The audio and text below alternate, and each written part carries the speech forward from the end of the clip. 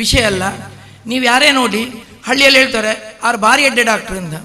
ಯಾರನ್ನು ಭಾರಿ ಎಡ್ಡೆ ಡಾಕ್ಟ್ರ್ ಅಂತ ಯಾರು ಹೇಳಿದರೆ ಯಾರು ಚೆನ್ನಾಗಿ ಮಾಡ್ತಾನೆ, ಯಾರು ಬಿಲ್ ಕಮ್ಮಿ ಮಾಡ್ತಾನೆ, ಅಥವಾ ಯಾರು ಪೇಷಂಟಿನ ಕೌಟುಂಬಿಕ ಸಮಸ್ಯೆಗಳಿಗೆ ಸ್ಪಂದಿಸ್ತಾನೆ ಅವನು ಒಳ್ಳೆ ಡಾಕ್ಟ್ರು ಅಂತ.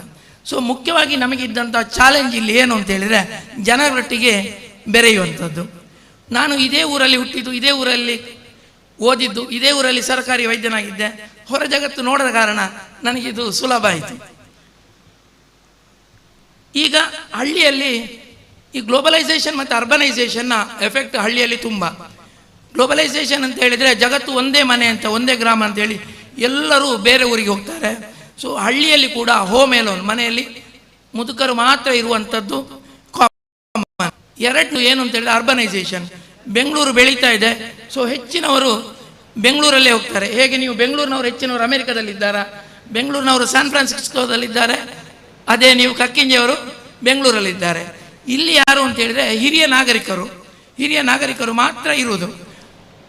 ಸೊ ಮತ್ತೆ ಸ್ವಲ್ಪ ಜನ. ಸೊ ಆ ಸಂದರ್ಭದಲ್ಲಿ ಇಲ್ಲಿ ಆಸ್ಪತ್ರೆಯನ್ನು ಪ್ರಾರಂಭಿಸುವುದು ನಮಗೆ ಒಂದು ಚಾಲೆಂಜಿಂಗ್ ಆಗಿತ್ತು. ಈಗ ಹೇಗಾಗಿದೆ ಅಂತ ಹೇಳಿದರೆ ಪ್ರೊಬಬಲಿ ಮೇಡಮ್ ಬೆಂಗಳೂರಲ್ಲಿ ಕೂಡ ಹಾಗೆ ಇರ್ಬೋದು. ಕೂಡು ಕುಟುಂಬ ಅಂತ ಹೇಳಿದರೆ ಗಂಡ ಹೆಂಡತಿ ಒಟ್ಟಿಗಿದ್ರೆ ಅದು ಕೂಡು ಕುಟುಂಬ ಅಂತ, ಇಬ್ಬರು ಜೊತೆಗಿದ್ದಾರೆ ಅಂತ. ಗಂಡ ಹೆಂಡತಿ ಮಕ್ಕಳು ಅಣ್ಣ ತಮ್ಮ ಹೀಗೆ ಎಲ್ಲರೂ ಇರುವಂಥ ಮನೆಗಳು ಬಹಳ ಕಮ್ಮಿ. ಇದು ಹಳ್ಳಿಗಳಲ್ಲಿ ಕೂಡ ಅದೇ ಥರದ ಈ ಸಾಂಕ್ರಾಮಿಕ ರೋಗ ಹಬ್ಬುತ್ತಾ ಉಂಟು. ಕೂಡು ಕುಟುಂಬ ಅಂತ ಹೇಳಿದರೆ ಗಂಡ ಹೆಂಡತಿ ಇರುವುದು. ಸೊ ಮಕ್ಕಳು ಗಂಡ ಹೆಂಡತಿ ಎಲ್ಲರೂ ಇರಬೇಕಾದ್ರೆ ಹಳ್ಳಿಯಲ್ಲಿ ಇನ್ಫ್ರಾಸ್ಟ್ರಕ್ಚರ್ ಬೆಳಿಬೇಕು. ಇನ್ಫ್ರಾಸ್ಟ್ರಕ್ಚರ್ ಬೆಳಿಬೇಕಾದ್ರೆ ಅದೊಂದು ಚಾಲೆಂಜಿಂಗ್ ಕೆಲಸ. ಅದು ನಾವು ಪ್ರಾರಂಭಿಕವಾಗಿ ಆಸ್ಪತ್ರೆ ಒಂದು, ಅದರಲ್ಲಿ ಆಸ್ಪತ್ರೆಯಿಂದ ಎಷ್ಟೋ ಜನ ಹಳ್ಳಿಯಲ್ಲಿ ಉಳಿತಾರೆ. ಆಸ್ಪತ್ರೆ ಉಂಟು, ನಮಗೆ ಮೆಡಿಕಲ್ ಫೆಸಿಲಿಟಿ ಉಂಟು. ಹೀಗೆ ನಾವು ಹಳ್ಳಿಯಲ್ಲಿ ಪೇಟೆಯಲ್ಲಿ ಇಲ್ಲದ ಕಾಯಿಲೆಗಳುಂಟು. ಯಾವುದು ಅಂತ ಹೇಳಿದರೆ ಇಲ್ಲಿ ನೀವು ಬರುವಾಗ ನೋಡಿರ್ಬೋದು, ಕಚ್ಚಾ ರಸ್ತೆ ಇದೆ. ಸೊ ಆಕ್ಸಿಡೆಂಟ್ಗಳು ವೆರಿ ಕಾಮನ್. ಮತ್ತು ಕೃಷಿ ಅನಾಹುತ. ಪೇಟೆಯಲ್ಲಿ 100 ಜನ ಕೆಲಸ ಮಾಡಿದರೆ ಅದರಲ್ಲಿ 5 ಜನ ಮಾತ್ರ ರಿಸ್ಕಿನ ಜಾಬ್ ಮಾಡೋದು. ಇಲ್ಲಿ 100 ಜನರಲ್ಲಿ 95 ಜನ ರಿಸ್ಕಿನ ಜಾಬ್. ಕೃಷಿಗೆ ಕತ್ತಿ ಹಿಡ್ಕೊಡೋದು, ಮರ ಹತ್ತುವುದು. ಸೊ ಇವರಿಗೆ ರಿಸ್ಕ್ ಜಾಸ್ತಿ. ಸೊ ಬೀಳುವಂಥದ್ದು ಜಾಸ್ತಿ, ಟ್ರಾಮಾ ಜಾಸ್ತಿ, ಕಾಯಿಲೆಗಳು ಜಾಸ್ತಿ. ಮೂರನೇದ್ದು ವನ್ಯಜೀವಿ ದಾಳಿ.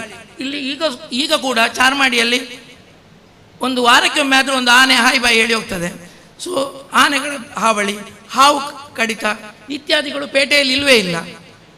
ಇನ್ನೊಂದು ಅಸಾಲ್ಟ್, ಪೆಟ್ಟು ಹೇಳೋದು. ಪೆಟ್ಟು ಮಾಡೋದು ನಾವು ಹಳ್ಳಿಯವರು ಜಾಸ್ತಿ. ನಮಗೆ ಇಮೋಷನಲ್. ನಮ್ಮ ಮಾವನಿಗೆ ಬೈದರು, ನಾವು ಅದೇ ಗ್ರಜ್ಜಿ ಇಟ್ಕೊಂಡು ಆಮೇಲೆ ಅವನನ್ನು ಹೊಡೆಯುವುದ, ಅಥವಾ ಏನೇ ಆಗಲಿ ನಮ್ಮ ಪಾರ್ಟಿಯವನು ಅವನ ಪಾರ್ಟಿಯವನು ಅಂತ ಹೊಡೆಯುವುದ. ಸೊ ಇದು ನಮ್ಮ ಹಳ್ಳಿಯಲ್ಲಿ ಜಾಸ್ತಿ. ಪೇಟೆಯವರು ಬುದ್ಧಿವಂತರು. ಇನ್ನೊಂದು ಆತ್ಮಹತ್ಯೆ ಜಾಸ್ತಿ. ಏನು ಅಂತ ಹೇಳಿದರೆ ಕಷ್ಟಪಟ್ಟು PUC ಓದಿರ್ತಾರೆ, ಜಾಬ್ ಇವನಿಗೆ ವಿಪ್ರದಲ್ಲಿ ಬೇಕು. ಸೊ ಈದ ಕಾರಣ ಇದು ಅವನ ಡಿಮಾಂಡ್ ಮತ್ತು ಅವನ ಯಾವುದು ರಿಯಾಲಿಟಿಗೆ ತುಂಬ ಗ್ಯಾಪ್. ಸೊ ಆದ ಕಾರಣ ಆತ್ಮಹತ್ಯೆ ಜಾಸ್ತಿ. ಸೊ ಇತ್ಯಾದಿಗಳು ಎಲ್ಲ ಸಮಸ್ಯೆಗಳು ಹಳ್ಳಿಯಲ್ಲಿ ಹೆಚ್ಚು.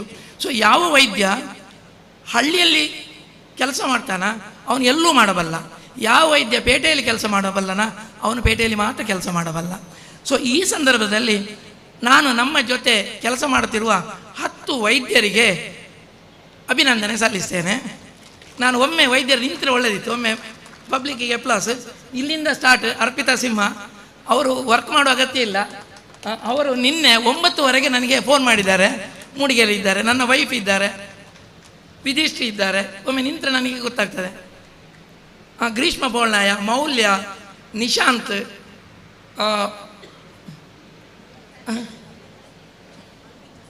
ಎಲ್ಲಿದ್ದಾರೆ ಅಲ್ಬಿನ್ ಅವರು 7 ವರ್ಷದಿಂದ ಇದ್ದಾರೆ. ಶಶಿಕುಮಾರ್ ಅವರ ನಮ್ಮೊಟ್ಟಿಗೆ 10 ವರ್ಷದಿಂದ ಇದ್ದಾರೆ. ಶಶಿಕುಮಾರ್ ಈಗ ಮೂಡಿಗೆರೆಯಲ್ಲಿದ್ದಾರೆ. ಮೌಲ್ಯ ಇದ್ದಾಳೆ, ಚೈತನ್ಯ ಇದ್ದಾರೆ, ಮತ್ತು ಪ್ರತಿಭೆ ಇದ್ದಾರೆ. ಪ್ರತಿಭೆ ಅಂತ ಹೇಳಿದರೆ ಅವ್ರದ್ದು ನಿಮಗೆ ಗೊತ್ತಿರ್ಬೋದು, ಮಲ್ಲ ದೇವಸ್ಥಾನ ಅಂತ, ದುರ್ಗಾ ಪರಮೇಶ್ವರಿ ದೇವಸ್ಥಾನ, ದೊಡ್ಡ ದೇವಸ್ಥಾನ, ಅದರ ಮುಕ್ತೇಶ್ವರ ಮಗಳು. ಅವಳಿಗೆ ಇಲ್ಲಿ ಬರುವ ಅಗತ್ಯವೇ ಇಲ್ಲ, ಅವಳು ಬಂದಿದ್ದಾಳೆ. ಅವಳ ಸ್ನೇಹಿತೆಯಾಗಿ ಶ್ರೀಲಕ್ಷ್ಮಿ ಬಂದಿದ್ದಾರೆ. ಸೊ ಈ ಸಂದರ್ಭದಲ್ಲಿ ನಾನು ನಿಮಗೆ ದೊಡ್ಡ ರೌಂಡ್ ಆಫ್ ಅಪ್ಲಾಸ್ ಹೇಳ್ತೀನಿ. ಹಾಗೆ ಡೆಂಟಲ್ ಡಾಕ್ಟರ್ ಬರಲಿಲ್ಲಲ್ಲ, ಡೆಂಟಲ್ ಡಾಕ್ಟರ್ ಇದ್ದಾರೆ ಇಲ್ಲಿ, 24 ಅವರ್ ಡೆಂಟಲ್ ಡಾಕ್ಟರ್ ಇದ್ದಾರೆ. ಅವರಿವತ್ತು ಏನೋ ಕಾರ್ಯಕ್ರಮ ಇದ್ದಾಗ ಅವರಿಗೆ ಬರಲಿಕ್ಕೆ ಆಗಲಿಲ್ಲ.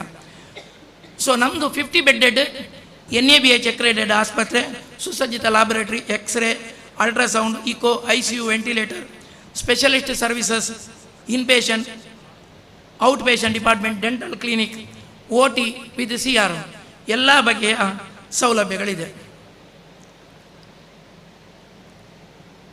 ಇಲ್ಲಿ ನನ್ನ ಜೀವನದ ಒಂದು ನಾವು ಚೇತನ್ ಇದ್ದಾರೆ ನಮ್ಮೊಟ್ಟಿಗೆ 7 ವರ್ಷ ಇದ್ದವರು, ನನಗೆ ಮರೆತೋಯ್ತು, ಸಾರಿ, ಚೇತನ್ ಇದ್ದಾರೆ. ಅವರು ಮಂಗಳೂರಿನವರು, ಸಿಟಿಯವರು, ನಾನು ಹೇಳಿ ಹಳ್ಳಿಗೆ ಬಂದದ್ದು. ಹಾಗೆ ನನಗೆ ಇನ್ನೊಂದು ಮುಖ್ಯವಾಗಿ ಇಲ್ಲಿ ಏನು ಅಂತೇಳಿ ನನ್ನ ಜೀವನದ ಚೇಂಜ್ 2000ರಲ್ಲಿ ನನಗೊಂದು ಆಕ್ಸಿಡೆಂಟ್ ಆಯಿತು. ಆಕ್ಸಿಡೆಂಟ್ ಆಗುವಾಗ ಕೆಲಸ ಇಲ್ಲ, ಅಲ್ಲಿವರೆಗೆ ಕೆಲಸ ಯಾಕೆ ಮಾಡ್ತೇನೆ ಅಂತ ನನಗೆ ಗೊತ್ತಿಲ್ಲ. ಆಗ ಕೆಲಸ ಇಲ್ಲದಾಗ ನಾನು ಲೆಕ್ಚರ್ ಆಗಿ 10 ವರ್ಷ ಇದೆ. ನನ್ನ ಸ್ಟೂಡೆಂಟ್ಗಳ ಹೆಸರನ್ನು ರೋಲ್ ಮಾಡ್ತಾ ಹೋದಾಗ ಅರ್ಪಿತಾ ಸಿಂಹ ಇದ್ದರು. ಆಗ ಸೌರವ್ ಗಾಂಗೂಲಿ BCCಯ ಪ್ರೆಸಿಡೆಂಟ್. ಅವಳು ಸೌರವ್ ಗಾಂಗೂಲಿಯ ಭಾರಿ ಫ್ಯಾನ್ 20 ವರ್ಷದ ಹಿಂದೆ. ಸೊ ನಾನು ಅವಳಿಗೆ ಅದು ಮೆಸೇಜ್ ಮಾಡಿದೆ. ಆಮೇಲೆ ಕಾಂಟ್ಯಾಕ್ಟ್ ಆಯಿತು. ಆವಾಗ ಅವಳು ನನಗೆ ಹೇಳಿದರು, ನಿಮ್ಮ ಚಟುವಟಿಕೆಗಳನ್ನು ಕಕ್ಕಿಂಜಿಗೆ ಸೀಮಿತ ಮಾಡಬೇಡಿ, ಮೂಡಿಗೆರೆಗೆ ಬರಬೇಕು ಅಂತ. ಹಾಗೆ ಮೂಡಿಗೆರೆಗೆ ಹೋದ ಮೇಲೆ ನನಗೆ ಇನ್ನೂ ಕೂಡ ನನ್ನ ವ್ಯಾಪಕವಾಗಿ ನಾನು ಸರ್ವಿಸ್ ಕೊಡಲಿಕ್ಕೆ ಪ್ರಾರಂಭವಾಯಿತು. ಯಾಕೆಂತೇಳಿದರೆ ಮೂಡಿಗೆರೆ ಮತ್ತು ದಕ್ಷಿಣ ಕನ್ನಡಕ್ಕೆ ತುಂಬ ವ್ಯತ್ಯಾಸ ಉಂಟು. ಪ್ರಾಣೇಶನಲ್ಲಿ ಹೇಳೋದು ಎಂತ ಅಂತೇಳಿದರೆ, ನಾವು ದಕ್ಷಿಣ ಕನ್ನಡದವರು ನಗಾಡ್ತಾ ಇರ್ತೇವೆ ಮತ್ತು ಒಳಗೆ ಬೈತಾ ಇರ್ತೇವೆ. ಅಲ್ಲಿ ಬೈತಾ ಇರ್ತಾರೆ, ನಿಜವಾಗಿ ಅವರ ಮನಸ್ಸಲ್ಲಿ ಪ್ರೀತಿ ಇರ್ತದೆ. ಸೊ ಇದು ಮೂಡಿಗೆರೆಯಲ್ಲಿ ನಾನು ಯಾವಾಗಲೂ ಹೇಳೋದು. ಮತ್ತು ನಾನು ಒಂದು ಸಲ ಕಾಫಿ ಕ್ಲಬ್ಬಿಗೆ ಹೋಗಿದ್ದೆವು. ಅಲ್ಲಿ ಹೋದಾಗ ಅಲ್ಲಿ ಯಾರು ಹೇಳಿದ್ರು, ಡಾಕ್ಟ್ರೆ ಒಂದು ಕನಸೇ ಜೀವನ ಅಂತ ಈ ಥರ ಮಾತಾಡೋದು, ಒಂದು ಇಮೋಷನಲ್. ಇದು ನನಗೆ ಮೂಡಿಗೆಯಲ್ಲಿ ಟಚಿಂಗ್ ಫೀಲ್ಡ್. ಈಗ ನಾನು ಇನ್ನೊಂದು ಉದಾಹರಣೆ ಹೇಳೋದುಂಟು. ಒಂದು ಬ್ರೆತ್ಲೆಸ್ನೆಸ್ ಪೇಷಂಟ್ ಬಂದರೆ, ದಮ್ಮುಗಟ್ಟಿದರೆ ಅವ್ರಿಗೆ ಇಂಜೆಕ್ಷನ್ ಎಲ್ಲ ಕೊಟ್ಟು ಬ್ರೆತ್ಲೆಸ್ನೆಸ್ ಎಲ್ಲ ಕಮ್ಮಿ ಆಗ್ತದೆ. ಕಮ್ಮಿ ಆದ ಕೂಡಲೇ ಒಂದು ನೆಕ್ಸ್ಟ್ ಕ್ವಶನ್ ಏನು ಕೇಳೋದು, ಡಾಕ್ಟ್ರೆ ನಮ್ಮ ಮನೆ 1/2 ಕಿಲೋಮೀಟರ್, ಒಂದು ಕಾಫಿ ಕುಡಿದು ಹೋಗುವ ಅಂತ. ಸೊ ಅಲ್ಲಿಂದ ಅಲ್ಲಿಗೆ ಸಂಬಂಧ. ಮೂಡಿಗೆರೆಯವರಷ್ಟು ಸಂಬಂಧ ಬೆಳೆಸೋದ್ರಲ್ಲಿ ಯಾರಿಲ್ಲ. ಸೊ ಈಗ ನಮಗೆ ಕೂಡ ವೇದಿಕೆಯಲ್ಲಿ ಗೊತ್ತಾಗ್ತದೆ. ಪ್ರಾಣೇಶಣ್ಣನ್ನು ಅಲ್ಲಿಂದ ಕರೆದಿದ್ದೆವು, 1 ಗಂಟೆ ಮೊದಲು ಬಂದಿದ್ದಾರೆ. ಎಷ್ಟೋ ದೊಡ್ಡ ಕಾರ್ಯಕ್ರಮಕ್ಕೆ ಹೋಗ್ಲಿಕ್ಕಿತ್ತು. ಅವರು ನೀವು ನಮ್ಮ ತಾಲೂಕಲ್ಲಿ ಸೇವೆ ಮಾಡ್ತೀರಾ ಅಂತ ಹೇಳಿ ಪ್ರೀತಿಯಿಂದ ಬಂದಿದ್ದಾರೆ. ಇನ್ನೊಂದು ನಮ್ಮದು ಯೋಗಕ್ಷೇಮ ಅಂತ ಹೇಳಿದರೆ, ಮಹಮ್ಮದ್ ಗುಡ್ಡದ ಹತ್ತಿರ ಹೋಗದಿದ್ದರೆ ಗುಡ್ಡವೇ ಮಹಮ್ಮದಿನ ಹತ್ತಿರ ಹೋಗಬೇಕು ಅಂತ. ಸೊ ಪೇಷಂಟಿನ ಹತ್ತಿರ, ಪೇಷಂಟ್ ನಮ್ಮ ಹತ್ರ ಬರಲಿಕ್ಕೆ ಸಾಧ್ಯ ಇಲ್ಲದ ಪೇಷಂಟ್ ಹತ್ರವೇ ನಾವು ಹೋಗುವಂಥದ್ದು. ಅದರಲ್ಲಿ ಕೆಥೆಟರ್ ಹಾಕೋದಾಗಲಿ, IV ಫ್ಲೂಯಿಡ್ ಹಾಕೋದಾಗಲಿ, ಎಲ್ಲ ಥರದ ಚಿಕಿತ್ಸೆ ಮಾಡ್ತಾನೆ. ಇದು ಟೈಮ್ಸ್ ಆಫ್ ಇಂಡಿಯಾ, ಡೆಕ್ಕನ್ ಹೆರಾಲ್ಡಲ್ಲಿ 3 ಸಲ ಇದರ ಬಗ್ಗೆ ದೊಡ್ಡ ಆರ್ಟಿಕಲ್ಗಳೇ ಬಂದಿವೆ. ಒಂದು ಕೊರೋನಾ ಟೈಮಲ್ಲಿ ಅಲ್ಬಿನ್ ಅವರು ಹೋಗಿದ್ದು. ಕೊರೋನಾ ಟೈಮಲ್ಲಿ ಏನಾಗಿತ್ತು ಅಂತ ಹೇಳಿದರೆ, ಒಂದು ಮನೆಗೆ ಕೊರೋನಾ ಟೈಮಲ್ಲಿ ವೈದ್ಯರಿಗೆ ಮತ್ತು ರೋಗಿಗಳಿಗೆ ಕಂದಕ ಇತ್ತು. ನಾವು ಮನೆಗೆ ಹೋಗಿ ಅವರಿಗೆ ಚಿಕಿತ್ಸೆ ಕೊಟ್ಟಿದ್ದೆವು, PPE ಕಿಟ್ ಹಾಕಿ. ಅದು ಟೈಮ್ಸ್ ಆಫ್ ಇಂಡಿಯಾದಲ್ಲಿ ಬಂತು, ಟೈಮ್ಸ್ ಆಫ್ ನ್ಯೂಸಲ್ಲಿ ಬಂದಿದೆ, ಎಲ್ಲ ಕಡೆ ನಮಗೆ ಕವರೇಜ್ ಆಗಿದೆ. ಇನ್ನೊಂದು ಕೆಲಸ, 30 to 35 ಕಿಲೋಮೀಟರ್ಸ್ ದೂರದ ಶಿಶಿಲ ಅಂತ ಹೇಳುವಲ್ಲಿ ನಾವು, ಶಿಶಿಲ ಹೇಳುವ ಒಂದು ಪ್ರದೇಶದಲ್ಲಿ ನಾವು ಹೋಗಿದ್ದೆವು. ಶಿಶಿಲ ಪ್ರದೇಶಕ್ಕೆ ಹೋಗುವಾಗ ಅದು 35 ಕಿಲೋಮೀಟ್ರ್. ಮಧ್ಯರಾತ್ರಿ 9 ಗಂಟೆಗೆ ಕಾಲ್ ಬಂದದ್ದು. ಪೇಷಂಟಿಗೆ ಹೈಪೋಗ್ಲೈಸೇಮಿ ಆಗಿತ್ತು. ನಾವು ಹೋಗಿ ಅಲ್ಲಿ ಪೇಷಂಟಿಗೆ ಪುನಃ 1.5 ಕಿಲೋಮೀಟ್ರ್ ನಡಿಬೇಕಿತ್ತು. ನಡೆದು ಡ್ರಿಪ್ ಹಾಕಿ ಅವರು ಹುಷಾರಾಗಿದ್ದರು. ಇದು ಕೂಡ ಎಲ್ಲ ಪೇಪರ್ಗಳಲ್ಲಿ ಕೂಡ ಬಂದಿತ್ತು. ಸೊ ಈ 2 ಸಾಧನೆಗಳು, ಈಗ ನಾನು ಕೊನೆಗೆ 60 ವರ್ಷದವರೆಗೆ ದುಡಿದ್ರೆ ಈ ಸಾಧನೆಗಳನ್ನ 60ನೇ ವರ್ಷದ ಭಾಷಣದಲ್ಲಿ ಕೂಡ ಹೇಳೋದೆ. ಇನ್ನೊಂದು ಕೃಷ್ಣ ಮಿತ್ರ ಅಂತ, ಅಂದರೆ ರೋಗಿಯ ಮನೆಗೆ ಅದು ಫ್ರೀ ಸರ್ವಿಸ್, ಬೈಕಲ್ಲೇ ಹೋಗಿ ಅವರಿಗೆ ಪ್ರಾಥಮಿಕ ಶುಶ್ರೂಷೆ ಕೊಡುವಂಥದ್ದು. ಇನ್ನೊಂದು ಕೃಷ್ಣ ಚೈತನ್ಯ ಅಂತಿದೆ. ಈಗ ನಾನು ಹೇಳಿದೆ, ಏನು ಅಂತ ಹೇಳಿದರೆ, ಹಳ್ಳಿಯಲ್ಲಿ ಕೆಲವರಿಗೆ ಒಂದು 15 ದಿನ ಯಾರನ್ನಾರು ವೃದ್ಧರನ್ನು ಬಿಟ್ಟು ಹೋಗಬೇಕಾಗ್ತದೆ. ಅಂಥ ಸಂದರ್ಭದಲ್ಲಿ ನಮ್ಮ ಆಸ್ಪತ್ರೆಯಲ್ಲಿ ಅವರನ್ನು ಕೇರ್ ಮಾಡ್ತೇವೆ. ಮೂಡಿಗೆರೆಯಲ್ಲಿ 2021ರಲ್ಲಿ ಹೊಯ್ಸಳ ಹೆಲ್ತ್ ಕೇರ್ ಆಗಿದೆ. ನಮ್ಮ ಸ್ಫೂರ್ತಿ ಮತ್ತು ಶಕ್ತಿ ಅರ್ಪಿತಾ ಸಿಂಹ ಅವರದಕ್ಕೆ ಕಾರಣ. 2023ರಲ್ಲಿ ಸಾಯಿ ಕೃಷ್ಣ ಹೆಲ್ತ್ ಸೆಂಟರ್ ಆಗಿದೆ. ನವೀನ್ ಅಂತ ಹೇಳುವವರೊಟ್ಟಿಗೆ ನಾವು ಸೇರಿ ಸಾಯಿ ಕೃಷ್ಣ ಹೆಲ್ತ್ ಸೆಂಟರ್ ಮಾಡಿದರು. ಇದು 2 ಕೂಡ ಅವರ ಸೈಡಿಂದ ತುಂಬ ಆಸಕ್ತಿ ಇತ್ತು. ನನ್ನನ್ನು ಆ್ಯಕ್ಚುಲಿ ಹೇಳೋದಾದರೆ, ನಾವು ಅರ್ಪಿತಾನಿಗೆ ಕ್ಲಿನಿಕ್ ಮಾಡಲಿಕ್ಕೆ ಹೋದ್ದು, ಅವಳು ಡೈರೆಕ್ಟ್ ನನ್ನನ್ನು ರಿಜಿಸ್ಟರ್ ಆಫೀಸಿಗೆ ಹೋಗಿ ಪಾರ್ಟ್ನರ್ ಅಂತ ಸೈನ್ ಹಾಕ್ಸಿದ್ದು ಬಲಾತ್ಕಾರವಾಗಿ. ಸೊ ಇವರು ಕೂಡ ಹಾಗೆ. ಸೊ ಆದ ಕಾರಣ ನಮ್ಮ ಆಸ್ಪತ್ರೆಯ ವ್ಯಾಪ್ತಿ ಜಾಸ್ತಿ ಆಯಿತು. ಆಸ್ಪತ್ರೆ ಹೇಳೋದು ಖಾಲಿ ಕಟ್ಟಡ ಅಲ್ಲ, ವೈದ್ಯರು, ಅದಕ್ಕೆ ತರಬೇತಿ ಹೊಂದಿದ ವೈದ್ಯರು ಅತ್ಯಧಿಕ. ಅತ್ಯವಶ್ಯಕ. ಅದಕ್ಕೆ KMC ಅವರಿಗೆ ನಾನು ತುಂಬ ಅಭಿನಂದನೆಗಳು. ಯಾಕೆ ಅಂತ ಹೇಳಿದರೆ, ಯಾರೇ ಆಗಲಿ ನಮ್ಮ ಆಸ್ಪತ್ರೆ ನೋಡಿದರೆ ಮೊದಲನೇ ಮಾತ್ರ ಹೇಳೋದು, ಒಳ್ಳೆಯದು, ನಿಮ್ಮ ಹುಚ್ಚುತನವನ್ನು ಒಪ್ಪಿದೆ ಅಂತ ಅಷ್ಟೇ. ಯಾರು ಕೂಡ ನೀವು ಮಾಡಿದ್ದು ಒಳ್ಳೆಯದು ಅಂತ ಹೇಳುವಂಥವ್ರು ಭಾರಿ ಕಮ್ಮಿ. ಸೊ KMC ಅವರು ಅದನ್ನು ಐಡೆಂಟಿಫೈ ಮಾಡಿದರು. ಮುಖ್ಯವಾಗಿ ರಾಕೇಶ್ ನಮ್ಮ ಆಸ್ಪತ್ರೆಯನ್ನು ಹುಡುಕಿದಂಥ ವಾಸ್ಕೋಡಿಗಾಮ ಹೇಗೆ ಭಾರತವನ್ನು ಹುಡುಕಿದ ಹಾಗೆ ಕಕ್ಕಿಂಜೆ ಅಂತ ಒಂದು ಊರುಂಟು ಅಂತ ರಾಕೇಶ್ ಹುಡುಕಿದ್ರು. ಇಲ್ಲಿಯ ನಂಬರ್ ಆಫ್ ಪೇಷಂಟ್ಸ್ ನೋಡಿದರು. ಆಮೇಲೆ ರಾಕೇಶಿಗೆ ಥ್ಯಾಂಕ್ ಯು. ಸೊ ತುಂಬ ಅಂದರೆ ಹೇಗೆ ಅಂತ ಹೇಳಿದರೆ ನನ್ನಲ್ಲಿ ಒಂದು ಕಾನ್ಫಿಡೆನ್ಸ್ ಹುಟ್ಟಿಸಿದರು. 2022ರಲ್ಲಿ KMC ಕರ್ಕೊಂಡು ಹೋಗಿ ನನ್ನನ್ನು ವೈದ್ಯಕೀಯ ದಿನದಂದು ಸನ್ಮಾನ ಮಾಡಿದರು. 2024ರಲ್ಲಿ ನನಗೆ ಏನಪ್ಪ ಮೆಡಿಕಲ್ ಕಾಲೇಜಲ್ಲಿ ಕೂಡ ಸನ್ಮಾನ ಆಯಿತು. ಸೊ ಎಲ್ಲ ಪ್ರಾರಂಭ ಆದ್ದು ನಮ್ಮ ವಾಸ್ಕೋಡಿಗಾಮರಿಂದ. ಸೊ ಇವತ್ತು ನಮ್ಮ ಆಂಬುಲೆನ್ಸ್ ಇದೆ, ALS ಮತ್ತು BLS ಆಂಬುಲೆನ್ಸ್ ಇದೆ. ALS BLS ಆಂಬುಲೆನ್ಸನ್ನು ನಮಗೆ ಕೊಡಪಡಿದಂಥ MRPL ಅವರಿಗೆ ಮತ್ತು MP ಪ್ರತಾಪ್ ಸಿಂಹರವರಿಗೆ ನಾವು ಚಿರಋಣಿ. ಇವತ್ತು ಉದ್ಘಾಟನೆ ಮಾಡಲಿರುವವರು ತೇಜಸ್ವಿನಿ ಅನಂತಕುಮಾರ್ ಹೇಗೆ ಅಂತ ಹೇಳಿದರೆ ಅವರ ಹೆಸರಿನಾಗಿ ತೇಜಸ್ವಿನಿ. ನನಗೆ ಅವರು ಬಂದ ಮೇಲೆ ಅವರ ಬಗ್ಗೆ ಗೂಗಲ್ ಮಾಡ್ತಾ ಹೋದ ಹಾಗೆ ಎಷ್ಟು ಅತ್ಯದ್ಭುತವಾದಂಥ ವಿಷಯಗಳು ಸಿಕ್ಕಿತು. ಒಂದನೇದು ವಿದ್ಯಾರ್ಥಿ ನಾಯಕಿ, ಎಷ್ಟೋ ಜನಕ್ಕೆ ಗೊತ್ತಿರಲಿಲ್ಲ. ಅಷ್ಟು ಅಲ್ಲದೆ ಅವರು ವಿಜ್ಞಾನಿ ಕೂಡ. ಅಂದರೆ ತೇಜಸ್ LCA ಪ್ರಾಜೆಕ್ಟಿನಲ್ಲಿ ಸೈಂಟಿಸ್ಟ್ ಆಗಿ ಅಬ್ದುಲ್ ಕಲಾಂ ಅವರ ಜೊತೆಗೆ ಕೆಲಸ ಮಾಡಿದ್ದಾರೆ. ಯಾರಿಗೂ ಗೊತ್ತಿಲ್ಲದ ವಿಷಯ. ನಾನು ಇದನ್ನು ವೇದಿಕೆಯಲ್ಲೇ ಹೇಳಬೇಕು ಅಂತ ಯಾರಿಗೂ ಹೇಳಲಿಲ್ಲ, ಮನೆಯಲ್ಲಿ ಕೂಡ ಹೇಳಲಿಲ್ಲ. ಇದನ್ನು ವೇದಿಕೆಯಲ್ಲೇ ಹೇಳಬೇಕು ಅಂತ ಇದ್ದೆ. ಯಾರೂ ನಂಬದಂಥ ವಿಷಯ. ಅವರು ಅಬ್ದುಲ್ ಕಲಾಂ ಜೊತೆ ತೇಜಸ್ LCA ಪ್ರಾಜೆಕ್ಟಲ್ಲಿ ಕೆಲಸ ಮಾಡಿದ್ದಾರೆ. ವಿಜ್ಞಾನಿ, ಸಮಾಜ ಸೇವಕಿ, ಶಿಕ್ಷಣ ನೀತಿ ನಿರೂಪಕಿ. ಯಾವ ಥರ ಶಿಕ್ಷಣ ಬೇಕು ಅಂತ ಹೇಳುವಂಥದ್ದು, ಶಿಕ್ಷಣ ನೀತಿ ನಿರೂಪಕಿ, ಉಪನ್ಯಾಸಕಿ ಮತ್ತು ಪ್ರಖರ ಪರಿಸರವಾದಿ. ನಿಮಗೆ ಪ್ರಖರವಾದಿಗಳು ಸಿಗ್ತಾರೆ, ಆದರೆ ಪ್ರಖರ ಪರಿಸರವಾದಿ ಯಾರು ಸಿಗುವುದಿಲ್ಲ. ಸೊ ಪ್ರಖರ ಪರಿಸರವಾದಿ ಮೀನಾ ಮೇಡಮಿಗೆ ನಾನು ಕಾಲ್ ಮಾಡುವಾಗ ಪ್ಲಾಸ್ಟಿಕ್ ಮುಕ್ತ ಅಂತ ಮಾಡಿದರು. ಪ್ಲಾಸ್ಟಿಕ್ ಮುಕ್ತ ಅಂತ ಹೇಳಿದರೆ ನನಗೆ ಪ್ರೋಗ್ರಾಮ್ ತೆಗೆದೋದಕ್ಕಿಂತ ಕಷ್ಟ ಆಯಿತು ಮೇಡಮ್, ಎಲ್ಲವನ್ನು ಪ್ಲಾಸ್ಟಿಕ್ ಮುಕ್ತ ಮಾಡಬೇಕು ಅಂತ. ಸೊ ಆದಷ್ಟು ಪ್ರಯತ್ನ ಮಾಡಿದ್ದೇವೆ. ಪ್ರಭಾವಲ್ಲಿ ಇದೊಂದು ಫ್ಲವರ್ ಬಿಟ್ಟು ಮತ್ತು ಯಾವುದು ಇಲ್ಲಿ ಪ್ಲಾಸ್ಟಿಕ್ ಬಳಕೆ ಮಾಡಲಿಲ್ಲ, ಯಾವುದು ಕೂಡ. ಇದು ಕೂಡ ನ್ಯಾಚುರಲ್ ಫ್ಲವರ್. ಊಟ, ತಿಂಡಿ, ತಟ್ಟೆ ಎಲ್ಲವನ್ನು ಪ್ಲಾಸ್ಟಿಕ್ ಮುಕ್ತ ಅಂತ ಮಾಡಬೇಕು ಅಂತ ಹೇಳಿದರು. ದಿವಂಗತ ಅನಂತಕುಮಾರ್ ನನ್ನ ಬಾಲ್ಯದ ಹೀರೋ. ನಾನು ಯಾರನ್ನಾದರೂ ಹೀರೋ ಅಂತ, ನನಗೆ ರಾಜಕೀಯ ಹೀರೋ. ಮೇಡಮನ್ನು ಪ್ರಥಮವಾಗಿ ಕರೆದದ್ದು ಅನಂತಕುಮಾರ್ ಅವರ ಧರ್ಮಪತ್ನಿಯಿಂದ. ಆಮೇಲೆ ಅವರ ಬಗ್ಗೆ ಗೂಗಲ್ ಮಾಡುವಾಗ ಇವರು ದೊಡ್ಡ ಬೆಟ್ಟ ಅಂತ ಅನಿಸಿತು. ಮಧ್ಯಾಹ್ನ ಬಿಸಿಯೂಟ, ಹಸಿವು ಮುಕ್ತ ಸಮಾಜ ನಿರ್ಮಾಣ, ಕೋವಿಡ್ ಸಮಸ್ಯೆಯಲ್ಲಿ ವಲಸೆ ಕಾರ್ಮಿಕರಿಗೆ ಮತ್ತು ಕೋವಿಡ್ ವಾರಿಯರಿಗೆ ಉಚಿತ ಉಪಹಾರ, ಪ್ಲಾಸ್ಟಿಕ್ ನಿಷೇಧ, ಉಚಿತ ಪ್ಲೇಟ್ ಬ್ಯಾಂಕ್. ನನಗೆ ಫಸ್ಟ್ ಕಾಲ್ ಮಾಡುವಾಗ ಹೇಳಿದರು ಪ್ಲೇಟ್ ತಟ್ಟೆ ನಾವು ತರಬೇಕಾ ಅಂತ. ಅಲ್ಲ ಮೇಡಮ್, ಪ್ಲೇಟ್ ತಟ್ಟೆ ತರಬೇಕಾ ಅಂತ. ಸೊ ಅವರು ಉಚಿತ ಪ್ಲೇಟ್ ಬ್ಯಾಂಕ್ ಅಂದರೆ ಎಲ್ಲಿಗೆ ಹೋಗಿ ಪ್ಲಾಸ್ಟಿಕ್ ಬಳಕೆ ಮಾಡಬೇಡಿ, ಪ್ಲೇಟ್ ನಾವು ಕೊಡ್ತೇವೆ ಅಂತ ಹೇಳಿದವರು. ದೇಗುಲ ದರ್ಶನ, ಚಿಣ್ಣರ ಚೇತನ. ಇನ್ನೊಂದು ವರ್ಡ್ ಚೆನ್ನಾಗಿದೆ ನೋಡಿ, ಸಸ್ಯಾಗ್ರಹ ಚಳುವಳಿ. ಸತ್ಯಾಗ್ರಹ ಅಲ್ಲ, ಸಸ್ಯಾಗ್ರಹ. ಎಷ್ಟು ಸಸ್ಯ ಬೆಳಿಬೇಕಾ ಹಾಗೆ ಆ ಚಳುವಳಿ. ಪೌಷ್ಟಿಕ ಸಾತ್ವಿಕ ಆಹಾರ.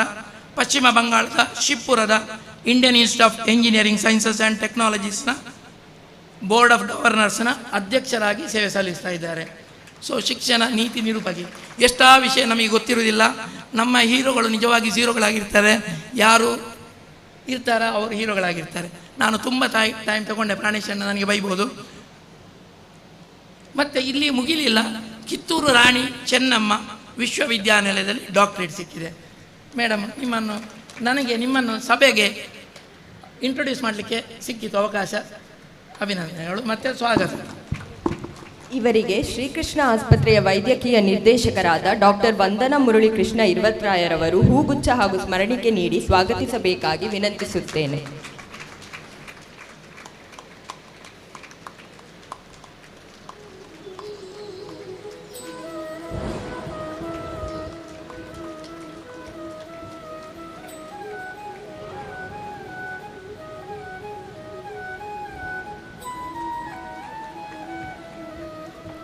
ಇನ್ನೋರ್ವ ಅತಿಥಿ ಅಧ್ಯಕ್ಷರಾಗಿರುವಂಥ ಮೇರು ವ್ಯಕ್ತಿತ್ವದ MK ಪ್ರಾಣೇಶ್. ಯಾರಿಗೆ ಮೂಡಿಗೆರೆಯವರಿಗೆ ಒಂದು ಮಾಕನಹಳ್ಳಿಯಿಂದ ಒಂದು ದೊಡ್ಡ ಮನೆತನ ಇದೆ. ಆ ಮನೆತನದಲ್ಲಿ ಅವರು ಹುಟ್ಟಿದವರು. ಮಾಕೇನಹಳ್ಳಿ ಗೊತ್ತಿಲ್ಲದವರು ಯಾರಿಲ್ಲ ಅಲ್ಲಿ, ಅಷ್ಟು ದೊಡ್ಡ ಮನೆತನದವರು. 89ರಲ್ಲಿ ರಾಜಕೀಯ ಪ್ರವೇಶ ಮಾಡಿದರು. 2016ರಿಂದ MLC ಆಗಿದ್ದಾರೆ. 2021ರಲ್ಲಿ ಉಪಸಭಾಧ್ಯಕ್ಷ, ವಿಧಾನ ಪರಿಷತ್ತಿನ ಉಪಸಭಾಧ್ಯಕ್ಷರಾಗಿದ್ದರು. ಸಿಂಪ್ಲಿಸಿಟಿಗೆ ಇನ್ನೊಂದು ಹೆಸರು ಪ್ರಾಣೇಶಣ್ಣ. ನೀವು ಯಾರೇ ಹೋಗಿ ಮೂಡಿಗೆರೆಯವರಿದ್ದರೆ ಅವರಿಗೆ ಪ್ರಾಣೇಶಣ್ಣನ ಬಗ್ಗೆ ಗೊತ್ತಿಲ್ಲದವರಿಲ್ಲ. ಕೊನೆಗೆ ಅವರು ಹೇಗಾದರೂ ಲಿಂಕ್ ಮಾಡ್ತಾರೆ, ಪ್ರಾಣೇಶಣ್ಣ ನನ್ನ ಕ್ಲಾಸ್ಮೇಟ್, ಪ್ರಾಣೇಶಣ್ಣ ನನಗೆ ಹಾಗೆ, ಪ್ರಾಣೇಶಣ್ಣ ಹೀಗೆ. ಸೊ ಪ್ರಾಣೇಶಣ್ಣ ಅಷ್ಟು ದೊಡ್ಡ ಮೇರು ವ್ಯಕ್ತಿತ್ವ ಮೂಡಿಗೆರೆಯವರಿಗೆ. ಸೊ ಅವರು ಈ ಸಂದರ್ಭದಲ್ಲಿ ಬಂದಿದ್ದಾರೆ. ಅವರನ್ನು ಇಲ್ಲಿಗೆ ಬರುವಾಗೆ ಮಾಡಿದಂಥ ಶೇಖರಣ್ಣ ಎಲ್ಲಿದ್ದಾರೆ ಗೊತ್ತಿಲ್ಲ. ಶೇಖರಣ್ಣನಿಗೂ ಕೂಡ ಕೃತಜ್ಞತೆ. ಅವರು ಶೇಖರಣ್ಣ ಹೇಳಿದ್ರು ನಾವು ಅವ್ರು ಬರೋದಿಲ್ಲ ಅಂತ ಹೇಳಿದ್ರು. ಪ್ರಾಣೇಶಣ್ಣ ತುಂಬ ದೊಡ್ಡ ಫಂಕ್ಷನ್ ಇತ್ತು, ಆಗ ಶೇಖರಣ್ಣನ ನಾವು ಕಾಲು ಬಿದ್ದೆವು, ಹೇಗಾದರೂ ಕರ್ಕೊಂಡು ಬನ್ನಿಂದ. ಮೂಡಿಗೆರೆದು ಇನ್ನೊಂದು ಮಾತು ಹೇಳ್ತೇನೆ, ನಾನು ಯಾವಾಗಲೂ ಮೂಡಿಗೆರೆಗೆ ಹೋದಷ್ಟು ಟೈಮ್ ಅಲ್ಲಿಂದ ಇನ್ಸ್ಪೈರ್ಡ್. ಯಾಕೆ ಅಂತ ಹೇಳಿದರೆ, ನಮ್ಮಲ್ಲಿ ಏನು ಹೇಳೋದು ಅಂತ ಹೇಳಿದರೆ, ನಾನು ಬ್ರಾಹ್ಮಣ ಅಂತ ಇಟ್ಕೊಳ್ಳಿ, ಬ್ರಾಹ್ಮಣರ ಮನೆಗೆ ಬಂದರೆ ನನ್ನ ಸಂಬಂಧಿಕರಾದರೆ ನಾನು ಹೇಳೋದು ನಂಟರು ಅಂತ, ಹೊರಗಡೆ ಬಂದರೆ ಗೆಸ್ಟ್ ಅಂತ ಹೇಳೋದು. ಗೌಡ್ರು ಇರಲಿ, ಗೌಡ್ರು ಬಂದರೆ ಅವನು ಸಂಬಂಧಿಕ, ಉಳಿದವರು ಬಂದರೆ ಗೆಸ್ಟ್. ಮೂಡಿಗೆರೆಯಲ್ಲಿ ಇಲ್ಲವೇ ಇಲ್ಲ. ಮೂಡಿಗೆರೆಯಲ್ಲಿ ಯಾರೇ ಮನೆಗೆ ಹೋಗಿ ಅವರು ನಂಟರು, ಸಂಬಂಧಿಕರು. ಇಂಥ ಒಂದು ಅಪರೂಪದ ಒಂದು ಮಣ್ಣು. ಸೊ ಆ ಮಣ್ಣಿನ ರಾಜಕೀಯ ಮೇರು ವ್ಯಕ್ತಿತ್ವ MK ಪ್ರಾಣೇಶಣ್ಣ. ಸಂದರ್ಭದಲ್ಲಿ ಪ್ರಥಮತವಾಗಿ ಅವರು ಮಾತಾಡಿ ಫಂಕ್ಷನ್ಗೆ ಹೋಗ್ತಾರೆ. ಅವರ ವೈಫ್ ಬರಲಿಲ್ಲ, ಅವ್ರು ಬರ್ತೇನೆ ಅಂತ ಹೇಳಿದರು, ಶ್ರೀದೇವಿ ಅಕ್ಕ. ಸೊ ಇಬ್ಬರಿಗೆ ಕೂಡ ನಾನು ಈ ಸಂದರ್ಭದಲ್ಲಿ ಸ್ವಾಗತವನ್ನು ಕೋರುತ್ತೇನೆ. ಇವರಿಗೆ ಹೊಯ್ಸಳ ಹೆಲ್ತ್ ಸೆಂಟರ್ ಮೂಡಿಗೆರೆಯ ವ್ಯವಸ್ಥಾಪಕ ನಿರ್ದೇಶಕರಾದ ಡಾಕ್ಟರ್ ಅರ್ಪಿತಾ ಸಿಂಹರವರು ಹೂಗುಚ್ಛ ಹಾಗೂ ಸ್ಮರಣಿಕೆ ನೀಡಿ ಸ್ವಾಗತಿಸಬೇಕೆಂದು ವಿನಂತಿಸುತ್ತೇನೆ.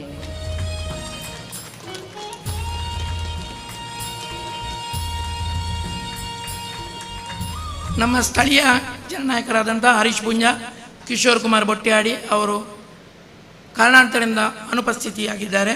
ಕಿಶೋರ್ ಕುಮಾರ್ ಬೊಟ್ಯಾಡಿ ಅವರೀಗ ಕಾಲ್ ಮಾಡಿದರು, 1/4 ಗಂಟೆಯೊಳಗೆ ಬರ್ತೇನೆ ಅಂತ. ಸೊ ಅವರಿಗೆ ಕೂಡ ಈ ಸಂದರ್ಭದಲ್ಲಿ ಸ್ವಾಗತವನ್ನು ಬಯಸ್ತೇನೆ.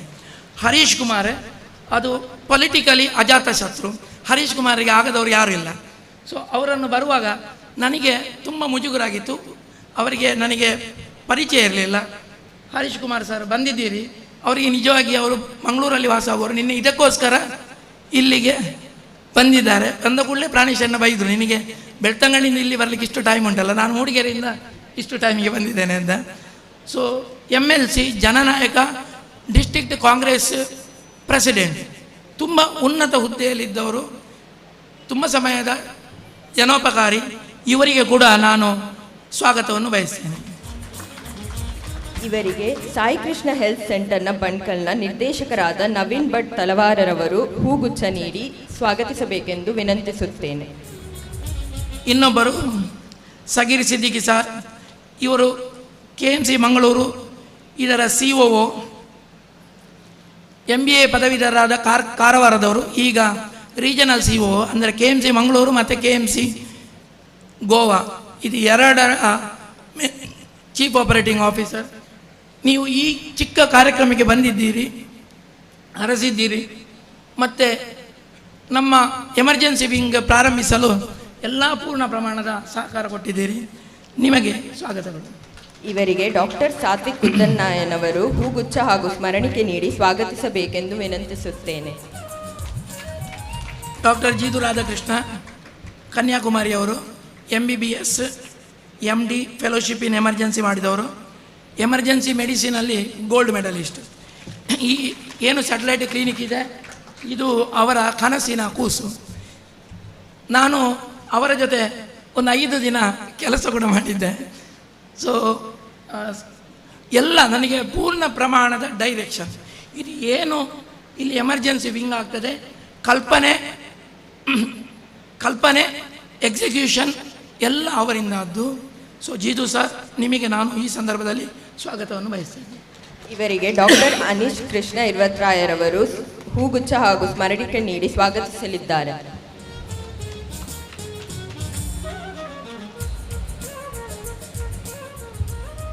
ವಸಂತ ಮಣೆಗಾರರು, ಧರ್ಮಸ್ಥಳ ದೇವದ ಆಡಳಿತ ವರ್ಗದವರು. ಇವರು ಮೊದಲು ಶಿಕ್ಷಕರಾಗಿದ್ದರು. ನಾನು ವಸಂತ ಸಾರ್ ಅಂತ ಹೇಳೋದು. ಆತ್ಮೀಯರು ಮತ್ತು ನಮ್ಮ ಆಸ್ಪತ್ರೆಯ ಅಭಿಮಾನಿಗಳು, ನಿಮಗೆ ಕೂಡ ಈ ಸಂದರ್ಭದಲ್ಲಿ ಸ್ವಾಗತವನ್ನು ಬಯಸ್ತೇನೆ. ಇವರಿಗೆ ಶ್ರೀಕೃಷ್ಣ ಆಸ್ಪತ್ರೆ ಕಕ್ಕಿಂಜೆಯ ಮುಖ್ಯ ಕಾರ್ಯನಿರ್ವಹಣಾಧಿಕಾರಿಯಾದ ಶ್ರೀಮತಿ ಜ್ಯೋತಿ ವಿ ಸ್ವರೂಪ್ ರವರು ಹೂಗೊಚ್ಚ ಹಾಗೂ ಸ್ಮರಣಿಕೆ ನೀಡಿ ಸ್ವಾಗತಿಸಲಿದ್ದಾರೆ. ವಸಂತ ಸಾಲಿಯಾನ್ ಅವರು ಇಲ್ಲಿ ಧರ್ಮಸ್ಥಳದ ಗ್ರಾಮಾಭಿವೃದ್ಧಿ ಯೋಜನೆಯ ಸಂಪೂರ್ಣ ಸುರಕ್ಷೆ ಎನ್ನುವ ಇನ್ಶೂರೆನ್ಸ್ ಸ್ಕೀಮ್ ಇದೆ. ಅದರದ್ದೇ ಹೆಚ್ಚಿನವರು ಅದರ ಫಲಾನುಭವಿಗಳು. ಈ ಸಂಸ್ಥೆಯ ರೀಜನಲ್ ಡೈರೆಕ್ಟರ್ ಆಗಿದ್ದಾರೆ. ವಸಂತ ಸಾಲಿಯಾನ್ ಅವರಿಗೆ ಸ್ವಾಗತವನ್ನು ಬಯಸ್ತೇನೆ. ಇವರಿಗೆ ಹೊಯ್ಸಳ ಹೆಲ್ತ್ ಸೆಂಟರ್ನ ಮೂಡಿಗೆರೆಯ ಮುಖ್ಯ ವೈದ್ಯಾಧಿಕಾರಿಯಾದ ಡಾಕ್ಟರ್ ಶಶಿಕುಮಾರ್ ರವರು ಹೂಗುಚ್ಛ ಹಾಗೂ ಸ್ಮರಣಿಕೆ ನೀಡಿ ಸ್ವಾಗತಿಸಲಿದ್ದಾರೆ. ಮಿಸಸ್ ಶಾರದಾ ಪಂಚಾಯತ್ ಪ್ರೆಸಿಡೆಂಟ್ ನಮ್ಮ ಎಲ್ಲ ಕಾರ್ಯಕ್ರಮಕ್ಕೆ ನಮಗೆ ಸಹಕಾರ ನೀಡಿದ್ದಾರೆ. ಇವರಿಗೆ ಕೂಡ ನಾವು ಸ್ವಾಗತವನ್ನು ಬಯಸ್ತೇನೆ.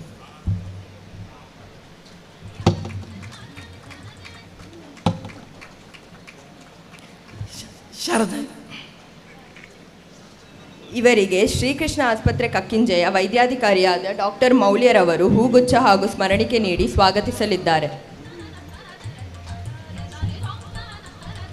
ತ್ರೇಸಿಯ KP, ನಾನು ಕಲಿತ ಶಾಲೆಯ ಮುಖ್ಯೋಪಾಧ್ಯಾಯಿನಿ. ನಿಮಗೆ ಈ ಸಂದರ್ಭದಲ್ಲಿ ಸ್ವಾಗತವನ್ನು ಬಯಸ್ತೇವೆ. ಇವರಿಗೆ ಶ್ರೀಕೃಷ್ಣ ಕಕ್ಕಿಂಜೆ ಹೆಲ್ತ್ ಸೆಂಟರ್ನ ಮುಖ್ಯ ವೈದ್ಯಾಧಿಕಾರಿಯಾದ ಡಾಕ್ಟರ್ ಅಲ್ಬಿನ್ ಜೋಸೆಫ್ ರವರು ಸ್ಮರಣಿಕೆ ಹಾಗೂ ಹೂಗುಚ್ಛ ನೀಡಿ ಸ್ವಾಗತಿಸಬೇಕೆಂದು ವಿನಂತಿಸುತ್ತೇನೆ.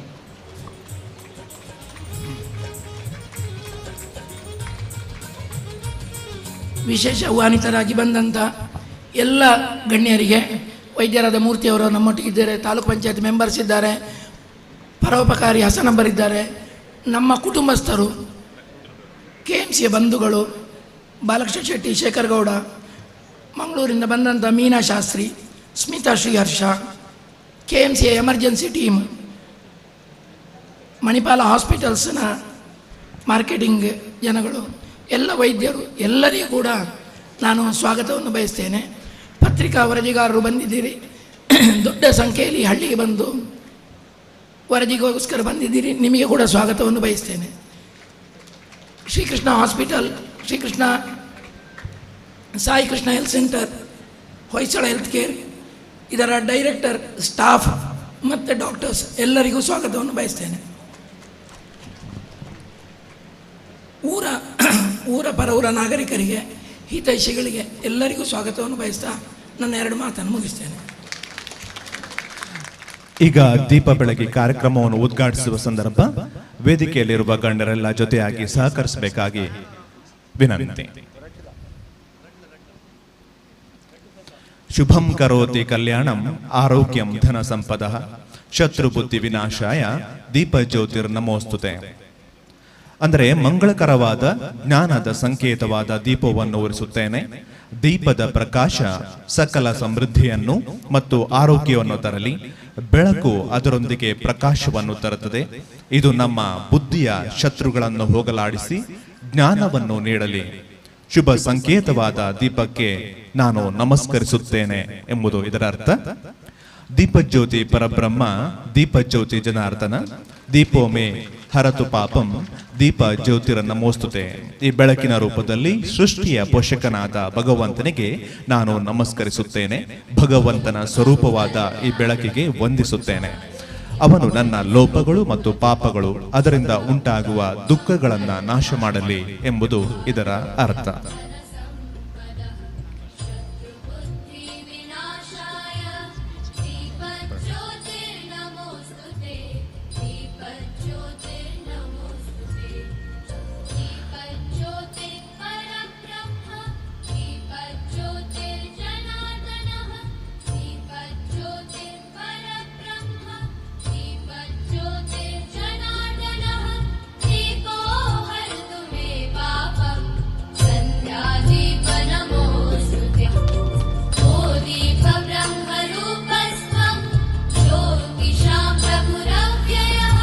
ಕಾರ್ಯಕ್ರಮದಲ್ಲಿ ಒಂದು ಸಣ್ಣ ಬದಲಾವಣೆ.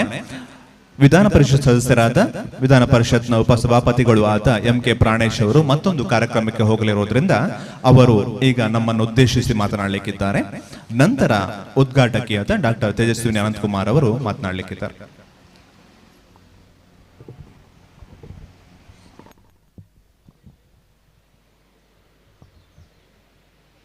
ಎಲ್ಲರಿಗೂ ನಮಸ್ಕಾರ.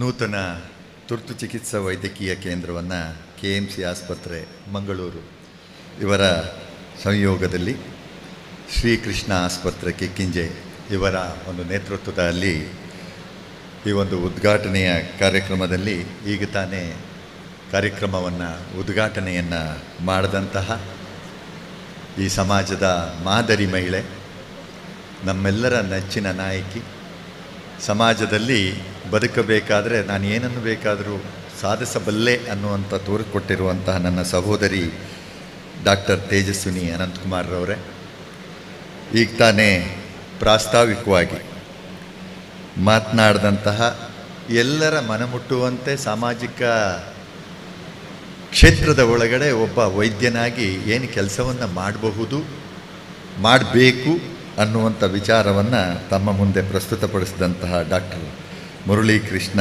ಇರುವತಾಯರವರೇ, ಹಾಗೂ ಈ ಕಾರ್ಯಕ್ರಮದಲ್ಲಿ ಉಪಸ್ಥಿತರಿರುವ ನನ್ನ ಆತ್ಮೀಯ ಸ್ನೇಹಿತರು, ಮಾಜಿ ವಿಧಾನ ಪರಿಷತ್ತಿನ ಶಾಸಕರು ಆಗಿರುವಂತಹ ಹರೀಶ್ ಕುಮಾರ್ ಅವರೇ, ರೀಜನಲ್ ಆಪರೇಟಿಂಗ್ ಆಫೀಸರ್ KMC ಆಸ್ಪತ್ರೆ ಮಂಗಳೂರು ಇವರು ಸಗೀರ್ ಸಿದ್ದಕ್ಕಿಯವರೇ, ಇನ್ನೋರ್ವ ಡಾಕ್ಟರ್ ಜೀದು ರಾಮಕೃಷ್ಣರವರೇ, ಈ ಕಾರ್ಯಕ್ರಮದಲ್ಲಿ ಭಾಗವಹಿಸಿರುವಂತಹ ಹಿರಿಯರಾಗಿರುವ ವಸಂತ್ ಸಾಲ್ಯಾನರವರೇ, ಗ್ರಾಮ ಪಂಚಾಯಿತಿಯ ಪ್ರಥಮ ಪ್ರಜೆ ಸಹೋದರಿ ಶ್ರೀಮತಿ ಶಾರದಾರವರೇ, ಶ್ರೀಮತಿ ತ್ರೇಸಿಯಾ ರವರೇ, ವೇದಿಕೆಯ ಮೇಲೆ ಉಪಸ್ಥಿತರಿರುವಂತಹ ಎಲ್ಲ ಹಿರಿಯರೇ, ಇಲ್ಲಿ ಆಗಮಿಸಿರುವಂತಹ ಎಲ್ಲ ನನ್ನ ತಾಯಂದಿರೇ, ಎಲ್ಲ ಹಿರಿಯ ಬಂಧುಗಳೇ, ಈ ಕಾರ್ಯಕ್ರಮದಲ್ಲಿ ಇನ್ನೋರ್ವ ಉಪಸ್ಥಿತರಿದ್ದು ನನ್ನನ್ನೇ ಕಾರ್ಯಕ್ರಮಕ್ಕೆ ಬರಲೇಬೇಕು ಅಂತ ಹೇಳಿ ಕರೆತಂದಂತಹ ನನ್ನ ಬಂಧು ಆಗಿರುವಂತಹ ಡಾಕ್ಟರ್ ಅರ್ಪಿತಾರವರೇ, ಎಲ್ಲ ವೈದ್ಯರೇ, ಸ್ನೇಹಿತರೆ, ಬಂಧುಗಳೇ, ಮಾಧ್ಯಮ ಮಿತ್ರರೇ, ಬಹುಶಃ ಈಗಾಗಲೇ ಮುರಳೀಕೃಷ್ಣರವರು ಮಾತನಾಡಬೇಕಾದ್ರೆ ನಾನು ಕೇಳ್ತಾ ಇದ್ದೆ, ಎಲ್ಲರ ಆಸೆಗಳು ಇರುತ್ತೆ. ಬಹುಶಃ ಏನಾದರೂ ನಾನು ಮಾಡಬೇಕು, ದೊಡ್ಡವನಾಗಬೇಕು, ನಗರ ಪ್ರದೇಶಗಳಿಗೆ ಹೋಗಬೇಕು, ಅಲ್ಲಿ ದೊಡ್ಡ ಆಸ್ಪತ್ರೆ ಕಟ್ಟಬೇಕು ಅನ್ನುವಂತಹ ಮನಸ್ಥಿತಿ ಒಳಗಿರುವಂತಹ ಈ ಸಮಾಜದ ಒಳಗಡೆ, ಇಲ್ಲ ನಾನು ಹುಟ್ಟಿದ ಊರು, ಹುಟ್ಟದಲ್ಲೇ ನಾನು ಏನಾದರೂ ಸಾಧಿಸಬೇಕು, ಇಲ್ಲೇ ನನ್ನ ಪರಿಚಯವನ್ನು ಗುರುತನ್ನು ನಾನು ಮಾಡಿಕೊಳ್ಬೇಕು ಅನ್ನುವಂತಹ ಮನೋಭಾವನೆಯ ಒಳಗಡೆ ಒಂದು ನೈತಿಕತೆಯ ಪ್ರದರ್ಶನವನ್ನು ಮಾಡಿದ್ದಾರೆ ಅಂತ ಹೇಳಿದ್ರೆ ತಪ್ಪಾಗಲಾರ್ದು. ನಿಮಗೆ ನಾನು ಅಭಿನಂದನೆಗಳನ್ನು ಪ್ರಾರಂಭಿಕವಾಗಿ ಸಲ್ಲಿಸ್ತೇನೆ. ನಾನು ನೋಡ್ತಾ ಇದ್ದೆ ಹಾಸ್ಪಿಟ್ಲನ್ನ, ನಾನು ಕೇಳಿದೆ, ಕಿಕ್ಕಿಂಜೆ ಅನ್ನುವಂತಹ ಊರಿನಲ್ಲಿ ಇಷ್ಟು ಒಂದು ಸುಂದರವಾದ ಆಸ್ಪತ್ರೆಯನ್ನು ನಿರ್ಮಾಣ ಮಾಡಿದಿರಿ ಅಂತ ಅಂದ್ಕೊಂಡೆ. ಮತ್ತು ಸಾಮಾನ್ಯವಾಗಿ ನಾನು ಪ್ರಾರಂಭಿಕವಾಗಿ ಹೇಳಿದಾಗೆ ಆಸ್ಪತ್ರೆಗಳನ್ನು ನಿರ್ಮಾಣ ಮಾಡಿದಾಗ ಅದರಿಂದ ಪುನಃ ನಾನು ಪಡ್ಕೊಳ್ಳುವಂಥದ್ದು ಏನು ಅನ್ನುವಂಥದ್ದು ಕೂಡ ಸಾಮಾನ್ಯವಾಗಿ ವೈದ್ಯರ ಅಪೇಕ್ಷೆಗಳು ಅದರಲ್ಲಿ ಇರುತ್ತೆ, ಅದೇನು ತಪ್ಪು ಕೂಡ ಅಂತ ನಾನು ಹೇಳೋದಿಲ್ಲ. ಆದರೆ ಖಂಡಿತವಾಗ್ಲೂ ನೀವು ಹುಟ್ಟಿದ ಊರಿನ ಋಣ ತೀರಿಸುವಂಥ ಒಂದು ಪ್ರಯತ್ನದ ಅಡಿಯಲ್ಲಿ ನೀವು ಈ ಒಂದು ಆಸ್ಪತ್ರೆಯನ್ನು ಮಾಡಿದ್ದೀರಿ ಅಂತ ಹೇಳಿ ನಾನಾದರೂ ನನ್ನ ಮನಸ್ಸಿನಲ್ಲೇ ಪ್ರಾರಂಭಿಕವಾಗಿ ಬಂದಾಗ ನಾನು ಅಂದ್ಕೊಂಡೆ. ಹಾಗೆ ಎಲ್ಲ ಭಾಗಗಳಲ್ಲೂ ನೀವು ಆಸ್ಪತ್ರೆಯನ್ನು ಮಾಡಬೇಕು ಅಂತ ಬೇರೆಯವರು ಸಲಹೆ ಕೊಟ್ಟಾಗ ಅಲ್ಲಿ ತೆರೆಯುವಂಥ ಸಹಯೋಗದೊಂದಿಗೆ ಮಾಡುವಂಥ ಒಂದು ಪ್ರಯತ್ನವನ್ನು ಕೂಡ ಮಾಡಿದ್ದೀರಿ. ಅದಕ್ಕೆ ನನ್ನ ಊರು ಮೂಡಿಗೆರೆಯಲ್ಲೂ ಕೂಡ ನೀವು ಹೊಯ್ಸಳ ಅನ್ನುವಂಥ ಹೆಸರಿನಲ್ಲಿ ಒಂದು ಆಸ್ಪತ್ರೆಯನ್ನು ತೆರೆದಿದ್ದೀರಿ. ಅದಕ್ಕೆ ನನ್ನ ಬಂಧುವಾಗಿರುವಂಥ ಅರ್ಪಿತಾ ಅದರೊಳಗಡೆ ಪ್ರಮುಖ ಪಾತ್ರವನ್ನು ವಹಿಸಿದ್ದಾರೆ ಅಂತ ಹೇಳುವಂಥ ಮಾತನ್ನು ಕೂಡ ನೀವು ಹೇಳಿದ್ರಿ. ಬಹುಶಃ ನೀವು ನಮ್ಮ ಭಾಗದ ಜನರಿಗೆ ಹೇಳಿರುವಂಥ ಮಾತುಗಳನ್ನ ನಾನು ಎಲ್ಲ ಕಡೆ ಉಲ್ಲೇಖವನ್ನು ಮಾಡ್ತೇನೆ. ಏನು, ಮೂಡಿಗೆರೆಯ ಜನ ತುಂಬ ಒಳ್ಳೆಯವರು, ಬಾಯಲ್ಲಿ ಏನು ಹೇಳಿದ್ರು ಮನಸ್ಸಿನಲ್ಲಿ ಹೃದಯದ ಒಳಗಡೆ ತುಂಬ ವಿಶ್ವಾಸ ಪ್ರೀತಿಯನ್ನು ಇಟ್ಕೊಂಡವರು ಅಂತ ಹೇಳಿದ್ರು ಅಂತ. ಆದರೆ ನಾನು ಮಂಗಳೂರಿನಲ್ಲೇ ಓದಂಥವನು. ಮಂಗಳೂರಿನಲ್ಲಿ ನಾನು ನನ್ನ ವಿದ್ಯಾಭ್ಯಾಸ ಮಂಗಳೂರಿನಲ್ಲಿ ಆದಂಥದ್ದು. ಆ ಸಂದರ್ಭದಲ್ಲಿ ನಾನು ಅಂದ್ಕೊಳ್ತಾ ಇದ್ದೆ, ಮಂಗಳೂರಿನ ಜನ ಖಂಡಿತವಾಗ್ಲೂ ಪ್ರಾಮಾಣಿಕರು. ತಾವಿದ್ದೇವೆ ನಿಮ್ಮ ಜೊತೆ ಅಂತ ಹೇಳಿದ್ರೆ ಅವ್ರು ಯಾವತ್ತೂ ತಮ್ಮನ್ನು ಕೈ ಬಿಟ್ಟದಂಥದ್ದೇ ಇಲ್ಲ. ನಾನು ಪ್ರಾಮಾಣಿಕವಾಗಿ ಹೇಳ್ತಾ ಇದ್ದೀನಿ, ಯಾಕೊಬ್ಬ ನಾನೊಬ್ಬ ವಿದ್ಯಾರ್ಥಿಯಾಗಿ ನನ್ನ ಜೀವನವನ್ನು ಸವಿಸಿದಂಥ ಸಂದರ್ಭದಲ್ಲಿ ಖಂಡಿತವಾಗ್ಲೂ ಹೇಳಿದ ಮಾತನ್ನು ಉಳಿಸಿಕೊಳ್ಳುವಂತಹ ಒಂದು ಪ್ರಾಮಾಣಿಕತೆ ಈ ಭಾಗದ ಜನರಿಗಿದೆ. ನಾವು ಯಾವಾಗಲೂ ಮಾತನಾಡಬೇಕಾದ್ರೆ ಒಂದು ಮಾತನ್ನು ಹೇಳ್ತೇವೆ, ನೀವು ಬಿಡಿಯಪ್ಪ ಮಂಗಳೂರು ಜನ, ಯಾಕೆಂದ್ರೆ ಭಾರಿ ಬುದ್ಧಿವಂತರು, ಯಾಕೆಂದರೆ ನೀವು ಉಪ್ಪು ನೀರು ಕುಡಿದವರು ಉಪ್ಪು ಮೀನು ತಿಂದವರು ಅಂತ. ಈ ಉಪ್ಪು ನೀರು ಉಪ್ಪು ಮೀನು ಇದೆಯಲ್ಲ, ಇದು ತುಂಬ ಬುದ್ಧಿವಂತಿಕೆಯನ್ನು ಜಾಸ್ತಿ ಕೊಡುತ್ತೆ ಅಂತ ಹಿರಿಯವರು ಹೇಳದಂಥದ್ದು ನನಗೊಂದು ನೆನಪು.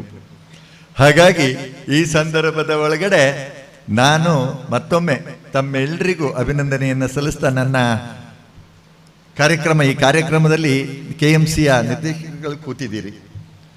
ನಿಮ್ಮ ಆಸ್ಪತ್ರೆ ಒಳಗಡೆ ಕೂಡ ನಮ್ಮ ಹೊಯ್ಸಳವು ಕೂಡ ಒಂದು ಸೇರಿದೆ. ದಯಮಾಡಿ ನಿಮಗೇನು ಸಹಕಾರಗಳು ಬೇಕು ನಾವು ಖಂಡಿತವಾಗ್ಲೂ ನಾವು ಕೊಡ್ತೇವೆ.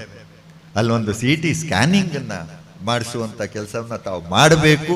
ಕೇವಲ ನೀವು ಈಗ ಅಂದ್ರೆ ಆಗಲಿಲ್ಲ, ನೀವು ಮಾಡೇ ಮಾಡ್ತೀರಿ ಅನ್ನೋ ವಿಶ್ವಾಸ ಇದೆ. ಜೊತೆಗೆ ನಮ್ಮ ಸಹಕಾರವೂ ಕೂಡ ಇದೆ. ಯಾಕೆ ಅಂತ ಹೇಳಿದ್ರೆ ಆ ಭಾಗಗಳಲ್ಲೂ ಮೇಲೆ ವರ್ಗದಲ್ಲಿ ಕಾಫಿ ಬೆಳೆಗಾರರಿದ್ರು ಕೂಡ ಅಲ್ಲಿ ಕೂಲಿ ಕಾರ್ಮಿಕರು, ಬಡವರು ತುಂಬ ಜನ ಇರುವಂತಹ ಒಂದು ಭಾಗ ಅದು. ತುಂಬ ದೂರ. ನಿಮ್ಮ ವ್ಯವಸ್ಥೆ ತುಂಬ ಚೆನ್ನಾಗಿದೆ. ಆ ವ್ಯವಸ್ಥೆ ನಮ್ಮ ಭಾಗದಲ್ಲೂ ಇದ್ರೆ ಅಲ್ಲಿಯ ಎಲ್ಲ ಸಹಕಾರಗಳನ್ನು ಸವಲತ್ತುಗಳನ್ನು ಪಡ್ಕೊಳ್ಳುವಂಥ ಒಂದು ವ್ಯವಸ್ಥೆಗಳು ಕೂಡ ನಮ್ಮ ಮೂಡಿಗೆರೆಯಲ್ಲಿ ಆಗಲಿ ಅನ್ನುವಂತಹ ಒಂದು ವಿಶ್ವಾಸದೊಂದಿಗೆ ನಿಮ್ಮೊಟ್ಟಿಗೆ ಈ ಮಾತನ್ನು ಉಲ್ಲೇಖವನ್ನು ಮಾಡಿದ್ದೇನೆ. ಹಾಗೆ ಖಂಡಿತವಾಗ್ಲೂ ನನ್ನ ಮುರಳೀಕೃಷ್ಣ ಮತ್ತು ಟೀಮ್ ನೀವೆಲ್ಲ ನಾನು ನೋಡಿದೆ, ಅವರ ಕುಟುಂಬದ ಬಗ್ಗೆ ವಿಚಾರವನ್ನು ನಾನು ಕೇಳಿದೆ. ಇದೇನು ಬೇರೆಯವ್ರಿಗೆ ಅವಕಾಶವೇ ಇಲ್ಲ. ಎಲ್ಲ ಡಾಕ್ಟರ್ಸ್ ನಾವೇನಾದರೂ ಯೋಚನೆ ಮಾಡಿ ನಮ್ಮ ಇದರಲ್ಲಿ ಏನು ಮಾಡ್ತಾರೆ, ಹಿಂದೆ ಹೇಳೋರು ಡಾಕ್ಟರ್ ಮಗ ಡಾಕ್ಟರ್ ಆಗ್ತಾನೆ, ಇನ್ನೊಬ್ರು ಮಗ ಇಂಜಿನಿಯರ್ ಆಗ್ತಾನೆ, ಈ ರೀತಿಯ ಮಾತುಗಳನ್ನ ಕೇಳಿದಂತ. ಆದರೆ ಇವರ ಮಗ, ಅಣ್ಣನ ಮಕ್ಕಳು, ತಂಗಿ ಮಕ್ಕಳು, ಇಡೀ ಕುಟುಂಬವೇ ಡಾಕ್ಟರ್ಗಳಾಗಿದೆ. ಆದರೆ ಅಲ್ಲೂ ಒಂದು ಒಳ್ಳೆಯ ಉದ್ದೇಶವನ್ನು ಕೂಡ ಇಟ್ಕೊಂಡಿದ್ದಾರೆ. ಏನು ಇಟ್ಕೊಂಡಿದ್ದಾರೆ ಅಂತ ಹೇಳಿದ್ರೆ, ಇಂಥ ಭಾಗಗಳಲ್ಲಿ ಕೆಲಸವನ್ನು ಸಾಮಾನ್ಯವಾಗಿ ಈಗಿರುವಂಥ ಜನ್ರೇಷನ್ ಒಳಗಡೆ ಇಂಥ ಭಾಗದಲ್ಲಿ ಕೆಲಸ ಮಾಡಲಿಕ್ಕೆ ಯಾರು ಒಪ್ಪರು. ಎಲ್ಲರೂ ಸಿಟಿಗಳನ್ನು ಆಯ್ಕೆ ಮಾಡಿಕೊಳ್ಳುವಂತಹ ಒಂದು ಪ್ರಪಂಚದ ವ್ಯವಸ್ಥೆಯ ಅಡಿಯಲ್ಲಿ ಈ ಕೆಲಸವನ್ನು ಮಾಡೋದಕ್ಕೆ ಅವರ ಜೊತೆಗೆ ನಿಮಗೂ ಅಭಿನಂದನೆಗಳನ್ನು ನಾನು ಸಲ್ಲಿಸಲಿಕ್ಕೆ ಬಯಸ್ತೇನೆ. ನನಗೆ ಒಂದು ಮಾತು ನೆನಪಾಗುತ್ತೆ, ಮನುಷ್ಯ ವೇದಿಕೆಯ ಮೇಲೆ ನಿಂತು ಮಾತನಾಡಬೇಕಾದ್ರೆ ನೈತಿಕತೆಯ ಆಧಾರದ ಮೇಲೆ ಅವನು ಮಾತನಾಡಬೇಕಾಗತ್ತೆ. ಆದರೆ ಇವತ್ತು ನೀವು ಡಾಕ್ಟ್ರೇ ನಿಮ್ಗೆ ಆ ನೈತಿಕತೆಯನ್ನು ಇಟ್ಕೊಂಡು ಆಧಾರದ ಮೇಲೆ ಮಾತನಾಡಿದಿರಿ ಅಂತ ಅಂದ್ಕೊಂಡಿದ್ದೇನೆ. ಇದಕ್ಕೊಂದು ಸಣ್ಣ ಕಥೆಯನ್ನು ಹೇಳಿ ನನ್ನ ಮಾತನ್ನು ಮುಗಿಸ್ತೇನೆ. ಒಮ್ಮೆ ರಾಮಕೃಷ್ಣ ಪರಮಹಂಸರು, ನಿಮ್ಮ ಎಲ್ರಿಗೂ ಗೊತ್ತಿದೆ, ಸ್ವಾಮಿ ವಿವೇಕಾನಂದನ ಗುರುಗಳು. ಅವರು ಸನ್ಯಾಸಿ, ಮಹಾಜ್ಞಾನಿ. ಅವರು ಏನು ಹೇಳಿದ್ರು ಜನ ಕೇಳ್ತಾರೆ ಎನ್ನುವಂತಹ ಒಂದು ವಿಶ್ವಾಸ ಎಲ್ಲರಲ್ಲೂ ಇರುತ್ತೆ. ಆಗ ಒಮ್ಮೆ ರಾಮಕೃಷ್ಣ ಪರಮಹಂಸರು ಒಂದು ಹಳ್ಳಿಗೆ ಬರ್ತಾರೆ ಅಂತ ಪ್ರಚಾರ ಆಗುತ್ತೆ. ಅವತ್ತು ಒಂದು ಹಳ್ಳಿಗೆ ರಾಮಕೃಷ್ಣ ಪರಮಹಂಸರು ಬರ್ತಾರೆ ಅಂತ ತಮ್ಮ ಸಮಸ್ಯೆಗಳನ್ನು ಏನಾದರೂ ಇದ್ದರೆ ತಾವುಗಳು ಅವರೊಟ್ಟಿಗೆ ಹೇಳ್ಕೊಳ್ಬೋದು, ಅದಕ್ಕೆ ಪರಿಹಾರವನ್ನು ಅವರು ಹುಡುಕಿ ಕೊಡ್ತಾರೆ ಅನ್ನುವಂಥ. ಆಯಿತು, ರಾಮಕೃಷ್ಣ ಪರಮಹಂಸರು ಊರಿಗೆ ಬರ್ತಾರೆ ಅಂತ ಎಲ್ಲ ಆಗುತ್ತೆ, ಬರ್ತಾರೆ. ಆಗ ಒಂದು ತಾಯಿ ಒಂದು ಯೋಚನೆಯನ್ನು ಮಾಡುತ್ತೆ, ತನ್ನ ಮಗುವನ್ನು ರಾಮಕೃಷ್ಣ ಪರಮಹಂಸರ ಹತ್ರ ಕರ್ಕೊಂಡು ಹೋಗಬೇಕು, ಆದರೆ ಹೇಗೆ ಕರ್ಕೊಂಡು ಹೋಗೋದು ಅಂತ. ಒಬ್ಬ ದೊಡ್ಡ ಸನ್ಯಾಸಿ, ನಂದು ಇರುವಂಥ ಸಮಸ್ಯೆ ಅವರಿಗೆ ಅರ್ಥ ಆಗುತ್ತೋ ಅಥವಾ ಅದಕ್ಕೆ ಪರಿಹಾರ ಕಂಡುಕೊಳ್ತಾರೋ, ಕಂಡು ಹಿಡಿದು ಹೇಳ್ತಾರೋ ಅನ್ನುವಂಥದ್ದು ಅದರೊಳಗಡೆ ಸ್ವಲ್ಪ ಗೊಂದಲ. ಆದರೂ ಕೂಡ ಯಾವತ್ತು ತಾಯಂದಿರು ತಮ್ಮ ಸರ್ವವಸ್ಸುವನ್ನು ಮಕ್ಕಳಿಗೆ ತ್ಯಾಗ ಮಾಡುವಂಥ ಸ್ವಭಾವದವರು. ಹಾಗಾಗಿ ನಮ್ಮ ಮಕ್ಕಳಿಗೆ ಏನು ಬೇಕಾದರೂ ಮಾಡೋದಕ್ಕೆ ತಾಯಿ ಅನ್ನುವವಳು ಸಿದ್ಧಳಾಗಿರ್ತಾಳೆ. ಹಾಗಾಗಿ ರಾಮಕೃಷ್ಣ ಪರಮಹಂಸರು ಬರ್ತಾರೆ, ಉಳಿದಂಥವ್ರು ಎಲ್ಲರೂ ತಮ್ಮ ಸಮಸ್ಯೆಗಳನ್ನು ಹೇಳ್ತಾರೆ. ಆ ಸಮಸ್ಯೆಗೆ ಸಾಧ್ಯವಾದಷ್ಟು ಪರಿಹಾರದ ವಿಚಾರಗಳನ್ನು ಪರಮಹಂಸರು ಹೇಳ್ತಾರೆ. ಕೊನೆಗೆ ಈ ತಾಯಿ ತನ್ನ ಮಗುವನ್ನು ಪರಮಹಂಸರ ಹತ್ರ ಕರ್ಕೊಂಡೋಗಿ ಏನಮ್ಮ ಬಂದ್ರಿ ಅಂತ ಕೇಳುತ್ತೆ. ನಾನು ಈ ವಿಚಾರವನ್ನು ಹೇಳಬೇಕು ಗೊತ್ತಿಲ್ಲ, ನಿಮಗಿದು ಸಣ್ಣ ವಿಚಾರ ಅನ್ನಿಸಬಹುದು, ಆದರೆ ಇದು ನನ್ನ ಮಟ್ಟಿಗೆ ಸ್ವಲ್ಪ ದೊಡ್ಡ ವಿಚಾರವಾಗಿದೆ, ಹಾಗಾಗಿ ನಮ್ಮ ಹತ್ರ ಹೇಳ್ಕೊಳ್ತೇನೆ ಅಂತ. ಆಯ್ತಮ್ಮ ಹೇಳು. ಏನಿಲ್ಲ, ನನ್ನ ಮಗ ತುಂಬ ಬೆಲ್ಲ ತಿಂತಾನೆ, ಆ ಬೆಲ್ಲವನ್ನು ತಿನ್ನಬೇಡ ಅಂತ ಹೇಳಬೇಕು. ಯಾಕೆಂದರೆ ನೀವು ಹೇಳಿದ್ರೆ ಎಲ್ಲರೂ ಕೇಳ್ತಾರೆ ಅನ್ನುವಂಥದ್ದು ಸಾರ್ವಜನಿಕವಾಗಿ ಮಾತನಾಡ್ತಾ ಇದ್ದಾರೆ. ಆ ಉದ್ದೇಶದಿಂದ ನಾನು ಕರ್ಕೊಂಡು ಬಂದೆ. ನಾನು ಹೇಳಿ ಸಾಕಾಗಿದೆ, ಆದರೆ ಅವನು ಏನು ಮಾಡಿದ್ರು ಬಿಡ್ತಾ ಇಲ್ಲ. ಆಗ ರಾಮಕೃಷ್ಣ ಪರಮಹಂಸರು ಒಂದು ನಿಮಿಷ ಯೋಚನೆ ಮಾಡ್ತಾರೆ. ಮಾಡಿ, ಒಂದು ಕೆಲಸ ಮಾಡಮ್ಮ, ನೀನು 15 ದಿವಸ ಬಿಟ್ಟು ನನ್ನ ಆಶ್ರಮಕ್ಕೆ ನಿನ್ನ ಮಗನನ್ನು ಕರ್ಕೊಂಡು ಬಾ ಅಂತ ಹೇಳ್ತಾರೆ. ಈ ಅಮ್ಮನಿಗೆ ಅನಿಸುತ್ತೆ, ಅಲ್ಲ ರಾಮಕೃಷ್ಣ ಪರಮಹಂಸರು ನನ್ನ ಮಗನಿಗೆ 15 ದಿವಸ ಬಿಟ್ಟು ಆಶ್ರಮಕ್ಕೆ ಕರ್ಕೊಂಡು ಬಾ ಅಂತ ಹೇಳ್ತಾ ಇದ್ದಾರಲ್ಲ, ಏನು ಆಯಿತು, ದೊಡ್ಡವರು ಹೇಳಿದ ಮಾತನ್ನ ಕೇಳಲೇಬೇಕು ಅನ್ನುವಂಥ ಬೇಜಾರಿನೊಂದಿಗೆ ವಾಪಸ್ ಮನೆಗೆ ಬರುತ್ತೆ. 15 ದಿವಸ ಕಳೆದ ನಂತರ ರಾಮಕೃಷ್ಣ ಆಶ್ರಮಕ್ಕೆ, ಪರಮಹಂಸರ ಆಶ್ರಮಕ್ಕೆ ತಾಯಿ ತನ್ನ ಮಗನನ್ನು ಕರ್ಕೊಂಡು ಹೋಗ್ತಾರೆ. ಹೋದ ತಕ್ಷಣ ಪರಮಹಂಸರು ಮಗುನ ಕರೀತಾರೆ, ತಲೆಯನ್ನು ನೇವರಿಸ್ತಾರೆ. ಪುಟ್ಟು ನೋಡು, ನೀನು ಸಿಹಿಯನ್ನು ಜಾಸ್ತಿ ತಿನ್ನಬೇಡ, ಆರೋಗ್ಯಕ್ಕೂ ಒಳ್ಳೆಯದಲ್ಲ, ನಿನ್ನ ಮಗು, ನಿನ್ನ ಹಲ್ಲುಗಳು ಹಾಳಾಗುತ್ತೆ, ಬಿಡ್ತೀಯಾ ಅಂತ ಕೇಳ್ತಾರೆ. ಅದಕ್ಕೇನೋ ಜ್ಞಾನೋದಯ ಆದಾಗೆ ಮಗು ಹೇಳುತ್ತೆ, ಆಯಿತು ನಾನು ಖಂಡಿತವಾಗ್ಲೂ ಬಿಡ್ತೀನಿ ಅಂತ. ಒಂದು ಕಡೆ ತಾಯಿಗೆ ಖುಷಿ ಆದರೆ ಇನ್ನೊಂದು ಕಡೆ ವಿಪರೀತ ಸಿಟ್ಟು ಬರ್ತದೆ. ಇಂತಹ ಒಂದು ಸಣ್ಣ ಮಾತನ್ನ ಹೇಳಬೇಕಾದ್ರೆ, ನಾನು ಹಳ್ಳಿಯಿಂದ ಅಷ್ಟು ದೂರ 100 ಕಿಲೋಮೀಟರ್ ದೂರದಿಂದ ಈ ಆಶ್ರಮಕ್ಕೆ ಬಂದೆ, ನನ್ನ ಬಸ್ಸಿನ ವ್ಯವಸ್ಥೆ ಏನಾಯಿತು, ಎಲ್ಲ ಆಯ್ತು. ಈ ಮಾತನ್ನ ಅವತ್ತೇ ಹೇಳಿದ್ರೆ ಖಂಡಿತವಾಗ್ಲೂ ನನ್ನೆಲ್ಲದೂ ಉಳಿತಾ ಇತ್ತು, ನನ್ನ ಮಗ ಬೆಲ್ಲ ತಿನ್ನೋದನ್ನ, ಸ್ವೀಟ್ ತಿನ್ನೋದನ್ನ ಬಿಡ್ತಾ ಇತ್ತು ಅಂತ. ಕುತೂಹಲ ತಡೆಯೋಕ್ಕಾಗಲ್ಲ, ಸಿಟ್ಟು ತಡೆಯೋಕ್ಕಾಗಲ್ಲ, ಕೇಳೇ ಬಿಡು. ಇದು ಒಂದೇ ಮಾತನ್ನ ಹೇಳಲಿಕ್ಕೆ ನೀವು ಇಷ್ಟು ಸಮಯವನ್ನು ತೆಗೆದುಕೊಂಡ್ರಲ್ಲ, ಯಾಕೆ ಅನ್ನುವಂಥದ್ದನ್ನು ಕೇಳ್ತಾರೆ. ಆಗ ನೋಡ್ತಾಯಿ, ಒಬ್ಬ ಮನುಷ್ಯ ಯಾವ ವಿಚಾರಗಳನ್ನು ಹೇಳಬೇಕಾದ್ರೂ ಅವನಿಗೊಂದು ನೈತಿಕತೆಗಳು ಇರಬೇಕಾಗತ್ತೆ. ನೈತಿಕತೆ ಇಲ್ಲದೆ ನಾವು ಹೇಳುವಂಥ ವಿಚಾರಗಳು ಅದು ಈ ಸಮಾಜಕ್ಕೆ ಒಂದು ಒಳ್ಳೆಯ ಮೆಸೇಜನ್ನು ಕೊಡೋದಿಲ್ಲ. ಹಾಗಾಗಿ ನನಗೂ ಕೂಡ ಬೆಲ್ಲ ತಿನ್ನುವಂಥ ಅಭ್ಯಾಸ ಇತ್ತು. ನಾನು ನಿರಂತರವಾಗಿ ಬೆಲ್ಲವನ್ನು ತಿಂತಾ ಇದ್ದೆ. ನನಗೆ ನಿನ್ನ ಮಗನಿಗೆ ಹೇಳಬೇಕು ಅಂದರೆ ನಾನು ನನ್ನ ಬೆಲ್ಲ ತಿನ್ನುವ ಅಭ್ಯಾಸವನ್ನು ಬಿಡಬೇಕಾಗಿತ್ತು. ಹಾಗಾಗಿ 15 ದಿವಸಗಳ ಕಾಲ ನಿರಂತರವಾಗಿ ಪ್ರಯತ್ನವನ್ನ ಮಾಡಿ ಬೆಲ್ಲ ತಿನ್ನೋದನ್ನ ಬಿಟ್ಟು ಇವತ್ತು ನನಗೆ ಅಲ್ಪ ಸ್ವಲ್ಪ ಮಟ್ಟಿಗೆ ನೈತಿಕತೆ ಬಂದಿದೆ. ಹಾಗಾಗಿ ಈ ಮಾತನ್ನ ನಾನು ಹೇಳ್ತಾ ಇದ್ದೀನಿ ಅನ್ನೋ ಮಾತನ್ನ ಹೇಳ್ತಾರೆ. ಹಾಗಾಗಿ ನನಗೆ ನೆನಪಾಗಿದ್ದು ಡಾಕ್ಟರ್ದು. ಯಾಕೆಂದ್ರೆ ಅವ್ರು ಇಲ್ಲಿ ಕೂತ್ಕೊಂಡು ಮಾತಾಡಬೇಕಾದ್ರೆ ಕೆಲಸ ಮಾಡಬೇಕು, ಹಳ್ಳಿಲಿ ಕೆಲಸ ಮಾಡಬೇಕು. ಈ ಪೇಟೆ ನಗರದಲ್ಲಿದ್ದಂತಹ ಡಾಕ್ಟರ್ಗಳು ಹೇಳ್ಬಿಡ್ತಾರೆ, ಹೇಳೋದಕ್ಕೆ ವೇದಿಕೆ ಮೇಲೆ 100 ಜನಗಳು ಇರ್ತಾರೆ. ಆದ್ರೆ ಆ ಕೆಲಸವನ್ನ ಮಾಡಿ ಈ ಕಟ್ಟ ಕಡೆಯ ಮನುಷ್ಯನಿಗೂ ಒಂದು ಸವಲತ್ತುಗಳು ಇರ್ಬೋದು.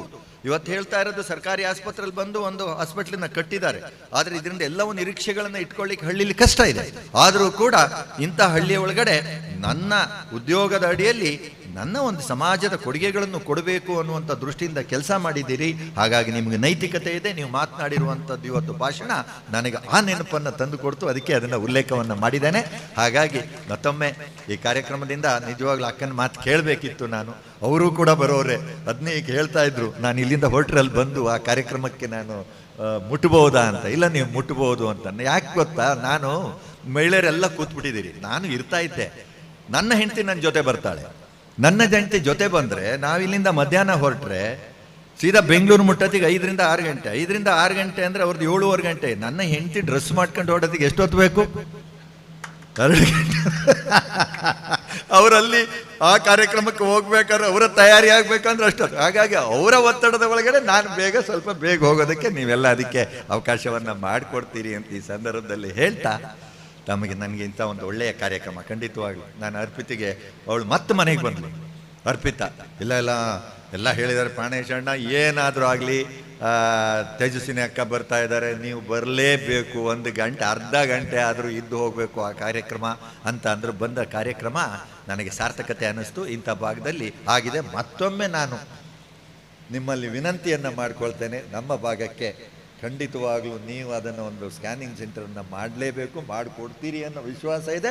ನಾನು ಹೇಳ್ತೀನಿ, ಇಂಥ ಕಾರ್ಯಕ್ರಮಕ್ಕೆ ನಾನು ಹೋಗಿದ್ದೆ, ಅಲ್ಲಿ ನಮ್ಮ CEO ಕೂತಿದ್ರು, ಅವ್ರ ಹತ್ರ ಕೇಳಿದ್ದೇನೆ, ಖಂಡಿತ ಮಾಡಿಕೊಡ್ತೇವೆ ಅನ್ನುವಂಥ ಮಾತನ್ನು ಹೇಳಿದ್ದಾರೆ ಅಂತ ಹೇಳಿ ನಾನು ಖಂಡಿತವಾಗ್ಲೂ ಅಲ್ಲೂ ಹೇಳ್ತೇನೆ, ನೀವು ಮಾಡಿಕೊಡೋ ವಿಶ್ವಾಸ ಇದೆ. ತಮ್ಮೆಲ್ಲರಿಗೂ ಮತ್ತೊಮ್ಮೆ ನಿಮ್ಮಂಥ ಜೊತೆ ಒಂದು ಗಂಟೆ ಕಾಲ ಕಳೆಯುವಂತಹ ಒಂದು ಅವಕಾಶ ಮಾಡಿಕೊಟ್ಟದ್ದಕ್ಕೆ ವೇದಿಕೆಯ ಮೇಲಿರುವಂಥ ಗಣ್ಯರಿಗೂ ನನ್ನ ಅರ್ಪಿತನವಳಿಗೂ ನಾನು ಕೃತಜ್ಞತೆಗಳನ್ನು ಅರ್ಪಿಸ್ತಾ ನನ್ನ ಮಾತನ್ನು ಮುಗಿಸ್ತೇನೆ. ನಮಸ್ಕಾರ.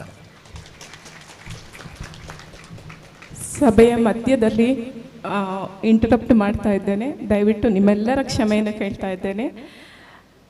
ಪ್ರಾಣೇಶ್ ಅಮ್ಮಣ್ಣನವರು ಇಷ್ಟೊತ್ತು ನಮ್ಮೊಂದಿಗೆ ಇದ್ದು ನಮ್ಮ ಜೊತೆ ಕಾಲ ಕಳೆದದ್ದು ನಮ್ಮೆಲ್ಲರ ಪುಣ್ಯ ಅಂತ ಅಂದ್ಕೊಳ್ತೇವೆ.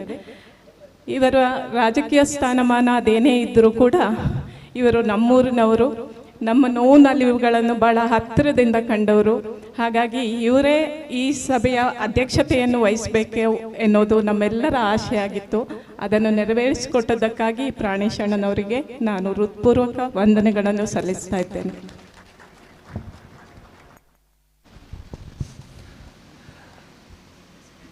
MK ಪ್ರಾಣೇಶ್ ಅವರು ನಮ್ಮ ಮೇಲ್ಮನೆಯಲ್ಲಿರುವಂಥ ಮೇರು ವ್ಯಕ್ತಿತ್ವ ನಮ್ಮೆಲ್ಲರ ಹೆಮ್ಮೆ. ಈ ಕಾರ್ಯಕ್ರಮಕ್ಕೆ ಹಲವಾರು ಗಣ್ಯರು ಆಗಮಿಸಿದ್ದಾರೆ. ಮುಂಡ್ರುಪಾಡಿಯ ಹರೀಶ್ ರಾವ್ ಇದ್ದಾರೆ, ರಾಘವೇಂದ್ರ ಬೈಪಡಿತಾಯ, ಹರೀಶ್ ಕುದ್ರಿಂತಾಯ, ರಾಮಕೃಷ್ಣ ಇರ್ವತ್ರಾಯ, ಡಾಕ್ಟರ್ KV ಮೂರ್ತಿ, ಡಾಕ್ಟರ್ ದುರ್ಗಾ ಪ್ರಸಾದ್, ಗಿರಿಜಾ ಪುಳ್ನಾಯ, ಚಾರ್ಮಾಡಿ ಗ್ರಾಮದ ನಮ್ಮ ರಾಜ್ಯೋತ್ಸವ ಪ್ರಶಸ್ತಿ ವಿಜೇತರಾದ ಹಸರಪ್ಪನವರು ಬಂದಿದ್ದಾರೆ, ಸಮಾಜ ಸೇವಕರಾದ ಆರಿಫ್ ಅವರಿದ್ದಾರೆ, ಮಾಧ್ಯಮ ಮಿತ್ರರಾದ ವಿಜಯ ಕರ್ನಾಟಕದ ಅರವಿಂದ ಹೆಬ್ಬಾರ್, ಸುದ್ದಿ ಉದಯದಂತಹ ಸಂತೋಷ್ ಕೋಟ್ಯಾನ್, ಸುದ್ದಿ ಬಿಡುಗಡೆಯ ನಿಶಾನ್ ಹಾಗೂ ಸುದ್ದಿ ಲೈವ್ ಮೀಡಿಯಾದ ಸಿಬ್ಬಂದಿಗಳು ಕೂಡ ಇದ್ದಾರೆ. ಎಲ್ರಿಗೂ ಕೂಡ ನಮ್ಮೆಲ್ಲರ ಪರವಾಗಿ ಹಾರ್ದಿಕವಾದಂತಹ ಸ್ವಾಗತ.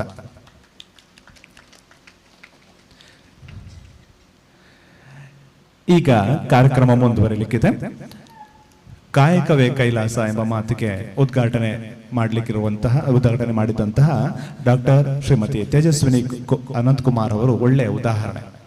ಈಗ ಇರುವತ್ರಾಯ ಸರ್ ಹೇಳಿದ ಹಾಗೆ ಅವರದ್ದು ಮೇರು ವ್ಯಕ್ತಿತ್ವ. ಮಾರ್ಚ್ 11, 1966ರಲ್ಲಿ ಜನಿಸಿದವರು.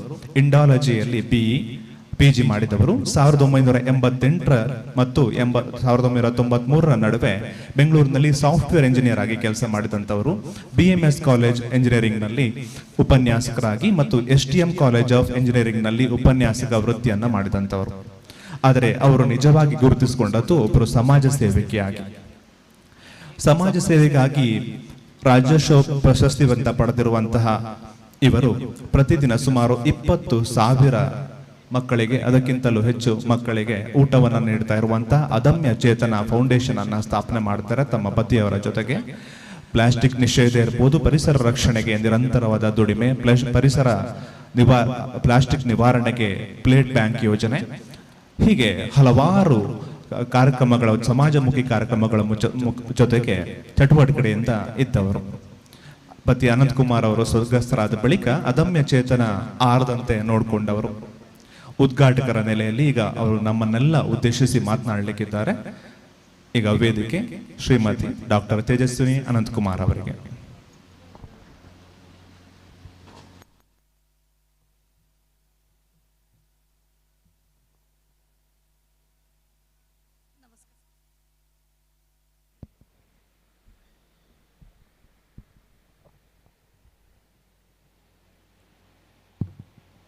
ಇವತ್ತು ಕಕ್ಕಿಂಜೆಯಲ್ಲಿ ಶ್ರೀಕೃಷ್ಣ ಆಸ್ಪತ್ರೆಯ ಈ ಒಂದು ಸುಂದರ ಕಾರ್ಯಕ್ರಮದಲ್ಲಿ ನಾನು ಈ ಉದ್ಘಾಟನಾ ಕಾರ್ಯಕ್ರಮದಲ್ಲಿ ತಮ್ಮೊಂದಿಗೆ ಈ ಕಾರ್ಯಕ್ರಮದಲ್ಲಿ ಬೆಂಗಳೂರಿನಿಂದ ಹೊರಟು ಇಲ್ಲಿ ಬಂದಾಗ ನಾನು ಈಗ ಅವ್ರು ಹೇಳಿದ್ರಲ್ಲ ವಾಸ್ಕೋ ಡ ಗಾಮ ಬಗ್ಗೆ, ನಾನು ಅದೇ ಯೋಚನೆ ಮಾಡ್ತಿದ್ದೆ, ಎಲ್ಲಿದೆ ಇದು ಕಕ್ಕಿಂಜೆ ಅಂತೇಳಿ ನಾನು ಅಲ್ಲಿಂದನೇ ಯೋಚನೆ ಮಾಡ್ತಾ ಇದ್ದೆ. ಸಾಮಾನ್ಯವಾಗಿ ಅನಂತಕುಮಾರ್ ಅವರು ಎಲ್ಲ ಬೆಂಗಳೂರು ಕರ್ನಾಟಕದ ಎಲ್ಲ ಊರುಗಳು ಹೇಳ್ತಾ ಇದ್ರು, ಆದರೆ ಕಕ್ಕಿಂಜೆ ಯಾಕೋ ನನ್ನ ಕಿವಿಗೆ ಬಿದ್ದಿರಲಿಲ್ಲ. ಆದರೆ ಇವತ್ತು ಕಕ್ಕಿಂಜೆಗೆ ಬರಬೇಕು ಅಂಥೇಳಿ ಡಾಕ್ಟರ್ ಅರ್ಪಿತಾ ಅವರು ಹೇಳಿದಾಗ, ಅರ್ಪಿತಾ ಕರೀತಾ ಇದ್ದಾರೆ ಅಂತಂದರೆ ಏನಾದರೂ ವಿಶೇಷ ಇರ್ಬೋದು, ಇಲ್ಲಾಂದರೆ ಸುಮ್ಮನೆ ಅವರು ನನ್ನನ್ನು ಬೆಂಗಳೂರಿನಿಂದ ಇಷ್ಟು ದೂರದ ಪ್ರಯಾಣ ಮಾಡಿ ಬಾ ಅಂತ ಕರೆಯಲ್ಲ ಅಂತ ಯೋಚನೆ ಮಾಡಿದೆ. ಅವ್ರು ಕರೆದ ಮೇಲೆ ಅದು ವಿಶೇಷವಾಗಿ ಇರುತ್ತೆ ಅಂತಲೂ ಯೋಚನೆ ಮಾಡಿದ್ದೆ. ನಾನೇನು ಬರುವಾಗ ಸುಮಾರು 3:30-4 ಗಂಟೆ ಆ ಯೋಚನೆ ಮಾಡಿ ಬಂದು ಇಲ್ಲಿ ಬರುವಾಗಿನ ವಿಶೇಷತೆ ಅಂತೂ ತುಂಬಾ ಇತ್ತು. ಆ ಸುಂದರವಾದ ಪರಿಸರ, ಹಸಿರಿನ ಇಷ್ಟೊಂದು ಬಣ್ಣಗಳಿರುತ್ತೆ ಅನ್ನೋದನ್ನು ನಾವು ದಾರಿಯಲ್ಲಿ ನೋಡ್ತಾ ಬಂದ್ವಿ. ಅದನ್ನೊಂದು ಆಹ್ಲಾದಿಸಿದೆ ಸಹ. ಇಲ್ಲಿ ಬಂದ ಮೇಲೆ ಈ ಒಂದು ಉದ್ಘಾಟನಾ ಕಾರ್ಯಕ್ರಮದಲ್ಲಿ ಡಾಕ್ಟರ್ ಮುರಳೀಕೃಷ್ಣ ಅವರ ಸ್ವಾಗತ ಭಾಷಣ, ಅದಾದ ಮೇಲೆ ಅಂದರೆ ಆ ಭಾಷಣದಲ್ಲಿ ಎಷ್ಟು ತೂಕ ಇದೆ ಅನ್ನೋದನ್ನು ಈಗ ತಾನೇ ಮಾತಾಡಿದಂತಹ ಶ್ರೀ MK ಪ್ರಾಣೇಶ್ ಅವರು ರಾಮಕೃಷ್ಣ ಪರಮಹಂಸರ ಆ ಕಥೆಯನ್ನು ಹೇಳಿದರು. ಅಂದರೆ ಕತೆ ಸಣ್ಣದೇನೇನೆ, ಬೆಲ್ಲ ತಿನ್ನಬೇಡ ಅಂತ ಹೇಳ್ತಾ ಇರುವಂತಹದ್ದು ಗೊತ್ತಿರೋ ವಿಷಯವೇ, ಆದರೆ ಅದನ್ನು ಗೊತ್ತಿರೋ ವಿಷಯವನ್ನೇ ಹೇಗೆ ಹೇಳಬೇಕು, ಹೇಳುವಂಥವರು ಯಾವ ಒಂದು ತಮ್ಮ ಒಂದು ಕ್ಷಮತೆಯನ್ನು, ಆ ರೀತಿಯ ಒಂದು ಜೀವನ ಶೈಲಿಯನ್ನು ಇಟ್ಕೊಳ್ಬೇಕು ಅನ್ನೋವಂಥ ಒಂದು ಕಥೆಯನ್ನು ಹೇಳಿದರು. ಇಲ್ಲಿರುವಂಥ ವಾತಾವರಣವನ್ನು, ವೇದಿಕೆಯ ಮೇಲಿರೋ ಎಲ್ಲ ಗಣ್ಯರು ಅವರು ಮಾಡಿರುವಂತಹ ಕೆಲಸವನ್ನು ನೋಡ್ತಾ ಇದ್ದರೆ ನಿಜವಾಗ್ಲೂ ಅರ್ಪಿತಾ ಅವರು ಕರೆದಿದ್ದಕ್ಕೆ ನಾನು, ಮೀನಾ, ಸ್ಮಿತಾ ಅವರು ಇಲ್ಲಿ ಬಂದಾಗ ನಾವು ಬೆಂಗಳೂರಿಗರಿಗೆ ನಾವೇ ಎಲ್ಲ ನಮಗೆ ಎಲ್ಲ ಗೊತ್ತು, ನಮಗೆಲ್ಲ ನಾವೇ ಏನು ಮಾಡ್ತಾ ಇದ್ದೀವಿ, ಸೇವೆ ಎಲ್ಲ ನಾವೇ ಮಾಡ್ತಿದ್ದೀವಿ, ನಮ್ಗಿಡೀ ಜಗತ್ತೆಲ್ಲ ಗೊತ್ತು ಅನ್ನೋರಿಗೆ ಇಲ್ಲಿ ಬಂದಾಗ ನಿಜವಾದ ಸೇವೆ ಅಂದರೆ ಏನು ಅನ್ನೋದನ್ನು ನಾವು ಈ ಕಾರ್ಯಕ್ರಮದಲ್ಲಿ ತೋರಿಸ್ಕೊಟ್ಟಿದ್ದೀರಾ. ನಾನು ತಮಗೆಲ್ಲರಿಗೂ ಹೃತ್ಪೂರ್ವಕವಾದ ವಂದನೆಗಳನ್ನು ಹೇಳ್ತೀನಿ. ನಾನು ಹಾಗೆ ಯೋಚನೆ ಮಾಡ್ತಿದ್ದೆ, ಒಂದು ಕಡೆ ರಾಮಕೃಷ್ಣ ಪರಮಹಂಸರು, ಇನ್ನೊಂದು ಕಡೆ ಸ್ವಲ್ಪ ಹಿಂದೆ ಹೋದರೆ ಪುರಂದರದಾಸರದ್ದು ಒಂದು ಮಾತಿದೆ. ರಾಮಕೃಷ್ಣ ಪರಮಹಂಸರ ಮಾತಿನಂತೆ ಅವರು ಇದ್ದಾರೆ. ಅದ್ರ ಜೊತೆಗೆ ನಾನು ಹೇಳಬೇಕು, ರಾಮಾಯಣದ ಶ್ರೀರಾಮಚಂದ್ರ ದಶರಥನ ಮಾತಿಗೆ ಪಿತೃ ವಚನ ಪರಿಪಾಲಕನಾಗಿ ಯಾವ ರೀತಿಯಲ್ಲಿ ಅವನು ತನ್ನ ಇಡೀ ವನವಾಸ ಇರ್ಬೋದು, ಇಡೀ ತನ್ನ ಜೀವನವನ್ನು ಕಳೆದ್ನೋ, ಅದೇ ರೀತಿ ಡಾಕ್ಟರ್ ಮುರಳಿಯವರು, ನಾನು ಅದಕ್ಕೆ ಅನ್ನಿಸ್ತು ರಾಮಾಯಣದ ನೆನಪಾಗ್ತಾ ಇತ್ತು. ಮುರಳಿಯವರು ಅವ್ರ ತಂದೆಯವರು ಹೇಳಿದರು, ಬಹುಶಃ ಹೇಳ್ತಾ ಇರ್ತಾರೆ, ಆದರೆ ಕೇಳುವ ಮಕ್ಕಳು ಎಷ್ಟು ಜನ ಇರ್ತಾರೆ. ತಂದೆ ತಾಯಿ ಭಾಳಷ್ಟು ವಿಷಯಗಳನ್ನು ಮಕ್ಕಳಿಗೆ ಹೇಳ್ತಾ ಇರ್ತಾರೆ, ಆದರೆ ತಂದೆ ಇವತ್ತಿನ ದಿನದಲ್ಲಿ ಡಾಕ್ಟರ್ಗಳಿಗೆ, ಅದರಲ್ಲೂ ದೊಡ್ಡ ದೊಡ್ಡ ನಗರಗಳಲ್ಲಿ ಬಹಳಷ್ಟು ಆಮಿಷಗಳು ಇದೆ, ಬಹಳಷ್ಟು ವ್ಯವಸ್ಥೆಗಳು ಇದ್ದಾವೆ. ಆದರೆ ಅವನ್ನೆಲ್ಲವನ್ನು ಪಕ್ಕಕ್ಕಿಟ್ಟು ನನ್ನ ಊರಿಗೆ ಸೇವೆ ಮಾಡಬೇಕು ಅಂತ ಹೇಳ್ತಾ ಇದ್ರು. ನಾನು ಬೆಂಗಳೂರಿನ ಒಂದು ಶಂಕರ ಕ್ಯಾನ್ಸರ್ ಆಸ್ಪತ್ರೆಯ ಟ್ರಸ್ಟಿ ಆಗಿದ್ದೀನಿ. ಹಾಗೆ ದೊಡ್ಡ ಆಸ್ಪತ್ರೆನೇ ಅದು, ಅಲ್ಲಿ ಭಾಳ ವಿಶೇಷ ಸುಸಜ್ಜಿತ ಎಲ್ಲ ಸಂಗತಿಗಳು ಇದ್ದಾವೆ. ಆದರೆ ಇಲ್ಲಿ ಬಂದಾಗ ನಾನು ಅಂದರೆ ಶಂಕರ ಕ್ಯಾನ್ಸರ್ ಆಸ್ಪತ್ರೆ ಇರ್ಬೋದು, ಭುವನೇಶ್ವರಲ್ಲೂ ನಾವೀಗ ಒಂದು ಬ್ರಾಂಚ್ ಪ್ರಾರಂಭ ಆಗಿದೆ. ಆದರೆ ಬಹುಶಃ ಅಲ್ಲಿನೂ ಈ ಟರ್ಮಿನಾಲಜಿಯನ್ನು, ಈ ಒಂದು ಪದವನ್ನು ಬಳಸಿರಲಿಲ್ಲ. ಇಲ್ಲಿ ನೋಡಿದ ಮೇಲೆ ನನಗೆ ಭಾಳ ಆಶ್ಚರ್ಯ ಅನಿಸಿದ್ದು, ಮೊದಲನೇ ಬೆಡ್ಗೆ ನಂಬರಿಂಗ್ ಮಾಡಿದ್ದಾರೆ.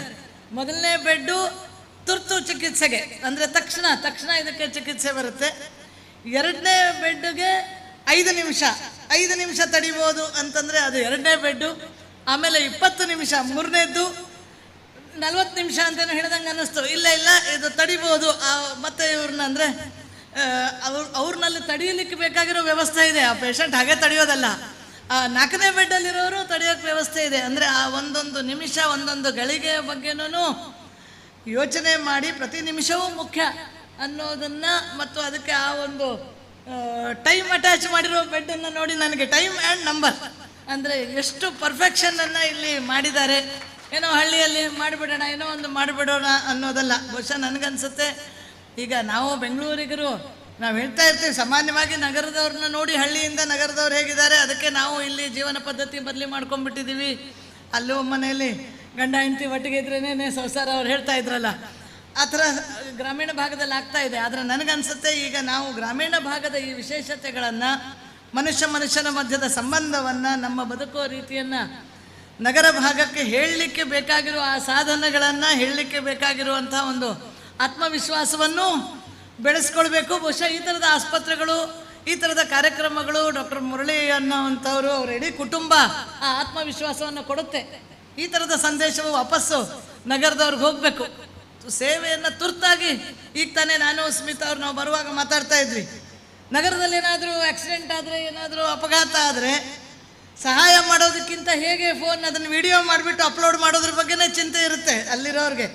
ಈ ಥರ ಎಷ್ಟು ನಿಮಿಷದಲ್ಲಿ ಅಪ್ಲೋಡ್ ಆಗುತ್ತೆ ಅನ್ನೋದು, ಎಷ್ಟು ಸೆಕೆಂಡ್ಗಳಲ್ಲಿ ನಾನು ಅಪ್ಲೋಡ್ ಮಾಡ್ತೀನಿ, ನಾನೇ ಮೊದಲನೇ ಆಗ್ತೀನಿ ಅನ್ನೋ ಚಿಂತೆ ಇರುತ್ತೆ ಹೊರತು ಅವನನ್ನು ಉಳಿಸಿ ಕರೆಕ್ಟಾಗಿ ತಕ್ಷಣ ಆಸ್ಪತ್ರೆಗೆ ತಲುಪಿಸಿ ಬೆಡ್ ನಂಬರ್ 1 ಅವ್ರನ್ನ ಅಡ್ಮಿಟ್ ಮಾಡಿಸಿಸ್ಬಿಟ್ಟು ಟ್ರೀಟ್ಮೆಂಟ್ ಕೊಡಬೇಕು ಅನ್ನುವಂಥ ಯೋಚನೆ ಅದೆಲ್ಲೋ ಒಂದು ಕಡೆ ಮನುಷ್ಯತ್ವ ಕಳ್ಕೊಳ್ಳೋಕೆ ಶುರು ಮಾಡಿಬಿಟ್ಟಿದೆ.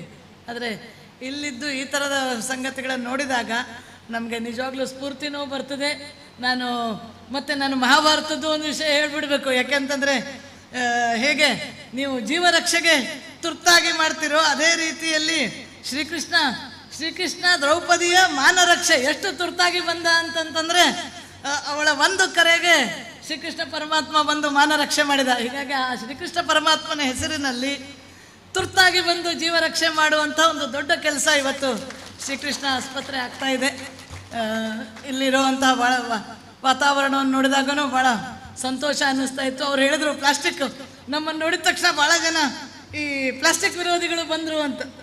ನಾನು ಒಬ್ಬ ಇಂಜಿನಿಯರ್ ಆಗಿ, ಅದು ಎಲೆಕ್ಟ್ರಾನಿಕ್ಸ್ ಆ್ಯಂಡ್ ಕಮ್ಯುನಿಕೇಷನಲ್ಲಿ ಇಂಜಿನಿಯರಿಂಗ್ ಮಾಡಿದ್ದು, ದೇಶದ ಯುದ್ಧ ವಿಮಾನದಲ್ಲಿ ಕೆಲಸ ಮಾಡಿದವಳು. ನಾನು ಯಾವಾಗಲೂ ಅಂದ್ಕೊಳ್ತಿರ್ತೀನಿ, ಪ್ಲಾಸ್ಟಿಕ್ ವಿರೋಧಿ ಅಂತಂದರೆ ಬಹುಶಃ ಬದುಕಕ್ಕೆ ಆಗಲ್ಲ. ಇಲ್ಲಿ ನೀವು ಕೂತಿರೋರು ಎಲ್ಲರೂ ನೆಲದ ಮೇಲೆ ಕೊಡಬೇಕಾಗತ್ತೆ, ನಾವೂ ಬಹುಶಃ ನೆಲದ ಮೇಲೆ ಕೊಡುವಂಥ. ಯಾಕೆಂದರೆ ಪ್ಲಾಸ್ಟಿಕ್ ಇಲ್ಲದ ಇವತ್ತು ಬದುಕು ಯೋಚನೆ ಮಾಡೋಕ್ಕೂ ಸಾಧ್ಯ ಇಲ್ಲ, ಪ್ಲಾಸ್ಟಿಕ್ ಇಲ್ಲದ ಆಸ್ಪತ್ರೆ ನಡೆಸೋಕೆ ಸಾಧ್ಯ ಇಲ್ಲ.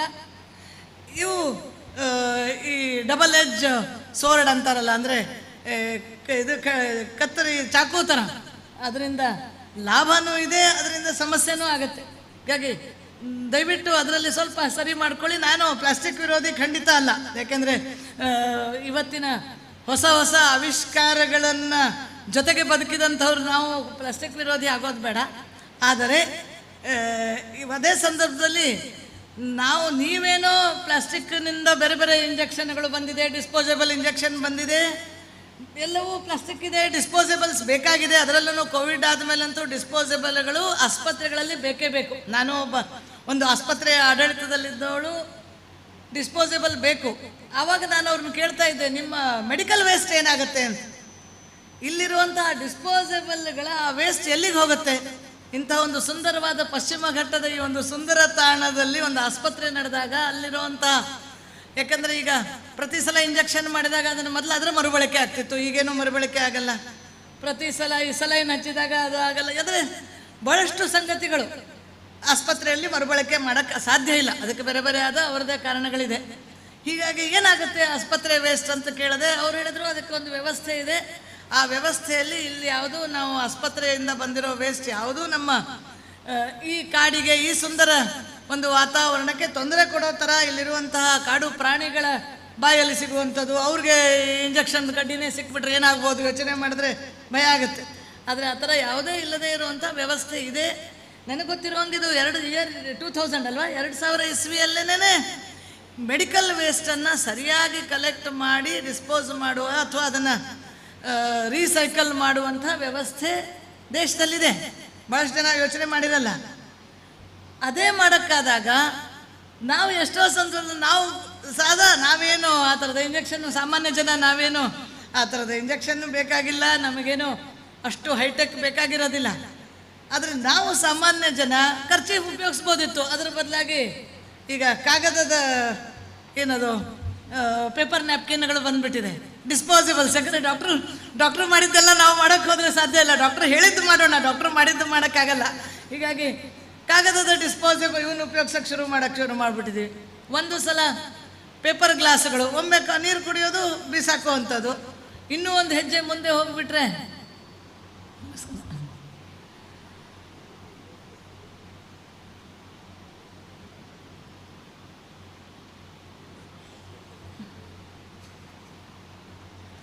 ಇನ್ನೊಂದು ಹೆಜ್ಜೆ ಮುಂದೆ ಹೋದರೆ ಈಗ ಯಾವ ಮದುವೆ ಮನೆಗೆ ಎಲ್ಲಿಗೆ ಹೋಗಿ ಪ್ಲಾಸ್ಟಿಕ್ ಬಾಟ್ಲಿಗಳು. ನಾನು ಅಂದ್ಕೊಂಡೆ ಇದು ಬೆಂಗಳೂರಿನಲ್ಲಿ ಅಷ್ಟೇ ಅಂತಂದರೆ, ಅದು ಸಣ್ಣ ಸಣ್ಣ ಊರುಗಳಲ್ಲೂ ಏನೋ ದೇಶಿ ಊಟ ಅಂತ ಹೇಳ್ತಾರೆ, ಬಾಳೆ ಎಲೆ ಇರುತ್ತದೆ. ಜೊತೆಗೆ ಮೊದಲು ಬಾಳೆ ಎಲೆ ಪ್ರಾರಂಭ ಒರೆಸ್ಲಿಕ್ಕೆ ಬೇಕಲ್ಲ, ಒರೆಸ್ಲಿಕ್ಕೆ ಒಂದು ಖರ್ಚೀಫ್ ಬೇಕಲ್ಲ, ಅಲ್ಲೂ ಅಷ್ಟೊಂದು ಹೈಜೀನ್ ಅವಶ್ಯಕತೆ ಇದೆಯಾ ಅಂತ ಡಾಕ್ಟ್ರ್ ಕೇಳಬೇಕು. ಆ ಒರೆಸೋ ಖರ್ಚೀಫಿಗೆ ಒಂದು ಪ್ಲಾಸ್ಟಿಕ್ ಕವರಲ್ಲಿರುತ್ತೆ. ಅದು ಒಂದು ಅದನ್ನು ತೆಗೆದು ಅದಕ್ಕೆ ಒಂದು ಒಳ್ಳೆ ಸುವಾಸನೆ ಬರಬೇಕಲ್ಲ. ನಿಮ್ಮ ಬಾಳೆ ಎಲೆ ಒರೆಸೋದಕ್ಕೆ ಯಾಕೆ ಆ ಕೆಮಿಕಲ್ ಹಾಕಿರುವಂಥ ಆ ವೆಟ್ ಟಿಶ್ಯೂ ಬೇಕೋ ನಂಗೆ ಗೊತ್ತಿಲ್ಲ. ಸೊ ಪ್ಲಾಸ್ಟಿಕ್ ಕವರ್ ತೆಗೆದು ಆ ವೆಟ್ ಟಿಶ್ಯೂಯಿಂದ ನೀವು ಬಾಳೆ ಎಲೆಯನ್ನು ಒರೆಸಿ, ಆಮೇಲೆ ಊಟ ಬಡಿಸಿರೋದ್ರಲ್ಲೂ ಅರ್ಧಕ್ಕರ್ಧ ಬಿಡುವಂಥದ್ದು ಇದೆ. ಬೇಡ ಅನ್ನೋ ಹೇಳೋದಿಲ್ಲ, ಏನು ಹಾಕಿದ್ರು ಬೇಕು ಬೇಕು ಅನ್ನೋದನ್ನೇ ಕಲ್ಕೊಂಡ್ಬಿಟ್ಟಿದ್ದೀವಲ್ಲ ನಾವು. ಹೀಗಾಗಿ ಅದನ್ನು ಬಿಡುವಂಥದ್ದು. ನಂತರ ಊಟ ಆದಮೇಲೆ ಊಟದ ಸಂದರ್ಭದಲ್ಲೂ ಪಾಯಸ, ಎಲೆ ಕೊನೆ ಪಾಯಸ, ಅದು ಒಂದು ಪ್ಲಾಸ್ಟಿಕ್ ಕಪ್ಪು, ಸ್ವೀಟ್ ಒಂದು ಪ್ಲಾಸ್ಟಿಕ್ ಕಪ್ಪು, ಈ ಥರ. ಅಂದರೆ ನಮಗೆ ಗೊತ್ತಿಲ್ಲದೆ ನಾವು ಒಂದು ಮದುವೆ ಊಟ ಅಥವಾ ಯಾವುದಾದ್ರೂ ಒಂದು ಹೋಟೆಲ್ಗೆ ಹೋಗಿ ಎಲ್ಲಾದರೂ ಊಟಕ್ಕೆ ಹೋದರೆ ನಾನು ನೋಡ್ತಾ ಇದ್ದೆ, ಒಂದು ಪಟ್ಟಿ ಮಾಡ್ತಾ ಇದ್ದೆ ನಾನು, ಸುಮಾರು 25 ಥರದ ಬೇರೆ ಬೇರೆ ಬೇರೆ ಬೇರೆ ಬಿಸಾಕುವಂಥ ಸಂಗತಿಗಳು ಬರ್ತವೆ. ಅದ್ರ ಕೆಳಗಡೆ ಬೇರೆ ಕಾಗದದ ಲೋಟಗಳು, ಪ್ಲಾಸ್ಟಿಕ್ ಲೋಟಗಳು. ಏನಾದರೂ ಕೇಳಿದೆ, ಇಲ್ಲ ಕಾಗದ ಇಕೋ ಫ್ರೆಂಡ್ಲಿ. ನಾನು ಯಾವಾಗಿಂದ ಇದು ಯಾರು ಹೇಳಿದ್ರು ಕಾಗದವನ್ನು ಇಕೋ ಫ್ರೆಂಡ್ಲಿ, ಕಾಗದ ಪರಿಸರ ಸ್ನೇಹಿ ಅಂಥೇಳಿ ಯಾರು ಮಹಾನುಭಾವ ಹೇಳಿದ್ರು ನನಗಿನ್ನೂ ಅವರು ಸಿಕ್ಕಿಲ್ಲ. ಯಾಕಂದರೆ ಕಾಗದ ಬರೋದೇ ಗಿಡ ಕತ್ತರಿಸೋದ್ರಿಂದ. ನಮ್ಗೆ ಗೊತ್ತಿದೆ ಕಾಗದ ತಯಾರಾಗೋದು ಮರ ಕತ್ತರಿಸೋದ್ರಿಂದ. ಕಾಗದ ತಯಾರು ಮಾಡೋದಕ್ಕೆ ಬ್ಲೀಚ್ ಬೇಕು, ಭಾಳಷ್ಟು ಎಲೆಕ್ಟ್ರಿಸಿಟಿ ಬೇಕು. ಯಾವ ಎಲೆಕ್ಟ್ರಿಸಿಟಿ ನಾವು ಹೈಡ್ರಾಲಿಕ್ ಪವರ್ ಅಂಥೇಳಿ ಇನ್ನೂ ಆರಾಮಾಗಿದ್ದೀವಿ. ಅದು ವಿಶ್ವೇಶ್ವರಯ್ಯ ಅವ್ರ ಜೊತೆಗೇನೆ ಅವಾಗೇನೋ ಹೈಡ್ರಾಲಿಕ್ ಪವರ್ ಬಂತು. ನೀರಿನ ಒಂದು ಆ ಎನರ್ಜಿಯಿಂದ ಎಲೆಕ್ಟ್ರಿಸಿಟಿ ತಯಾರಾಗ್ತಾ ಇತ್ತು. ಆದರೆ ಇವತ್ತು ನಾವು ಉಪಯೋಗಿಸ್ತಿರುವಂಥ ಬಲ್ಬ್ಗಳಲ್ಲಿ 10 ಬಲ್ಬಲ್ಲಿ 8 ಬಲ್ಬ್ ಬರುವಂಥದ್ದು ಥರ್ಮಲ್ ಪವರಿಂದ, ಅಂದರೆ ಕೋಲ್ ಸುಡೋದ್ರಿಂದ, ಕಲ್ಲಿದ್ದಲು ಸುಡೋದ್ರಿಂದ. ಕಲ್ಲಿದ್ದಲು ಸುಟ್ಟಾಗ ಏನಾಗುತ್ತೆ, ನಾವು ಗೂಗಲ್ ಮಾಡಿದ್ರೆ ಸಿಕ್ಕಿಬಿಡುತ್ತೆ, ಎಷ್ಟೋ ಟನ್ಸ್ ಗಟ್ಟಲೆ ಕಾರ್ಬನ್ ಗಾಳಿಗೆ ಹೋಗುತ್ತೆ. ಆ ಥರ್ಮಲ್ ಪ್ಲಾಂಟ್ ಸುತ್ತಮುತ್ತಲ ಇರೋ ಜನರ ಜೀವನ, ಕಾಡಿನಿಂದ ಕಲ್ಲಿದ್ದಲನ್ನು ತೆಗೆದುಕೊಂಡು ಬರುವಂಥದ್ದು, ಅಲ್ಲಿ ಮೈನಿಂಗ್ ಆಗಬೇಕು, ಅದು ಇಲ್ಲಿಗೆ ಬರಬೇಕು. ಇಷ್ಟೆಲ್ಲ ಆದ ಮೇಲೆ ನಮ್ಮ ಮನೆಗೆ, ನಮ್ಮ ಬೆಂಗಳೂರಿಗೂ ಇರ್ಬೋದು, ನಮ್ಮ ಕಕ್ಕಿಂಜೆಗೆ ಬರುವಂಥದ್ದು ಇಲ್ಲಿ ನಮ್ಗೆ ಗೊತ್ತಾಗಲ್ಲ, ವೈರಲ್ಲಿ ಬರ್ತದೆ, ಚೆನ್ನಾಗಿ ಅನಿಸುತ್ತೆ, ಯಾವುದೇ ಹೊಗೆ ಇಲ್ಲ, ಲೈಟ್ ಹಾಕ್ಕೊಂಡ್ಬಿಡ್ತೀವಿ. ಆದರೆ ಅದು ಎಷ್ಟು ಪೊಲ್ಯೂಷನ್ ಇದೆ. ಆ ಎಲೆಕ್ಟ್ರಿಸಿಟಿಯಿಂದ ನಾವು ಕಾಗದ ತಯಾರು ಮಾಡೋದಕ್ಕೆ ಎಲೆಕ್ಟ್ರಿಸಿಟಿ ಬೇಕು, ನೀರು ಎಷ್ಟು ದೊಡ್ಡ ಪ್ರಮಾಣದಲ್ಲಿ ಬೇಕು, ಅದರಿಂದ ಕೆಮಿಕಲ್ಗಳು ಎಷ್ಟು ಪ್ರಮಾಣದಲ್ಲಿ ನೀರನ್ನು ಹಾಳು ಮಾಡ್ತಾ ಇದೆ. ಆ ಕಾಗದವನ್ನು ನಾವು ತೆಗೆದುಕೊಂಡು ಬರ್ತೀವಿ, ಕಾಗದವನ್ನು ಉಪಯೋಗಿಸ್ತೀವಿ. ನಾನು ಆಮೇಲೆ ಭಾಳ ಯೋಚನೆ ಮಾಡಿದೆ, ಕಾಗದ ಇಕೋ ಫ್ರೆಂಡ್ಲಿ ಅನ್ನಲಿ ಕಾರಣ ಏನು ಅಂತಂದರೆ, ಕಾಗದದಿಂದ ಗೊಬ್ಬರ ಆಗಬಹುದು. ಗೊಬ್ಬರದಲ್ಲಿ ಕಾಗದ ಹಾಕಿಬಿಟ್ಟು ಅದು ಸ್ವಲ್ಪ ಡ್ರೈ ಆಗಕ್ಕೆ ಉಪಯೋಗಿಸ್ತಾರೆ. ನಾವು ಕಂಪೋಸ್ಟಿಂಗ್ ಮಾಡುವಾಗೂ ಮನೆಯಲ್ಲೇ ಕಂಪೋಸ್ಟಿಂಗ್ ಗೊಬ್ಬರ ಮಾಡುವಾಗ ಒಣಗಿದ ಎಲೆ ಸಿಗಲ್ಲ ನಮಗೆ ಬೆಂಗಳೂರಿನಲ್ಲಿ ಎಲ್ಲದಕ್ಕೂ ಒದ್ದಾಟನೇ, ಒಣಗಿದ ಎಲೆ ಸಿಗಲ್ಲ. ಅವಾಗ ಕಾಗದವನ್ನು ಹರಿದು ಅದಕ್ಕೆ ಹಾಕ್ತಾರೆ, ಅವಾಗ ಈ ಗೊಬ್ಬರ ಮಾಡಲಿಕ್ಕೆ ಅನುಕೂಲ ಆಗುತ್ತೆ. ಈ ಗೊಬ್ಬರ ಮಾಡೋದು ಇವೆಲ್ಲನೂ ನಾವು ಇತ್ತೀಚಿನ ದಿನದಲ್ಲೇ ಕಲ್ತ್ಕೊಂಡಿರೋರು. ನಗರದವರೆಲ್ಲ ಸ್ವಲ್ಪ ಕಸ ಮಾಡಬಾರ್ದು ಅಂದರೆ ಗೊಬ್ಬರ ಮಾಡೋದು ನಾವೇ ಕಲ್ತ್ಕೊಳ್ಬೇಕಾಗತ್ತೆ, ಮನೆಯ ಕಸವನ್ನು ಎಲ್ಲಿ ಕಳಿಸೋದು ಅಂತ. ಕಾಗದ ಗೊಬ್ಬರಕ್ಕೆ ಹೋಗುತ್ತೆ ಅಂತ, ಆದರೆ ನಾವು ಕೈ ಒರೆಸಿರೋ ಕಾಗದವನ್ನು ಗೊಬ್ಬರ ಮಾಡೋರು ಯಾರಿದ್ದಾರೆ? ನಾವು ಅದು ಅಡಿಕೆ ತಟ್ಟೆ ಇರ್ಬೋದು, ಕಾಗದದ ಪ್ಲೇಟ್ ಇರ್ಬೋದು, ನಾವು ಕಾಗದದ ಲೋಟ ಇರ್ಬೋದು. ಕಾಗದದ ಲೋಟದಲ್ಲಿ ಮತ್ತೆ ಒಂದು ಮೈಕ್ರೋ ಪ್ಲಾಸ್ಟಿಕ್ಕಿನ ಒಳಗಡೆ ಒಂದು ಲೇಯರ್ ಇರ್ತದೆ, ನಾವು ಕುಡಿದು ಬಿಸಾಕಿದ್ದು. ಹಾಗೆ ನೋಡಿದರೆ ನಾನು ಎಷ್ಟೋ ಸಲ ಅನಿಸುತ್ತೆ, ಪ್ಲಾಸ್ಟಿಕ್ ಬಿಸಾಕಿದರೆ ಪ್ಲಾಸ್ಟಿಕ್ ಎಲ್ಲೋ ಯಾರೋ ಒಬ್ರು ಹಿಡ್ಕೊಂಡ್ಬಿಟ್ಟು ರೀಸೈಕಲ್ ಮಾಡ್ಬೋದು. ಆದರೆ ಈ ಪ್ಲಾಸ್ಟಿಕ್ಕಿನ ಒಂದು ಲೇಯರ್ ಇರುವಂತಹ ಕಾಗದದ ಲೋಟ ಬಿಸಾಕಿದರೆ ಅತ್ತಗೆ ಗೊಬ್ಬರವೂ ಆಗಲ್ಲ, ಇನ್ನೊಂದು ಕಡೆ ಅದು ರೀಸೈಕಲ್ಲು ಆಗಲ್ಲ. ಎಲ್ಲದರ ಬಗ್ಗೆ ಇವೆಲ್ಲ ಸಣ್ಣ ಸಣ್ಣ ವಿಷಯಗಳು. ನಮಗೆ ದೊಡ್ಡ ದೊಡ್ಡ ವಿಷಯಗಳನ್ನು ಮಾಡೋಕ್ಕಾದಾಗ ಸಣ್ಣ ವಿಷಯಗಳ ಬಗ್ಗೆ ಅದಕ್ಕೂ ವೈದ್ಯರು ಬರಬೇಕಾ? ಸಣ್ಣ ಸಣ್ಣ ಸಣ್ಣ ನಮ್ಮ ಒಂದಿಷ್ಟು ಯೋಚನೆ ಮಾಡೋದು, ಸರಿಯಾಗಿ ಕಾಮನ್ ಸೆನ್ಸನ್ನು ಬಳಸೋಕ್ಕೂ ಇವತ್ತು ನಾವು ಅದಕ್ಕೊಂದು ಮತ್ತೊಂದು ಶಾಲೆಯನ್ನು ಕಟ್ಟಬೇಕಾ, ಅದಕ್ಕೆ ಮತ್ತೊಂದಿಷ್ಟು ಸಿಮೆಂಟ್ಗಳನ್ನು ಸುರಿಬೇಕಾ ಅನ್ನೋದ್ರ ಬಗ್ಗೆ ಯೋಚನೆ ಮಾಡಬೇಕು. ನನಗನ್ಸುತ್ತೆ ಇದನ್ನೇ ಈ ದೃಷ್ಟಿಯಿಂದ ಅದಮ್ಯ ಚೇತನ ಯಾವಾಗ ನಾವು ನಮ್ಮ ಅಡುಗೆ ಮನೆಯಿಂದನೂ ಏನು ಕಡಿಮೆ ಕಸ ಹೋಗ್ತಾ ಇರಲಿಲ್ಲ. ಅದಮ್ಯ ಚೇತನದ ಅಡುಗೆ ಮನೆಯಿಂದ ದಿನಕ್ಕೆ 50,000 ಅಡುಗೆ ಆದಾಗ ನಮ್ಮ ಅಡುಗೆ ಮನೆಯಿಂದನೂ ಒಂದು 400 ರಿಂದ 500 kg ಕಸ ದಿನ ಹೋಗೋದು. ತರಕಾರಿ ಸಿಪ್ಪೆ ಹೋಗೋದು, ಕಾಗದಗಳ ತುಂಡುಗಳು ಹೋಗುವಂಥದ್ದು, ಮೆಟಲ್ಗಳು ಪೀಸ್ಗಳು, ಸ್ಟೆಪ್ಲರ್ ಪಿನ್ನುಗಳು, ಹೀಗೆ ತೆಂಗಿನ ಚಿಪ್ಪು, ಈ ಥರ ನಮಗೆ ಒಂದು 400 kg ಇದೆಲ್ಲ ಕಸಗಳಿತ್ತು ಅಡುಗೆ ಮನೆ ಕಸದಲ್ಲೇ. ನಮ್ಮ ಮನೆಯಲ್ಲಿ ನೋಡಿದ್ರೂ, ನನ್ನ ಮನೆಯಲ್ಲೂ ಅದೇ ಥರ ಕಸದ ಬುಟ್ಟಿಯಲ್ಲಿ ಎಲ್ಲ ಸೇರಿಸಿ ಎಲ್ಲ ಹಾಕೋದು, ಕೊನೆಗೆ ತಟ್ಟೆಯಲ್ಲಿ ಬಿಟ್ಟಿರೋದು, ನೆಲದ ಮೇಲೆ ಬಿದ್ದಿರೋ ಅನ್ನ. ಯಾವಾಗ ಈ ಕಸದ ಬಗ್ಗೆ ಚರ್ಚೆ ಶುರು ಆಯಿತು, ಇದು ಸುಮಾರು ಒಂದು 16 ವರ್ಷದ ಹಿಂದೆ ನಾವು ಯೋಚನೆ ಮಾಡಿದ್ವಿ, ಅಡುಗೆ ಮನೆ ಇದೆ, ಅದು ಒಂದು ರೀತಿಯ ಪಾಠಶಾಲೆ, ಪಾಠಶಾಲೆ ಅಂತ ಹೇಳ್ತೀವಿ, ತಾಯಿಯೇ ಮೊದಲ ಗುರು ಅಂತ ಹೇಳ್ತೀವಿ. ಆದರೆ ಅತಿ ಹೆಚ್ಚು ಕಸ ಮನೆಯಿಂದ ಎಲ್ಲಿಗೆ ಹೋಗುತ್ತೆ ಅಂದರೆ ಅಡುಗೆ ಮನೆಯಿಂದ ಹೋಗುತ್ತೆ. ಇದ್ರ ಬಗ್ಗೆ ಯಾಕೆ ಯೋಚನೆ ಮಾಡಬಾರ್ದು? ಒಂದು ಕಡೆ ತಾಯಿಯಾದವಳು ಒಳ್ಳೆಯ ಆಹಾರವನ್ನು ಕೊಡಬೇಕು, ಒಳ್ಳೆಯ ಅಡುಗೆ ಮಾಡಿಕೊಡ್ಬೇಕು. ಅದ್ರ ಬಗ್ಗೆನೂ ಡಾಕ್ಟ್ರುಗಳು ಹೇಳ್ತಾ ಇರ್ತಾರೆ, ಮೊದಲನೇ ಔಷಧಿನೇ ನಿಮ್ಮ ಊಟದಲ್ಲೇ ಔಷಧಿ ಇದೆ ಅಂತ. ಮೊದಲನೇದೇ ಅದನ್ನು ನಾವು ಕೇಳಿಸ್ಕೊಳ್ಳಲ್ಲ. ಭಾಳ ಸಲ ಡಾಕ್ಟರ್ಸ್ ಹೇಳಿದ್ದೆಲ್ಲ ಕೇಳಿಸ್ಕೊಳ್ಳಲ್ಲ, ಯಾಕೆಂದರೆ ಅವ್ರು ಔಷಧಿ ಯಾವುದು ಬರೆದು ಕೊಡ್ತಾರೆ ಅದು ಒಂದೇ ಬಿಟ್ಟರೆ ಕೇಳಿಸ್ಕೊಳ್ಳಲ್ಲ. ಊಟವನ್ನು ಸರಿಯಾಗಿ ಮಾಡಬೇಕು. ಊಟದಲ್ಲಿ ಭಾಳ ವಿಷ ಸೇರ್ಕೊಂಡ್ಬಿಟ್ಟಿದೆ ಇವತ್ತು. ಬೇರೆ ಬೇರೆ ಥರದ ಬಣ್ಣಗಳು ಬೇಕಾಗಿದೆಯಾ, ಇವೆಲ್ಲ ಒಂದು ಪ್ರಶ್ನೆ. ಆದರೆ ಅಡುಗೆ ಮಾಡೋದಕ್ಕೆ ಉಪಯೋಗಿಸುವಂಥ ಇಂಧನ ನಾನೇನು ಬಳಸ್ತಾ ಇದ್ದೀನಿ, ಅದಕ್ಕೆ ಬಳಸಿರೋ ನೀರು ಎಲ್ಲಿಂದ ಬರ್ತದೆ, ನಾನು ಬಳಸಿ ಆದಮೇಲೆ ಅದು ಎಲ್ಲಿಗೆ ಹೋಗುತ್ತೆ, ನೀರು ಕಡಿಮೆ ಬಳಸೋದಕ್ಕೆ ನಾನೇನು ಮಾಡ್ಬೋದು, ಈ ಥರದ ಸಂಗತಿಗಳು ತಾಯಿ ಆದವರು ತಂದೆ ಆದವರು ಸಹ ಮನೆ ಯಜಮಾನರನ್ನು ಯೋಚನೆ ಮಾಡಬೇಕಾಗಿದೆ. ಹೀಗಾಗಿ ಇಲ್ಲಾಂದರೆ ನಾವು ಬರೀ ಯೋಚನೆ ಮಾಡೋದು LPG ಬೆಲೆ ಒಂದೇ. LPG ಬೆಲೆ ಜಾಸ್ತಿ ಆದಾಗ ಮಾತ್ರ ಅಡುಗೆ ಮನೆ ಕಡೆ ಸ್ವಲ್ಪ ನೋಡೋದು ಬಿಟ್ಟರೆ ನಮ್ಮ ಇಂಧನದ ಬಗ್ಗೆ ಯೋಚನೆ ಮಾಡಲ್ಲ, ನೀರಿನ ಬಗ್ಗೆ ಯೋಚನೆ ಮಾಡಲ್ಲ, ಕಸದ ಬಗ್ಗೆ ಅಂತೂ ತಲೆ ಕೆಡಿಸ್ಕೊಳ್ಳೋದೇ ಇಲ್ಲ. ಹೀಗಾಗಿ ಇದ್ರ ಬಗ್ಗೆ ಅದಮ್ಯ ಚೇತನ ತಲೆ ಕೆಡಿಸ್ಕೊಳ್ಳೋಕೆ ಶುರು ಮಾಡಿದ್ವಿ. ನಾವು ನಮ್ಮ ಅಡುಗೆ ಮನೆಯಲ್ಲೂ 50 LPG ಸಿಲಿಂಡರ್ ಬಳಸ್ತಾ ಇದ್ವಿ. ಪೆಟ್ರೋಲಿಯಂ ಇಂಧನ ಇದು ಅದರ ಸಮಸ್ಯೆಗಳನ್ನು ನಾನೇನು ಕಲ್ಲಿದ್ದಲಿನ ಸಮಸ್ಯೆ ಹೇಳಿದ್ನೋ, ಪೆಟ್ರೋಲಿಯಮ್ಮದು ಅದೇ ಥರದ ಸಮಸ್ಯೆ ಇದೆ. ಭೂಮಿಯಲ್ಲಿ 3000ಕ್ಕಿಂತ ಹೆಚ್ಚು ಅಡಿಯಲ್ಲಿ ಕೊರೆದು ತೆಗೆದು ಬರುವಂಥದ್ದು. ಇನ್ನು ಅದನ್ನು ಪ್ರೊಸೆಸ್ ಮಾಡಿ LPG ಅದು ಬಾಟ್ಲಿಂಗ್ ಆಗಿ ಅಥವಾ ಪೈಪ್ಲೈನಲ್ಲಿ ನಮ್ಮೂರು ತನಕ ಬರೋ ತನಕ ಭಾಳಷ್ಟು ಪರಿಸರ ಹಾನಿ ಮಾಡುವಂಥದ್ದೇ. ಮತ್ತೆ ಮರು ಉತ್ಪಾದನೆ ಮಾಡೋಕ್ಕಾಗತ್ತಾ? ನಮಗೆಲ್ಲ ಗೊತ್ತಿದೆ, ನಾವೆಲ್ಲರೂ ಶಾಲೆಯಲ್ಲಿ ಓದಿದ್ದೀವಿ, ಕಾಲೇಜಲ್ಲಿ ಓದಿದ್ದೀವಿ. ಮತ್ತೆ ಈ ಪಳಿಯುಳಿಕೆಗಳು ಅಂದರೆ ಡೀಸೆಲ್ ಪೆಟ್ರೋಲ್ ಮತ್ತೆ ತಯಾರಾಗಬೇಕು ಅಂತಂದರೆ ಇನ್ನೂ ಎಷ್ಟೋ ಲಕ್ಷ ವರ್ಷ ಬೇಕು. ಎಷ್ಟು ವರ್ಷ ಇನ್ನೂ ಇರುತ್ತೋ ಗೊತ್ತಿಲ್ಲ. ನಾವು ಉಪಯೋಗಿಸೋ ರೀತಿಯಲ್ಲಾದರೆ ಇನ್ನೊಂದು 20 ವರ್ಷ ಖಾಲಿ ಆಗುತ್ತೋ, ಮುಂದೆ ಏನಾಗುತ್ತೆ ಈ ಪ್ರಶ್ನೆ ಚಿಹ್ನೆ ಜೊತೆಗೆ ನಾವು ಹೋಗಿಬಿಡ್ತೀವಿ. ಆದರೆ ಮುಂದಿನ ಪೀಳಿಗೆಗೆ ಏನನ್ನು ಕೊಟ್ಟು ಹೋಗ್ತೀವಿ ಅನ್ನೋದ್ರ ಬಗ್ಗೆನೂ ನಾವು ಯೋಚನೆ ಮಾಡಬೇಕು. ಒಂದು ಕಡೆ ಉತ್ತಮ ವಿಚಾರಗಳನ್ನು ಬಿಟ್ಟು ಹೋಗ್ತಾ ಇಲ್ಲ, ಇನ್ನೊಂದು ಕಡೆ ಉತ್ತಮವಾದ ಒಂದು ಪರಿಸರವನ್ನು ಬಿಟ್ಟು ಹೋಗದೇ ಇರೋಂಗೆ ಆಗ್ತಾ ಇದೆಯಾ ಅನ್ನೋದು. ಅದರಲ್ಲೂ ಪಶ್ಚಿಮ ಘಟ್ಟದ ಮಧ್ಯಭಾಗದಲ್ಲಿ ನಾವು ನಿಂತಿರುವಂಥವ್ರು ನಾವೆಲ್ಲರೂ ಯೋಚನೆ ಮಾಡಬೇಕು. ನಾವು ಖಂಡಿತವಾಗಿಯೂ ಬೆಂಗಳೂರಿನಲ್ಲಿರೋರನ್ನ, ಡೆಲ್ಲಿಯಲ್ಲಿರೋರನ್ನ, ಅವರ ಪರಿಸ್ಥಿತಿ ಏನಾಗಿದೆ ನಮ್ಗೆ ಗೊತ್ತಿದೆ. ದೆಹಲಿಯಲ್ಲಿರೋರು ಇವತ್ತು ಉಸಿರಾಡೋದಕ್ಕೂ ಒದ್ದಾಡ್ತಾ ಇದ್ದಾರೆ. ಮೊದಲು ಏರ್ ಕಂಡೀಷನ್ ಬಂತು, ಈಗ ಏರ್ ಪ್ಯೂರಿಫೈಯರ್. ಪ್ರತಿ ರೂಮಿನಲ್ಲಿ 2 ಡಬ್ಬಗಳು, ಒಂದು ಏರ್ ಕಂಡೀಷನರ್ ಡಬ್ಬ ಇದೆ. ನನ್ನ ಮಗಳು ದೆಹಲಿಯಲ್ಲೇ ಇರ್ತಾಳೆ. ನಾನು ಮೊನ್ನೆ ತಾನೇ ಅವಳ ಮನೆಗೆ ಹೋಗಿ ಬಂದೆ. ಅವಳಿಗೂ ಇದೆಲ್ಲ ವಿಷಯ ಗೊತ್ತಿದೆ, ಯಾಕಂದರೆ ನಾವು ಮನೆಯಲ್ಲೂ ಇದೇ ವಿಷಯ ಮಾತಾಡ್ತಾ ಇದ್ರು. ಅವಳು ಹೇಳೋದು, ಅಮ್ಮ ಈಗ ಏರ್ ಪ್ಯೂರಿಫೈ ಇರಲಿಲ್ಲ ಅಂದರೆ ಇಲ್ಲಿ ಇರೋಕ್ಕಾಗಲ್ಲ, ನನಗಿಲ್ಲಿ ಬದುಕೋಕ್ಕಾಗಲ್ಲ. ಯಾಕಂದರೆ ಏರ್ ಕ್ವಾಲಿಟಿ ಇಂಡೆಕ್ಸ್ ಅಂತ AQI ಅಂತ ನೀವು ಪೇಪರಲ್ಲಿ ನೋಡ್ತಾ ಇರ್ಬೋದು. ಇಲ್ಲಿರೋರಿಗೆ ಅದೃಷ್ಟವಶಾತ್ ನಿಮಗೆ ಆ ಸಮಸ್ಯೆ ಇಲ್ಲ. ಏರ್ ಕ್ವಾಲಿಟಿ ಇಂಡೆಕ್ಸ್ ಅದು ಸಾಮಾನ್ಯವಾಗಿ ಇರಬೇಕಾಗಿದ್ದು 30 ಅಥವಾ 40ಗಿಂತ ಕಡಿಮೆ, 40 ಯೂನಿಟ್ಗಿಂತ ಕಡಿಮೆ, PPM ಅಂತ ಹೇಳ್ತಾರೆ. 40 PPMಗಿಂತ ಕಡಿಮೆ ಇರಬೇಕು. ಇಲ್ಲೆಲ್ಲ 20 ಇದೆಯೋ 10 ಇದೆಯೋ, ಇನ್ನೂ ಕಡಿಮೆ. ಇಲ್ಲೆಲ್ಲ 20 ಇರ್ತದೆ, 15 ಇರುತ್ತೆ. ಬೆಂಗಳೂರಿನಲ್ಲಿ 70-80, ಅದು ಒಂದು ಗ್ರೀನ್ ಸಿಟಿ ಅಂತ ಹೆಸರು ಮಾಡಿರುವಂಥದ್ದು. ಹಸಿರು ಬೆಂಗಳೂರಿನಲ್ಲಿ 70-80 ಇದೆ. ದೆಹಲಿಯಲ್ಲಿ ಸಾಮಾನ್ಯವಾಗಿಯೇ 300-400 ಇರುತ್ತೆ. ಅದು ಈಗ 1200ಕ್ಕೆ ಹೋಗಿತ್ತಂತೆ. ಅಲ್ಲಿ ಆ ಮೀಟರಲ್ಲಿ 1000 ದಾಟಿಲ್ಲ, 999 ಅಷ್ಟೇ ತೋರಿಸುತ್ತೆ.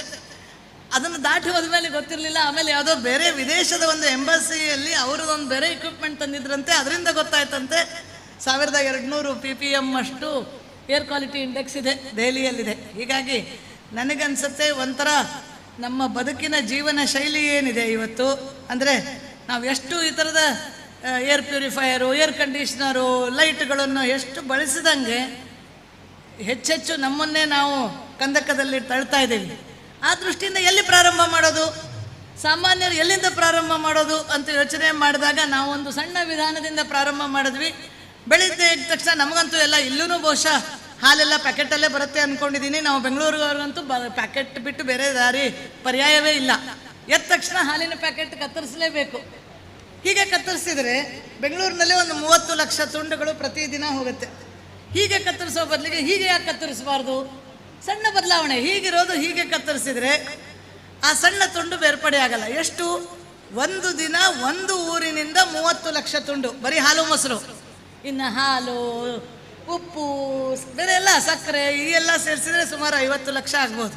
ಹೀಗೆ ಕತ್ತರಿಸಿದ್ರೆ ಹೀಗೆ. ಮತ್ತು ಉಳಿಯತ್ತಲ್ಲ ಪ್ಲಾಸ್ಟಿಕ್ಕು ಅಂತಂದರೆ, ಈ ಪ್ಲಾಸ್ಟಿಕ್ ಉಳಿದಿದ್ದು ಯಾರಾದರೂ ಮಹಾನುಭಾವರು ಹಿಡಿದು ರೀಸೈಕಲ್ ಕಳಿಸ್ತಾರೆ.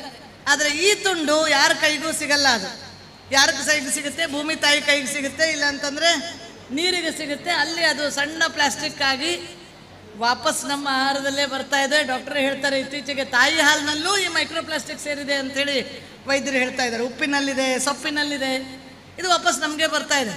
ನಮ್ಮ ಬೆಂಗಳೂರಿನ ಅಥವಾ ನಗರ ಪ್ರದೇಶದ ಬರುವಂಥವ್ರು ರಸ್ತೆ ಬದಿಯಲ್ಲಿ ಸಣ್ಣ ಸಣ್ಣ ಸಣ್ಣ ಸಣ್ಣ ಪ್ಲಾಸ್ಟಿಕ್ ತುಂಡುಗಳನ್ನು ಬಿಸಾಕಿದ್ದನ್ನು ನೋಡ್ತಾ ಇದ್ದಾಗ ನಾನು ಹೇಳಿದೆ, ಅವ್ರು ಅಲ್ಲಿಂದ ಬಂದು ಇಲ್ಲಿ ನೋಡಕ್ಕೆ ಬಂದಿದ್ದಾರೋ ಹಾಳು ಮಾಡೋಕ್ಕೆ ಬರ್ತಾ ಇದ್ದಾರೋ ಅನ್ನೋದನ್ನು ನಾವೀಗ ಯೋಚನೆ ಮಾಡಬೇಕು. ಅವ್ರಿಗೆ ಬುದ್ಧಿ ಹೇಳಬೇಕು. ಈ ಸಂಗತಿಗಳನ್ನು ನಾವು ತಿಳ್ಕೊಳ್ಳುವಂಥ ಅವಶ್ಯಕತೆ ಇದೆ. ಮೈಕ್ರೋ ಪ್ಲಾಸ್ಟಿಕ್ ಬಗ್ಗೆ, ಏರ್ ಕ್ವಾಲಿಟಿ ಇಂಡೆಕ್ಸ್ ಬಗ್ಗೆ, ಕಾಗದ ಹೇಗೆ ತಯಾರಾಗುತ್ತೆ, ನಮ್ಮ ಎಲೆಕ್ಟ್ರಿಸಿಟಿ ಹೇಗೆ ತಯಾರಾಗುತ್ತೆ, ಇವೆಲ್ಲವೂ ಸಾಮಾನ್ಯ ಜ್ಞಾನಗಳು.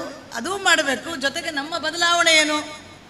ನನ್ನ ಬಾಟ್ಲಿ ನಾವು ಜೊತೆಗೆ ತೊಗೊಂಡು ಬರ್ತೀವಿ. ನಾವು ನೀರಿನ ಬಾಟ್ಲಿ ನಾವು ತೊಗೊಂಡು ಬರೋಣ ಅಷ್ಟೇ. ಇಲ್ಲಾಂದರೆ ಯಾವ ಕಾರ್ಯಕ್ರಮಕ್ಕೆ ಹೋಗಿ ಸ್ಟೇಜ್ ಮೇಲೆ ಪ್ಲಾಸ್ಟಿಕ್ ಬಾಟ್ಲಿಗಳು, ಇಲ್ಲೇನು ಕೂತಿರ್ತಾರೆ ಅದನ್ನ ಎಲ್ಲರೂ ಅಲ್ಲಿ ಕೂತಿರೋರು ಅದನ್ನೇ ಕಾಪಿ ಮಾಡ್ತಾರೆ. ಯಾಕಂದರೆ ಇಲ್ಲಿ ಕೂತಿರೋರೆಲ್ಲ ದೊಡ್ಡವರು ಅಂತ ಒಂದು ಭಾವನೆ ಆ ಕಡೆ ಕೂತಿರೋರಿಗೆ. ಆದರೆ ನಾವು ದೊಡ್ಡವರು ಇರೋರು ನಾವೇ ಈ ಥರ ಸಿಂಗಲ್ ಯೂಸ್ ಪ್ಲಾಸ್ಟಿಕ್ಕನ್ನು ಬಳಸಿಬಿಟ್ರೆ ನಮಗೆ ಹೇಳುವಂಥ ನೈತಿಕತೆ ಉಳಿಯಲ್ಲ. ಒಂದು ಬಾಟ್ಲಿ ನಮ್ಮ ಜೊತೆಗೆ ತಗೊಂಡು ಹೋಗ್ಬೋದು. ನಾವು ಭಾಳಷ್ಟು ಎಲ್ಲ ಸಂಗತಿಗಳನ್ನು ಮಾಡಲಿಕ್ಕೆ ಆಗಲಿಲ್ಲ ಅಂದ್ರೂ ಅದು ಒಂದು ಸೇವೆ. ನಾವು ಯಾವುದೇ ಕಾರ್ಯಕ್ರಮಕ್ಕೆ ಹೋದಾಗ ನಮ್ಮ ನೀರಿನ ಬಾಟ್ಲಿ ನಾವು ತೊಗೊಂಡು ಹೋಗೋಣ. ಪ್ಲಾಸ್ಟಿಕ್ ಕವರ್ ಓಪನ್ ಮಾಡುವಾಗ ಸಣ್ಣ ತುಂಡು ಬೇರ್ಪಡೆ ಮಾಡೋದು ಬೇಡ. ಈ ಥರ ಸಣ್ಣ ಸಣ್ಣ ಬದಲಾವಣೆಗಳನ್ನು ಮಾಡ್ತಾ ನಮ್ಮ ಮನೆಯಿಂದ ಕಸ ಹೋಗದೆ ಇರೋ ಹಂಗೆ ನೋಡ್ಕೊಳ್ಳೋಣ. ಇಲ್ಲಿ ಆಸ್ಪತ್ರೆ ಕಸನೇ ಮ್ಯಾನೇಜ್ ಮಾಡೋಕ್ಕಾದಾಗ ನಮ್ಮ ಮನೆ ಕಸ ನಮಗೆ ಮ್ಯಾನೇಜ್ ಮಾಡೋಕ್ಕಾಗಲ್ವಾ? ನಮ್ಮ ಅದಮ್ಯ ಚೇತನದ ಕಸದ ಬಗ್ಗೆ ನಾವು ಅದೇ ಥರ ಯೋಚನೆ ಮಾಡಿದ್ವಿ. 15 ದಿನದಲ್ಲಿ ನಾವು ಇವತ್ತು, ಅಂದರೆ ಅವಾಗಿನಿಂದ 2011ರಿಂದ ಇವತ್ತಿನವರೆಗೆ ಅದಮ್ಯ ಚೇತನದಿಂದ ನಾವು ಯಾರು ದಿನಕ್ಕೆ 300-400 kg ಕಸ ಕೊಡ್ತಾ ಇದ್ವೋ, ಇವತ್ತು ಬೆಂಗಳೂರು ಮಹಾನಗರ ಪಾಲಿಕೆಗೆ ನಾವು ಯಾವುದೇ ಕಸವನ್ನು ಅವತ್ತಿಂದ ಇವತ್ತಿನವರೆಗೆ ಕೊಟ್ಟಿಲ್ಲ. ನಾವು ಬರೀ ಊಟ ಕೊಡ್ತೀವಿ. BBMP ಅವರು ಬಂದರೆ ನಾವು ಹೇಳಿದ್ವಿ, ಬೇಕಾದ್ರೆ ಊಟ ಮಾಡ್ಕೊಂಡು ಹೋಗಿ, ನಮ್ಮ ಹತ್ರ ಕೊಡೋಕ್ಕೆ ನಿಮ್ಮ ಹತ್ರ ಕಸ ಇಲ್ಲ, ನೀವು ತಳ್ಳೋ ಗಾಡಿಯವ್ರಿಗೆ ನಮ್ಮ ಹತ್ರ ಕಸ ಇಲ್ಲ. ಅದೇ ರೀತಿ LPG ಬಳಕೆ ಬಗ್ಗೆನೂ ನಾನು ಹೇಳ್ತಾ ಇದ್ದೆ. ಒಂದು ಕಡೆ ನಮಗೆ ಗೊತ್ತಿದೆ ಪೆಟ್ರೋಲಿಯಂ ಇಂಧನ ಬಳಸಬಾರ್ದು ಅಂತ, ಆದರೆ ನಮ್ಮ ಆಹಾರ ಮತ್ತು ವಿಹಾರ, ನಾವು ಬಂದಿರೋ ಗಾಡಿಗಳಿರ್ಬೋದು, ನಮ್ಮೆಲ್ಲರ ಮನೆಗಳು, ಇವತ್ತಿಗೂ ನನ್ನ ಮನೆಯಲ್ಲೂ ನಾನು LPGನೇ ಬಳಸೋದು. ಪರ್ಯಾಯ ಇಲ್ವಾ ಅಂತ ಹುಡುಕಿದ್ವಿ. ಅದೃಷ್ಟವಶಾತ್ ನಮ್ಮ ಬಹಳಷ್ಟು ಜನ ಪರಿಸರವಾದಿಗಳು ಇರ್ಬೋದು, ವಿಜ್ಞಾನಿಗಳು ಪರ್ಯಾಯಗಳನ್ನು ಕಂಡು ಹಿಡಿದಿದ್ದಾರೆ. ಆ ಪರ್ಯಾಯಗಳನ್ನು ಬಳಸಿ 2009ರಿಂದ ಇಲ್ಲಿಯವರೆಗೆ ಅದಮ್ಯ ಚೇತನದಿಂದ ಯಾವುದೇ ಒಂದು LPG ಸಿಲಿಂಡ್ರನ್ನು ನಾವು ಒಳಗಡೆ ಬಿಟ್ಟಿಲ್ಲ. ಯಾವ ಅಡುಗೆ ಮನೆಯಲ್ಲಿ 50 ಸಿಲಿಂಡರ್ ಬರ್ತಿತ್ತು ದಿನಕ್ಕೆ, ನಾವು LPG ಇಲ್ಲದೆ ಮಾಡ್ತಾ ಇದ್ದೀವಿ. ಇದರಿಂದ ಇರ್ಬೋದು ಸೌದೆ ಅಲ್ಲ, ಯಾಕಂದರೆ ನಾವು ಪ್ರತಿ ಭಾನುವಾರ ಗಿಡ ನೆಡೋರು ಸೌದೆ ಬಳಸಿ ನಾವು ಒಮ್ಮೆನೂ ಅಡುಗೆ ಮಾಡಿಲ್ಲ. ಇಲ್ಲಿ ಅಷ್ಟು ಬಿಸಿಲು ಭಾಗ್ಯ ನಮ್ಮ ಬೆಂಗಳೂರಿನವ್ರಿಗೆ ಇಲ್ಲ. ಹೀಗಾಗಿ ಸೋಲಾರ್ ಅಲ್ಲ, ಕಸದಿಂದ ತಯಾರಾಗಿರೋ ಬ್ರಿಕೆಟ್ ಮತ್ತು ಪೆಲೆಟನ್ನೇ ಬಳಸಿ ಇವತ್ತು ಅದಮ್ಯ ಚೇತನದಲ್ಲಿ ನಾವು ಅಡುಗೆ ಮಾಡ್ತಾ ಇದ್ದೀವಿ. ಅದರ ಬಗ್ಗೆ ಫಿಲ್ಮು ಇದೆ. ಯಾರು ಬೇಡ ಅಂತ ಬಿಸಾಕಿರ್ತಾರೋ ಆ ಕಸದಿಂದ ಬ್ರಿಕೆಟ್ಸ್ ಅಂತ ತಯಾರು ಮಾಡ್ತಾರೆ. ಆ ಬ್ರಿಕೆಟ್ಸನ್ನು ಬಳಸಿ ನಾವು ಅಡುಗೆ ಮಾಡೋಕ್ಕೆ ಸಾಧ್ಯ ಇದೆ ಅನ್ನೋದು ನಾವು ಕಂಡುಹಿಡಿದಿದ್ದಲ್ಲ, ವಿಜ್ಞಾನಿಗಳು ಕಂಡುಹಿಡಿದಿದ್ದಾರೆ. ನಾವು ಅದನ್ನು ಬಳಸ್ತಾ ಇದ್ದೀವಿ. ಈ ಥರದ ನಮ್ಮ ಜೀವನದಲ್ಲಿ ಎಷ್ಟು ಬದಲಾವಣೆ ಮಾಡೋಕ್ಕಾಗತ್ತೆ ಅನ್ನುವಂಥ ಬದಲಾವಣೆ ಮಾಡೋದ್ರಿಂದ ಒಂದು ಪರಿಸರ ಸರಿಯಾದರೆ, ನಮ್ಮ ಏರ್ ಕ್ವಾಲಿಟಿ ಇಂಡೆಕ್ಸ್ ಸರಿಯಾಗಿಬಿಟ್ರೆ ಅರ್ಧ ನಮಗೆ ಯಾವ ಆಸ್ಪತ್ರೆಯೂ ಬೇಕಾಗಿಲ್ಲ. ನಾವು ಸುರಕ್ಷಿತವಾಗಿ ಡ್ರೈವ್ ಮಾಡಿಬಿಟ್ರೆ ಈ ಒಂದು ವ್ಯವಸ್ಥೆ ಉಪಯೋಗ ಬೇಕಾಗಿಲ್ಲ. ಆದರೆ ನಾನು ಪುರಂದರದಾಸರ ಮಾತನ್ನು ಹೇಳ್ತೀನಿ. ಯಾಕೆಂದರೆ ಒಂದು, ನೀವು ರಾಮಾಯಣ ಸತ್ಯ ಮಾಡಿದ್ದೀರಾ, ಮಹಾಭಾರತದ ಕೃಷ್ಣನ ಹೇಳಿದೆ. ಆದರೆ ಪುರಂದರದಾಸರದ್ದು ಮಾತೊಂದಿದೆ, ಯಾರಿಗೆ ಯಾರುಂಟು ಎರವಿನ ಸಂಸಾರ ಅಂಥೇಳಿ. ಆದರೆ ಅದು ಮಾತ್ರ ಡಾಕ್ಟರ್ ಮುರಳಿಯವರು ಎಲ್ಲ ಸುಳ್ಳು ಮಾಡಿದ್ದು. ಯಾರಿಗೆ ಯಾರು ಉಂಟಿಲ್ಲ, ನಾವು ನಿಮ್ಮ ಜೊತೆಗಿದ್ದೀವಿ ಅನ್ನೋದನ್ನು ಅವರು ಹೇಳಿದ್ದಾರೆ. ಆ ಅಂತಹ ಜನ ಸಿಗೋದು ಭಾಳ ಕಡಿಮೆ. ಹೀಗಾಗಿ ಅಂಥವರು ಈ ಭಾಗದಲ್ಲಿ ಇಷ್ಟೊಂದು ಸುಸಜ್ಜಿತ ಆಸ್ಪತ್ರೆಯನ್ನು ನಿಜ ಅರ್ಥದಲ್ಲಿ ಗ್ಲೋಬಲ್, ಇಲ್ಲಾಂದರೆ ಗ್ಲೋಬಲ್ ಅಂತ ಎಲ್ಲರೂ ಇಂಟರ್ನ್ಯಾಷನಲ್ ಗ್ಲೋಬಲ್ ಅಂತ ಬೋರ್ಡ್ ಹಾಕ್ಕೊಳ್ತಾರೆ. ಬರೀ ಇಕ್ವಿಪ್ಮೆಂಟ್ ತಂದರೆ ಗ್ಲೋಬಲ್ ಆಗಲ್ಲ. ಆ ಗ್ಲೋಬಲ್ ಪ್ರಾಡಕ್ಟ್ಸು ಇರಬೇಕು, ಕ್ವಾಲಿಟಿ ಕಾನ್ಷಿಯಸ್ನೆಸ್ಸು ಬೇಕು, ಪ್ರೊಸೆಸ್ಸು ಅದೇ ಥರ ಮಾಡಬೇಕು. ಈ ತುರ್ತು ಚಿಕಿತ್ಸೆ ಅಂತಂದರೆ ಚಾಲಕ ತಕ್ಷಣ ಹೋಗಬೇಕು, ತಕ್ಷಣ ಕರ್ಕೊಂಡು ಹೋಗಬೇಕು, ಎಲ್ಲೂ 1 ಸೆಕೆಂಡ್ನಲ್ಲೂ ವ್ಯತ್ಯಾಸ ಮಾಡದೆ ಕೊಡುವಂತಹ ಒಂದು ವಿಧಾನ, ಆ ಪ್ರೊಸೆಸ್ಸನ್ನು ಅವರು ಡೆವಲಪ್ ಮಾಡ್ಕೊಂಡಿದ್ದಾರೆ.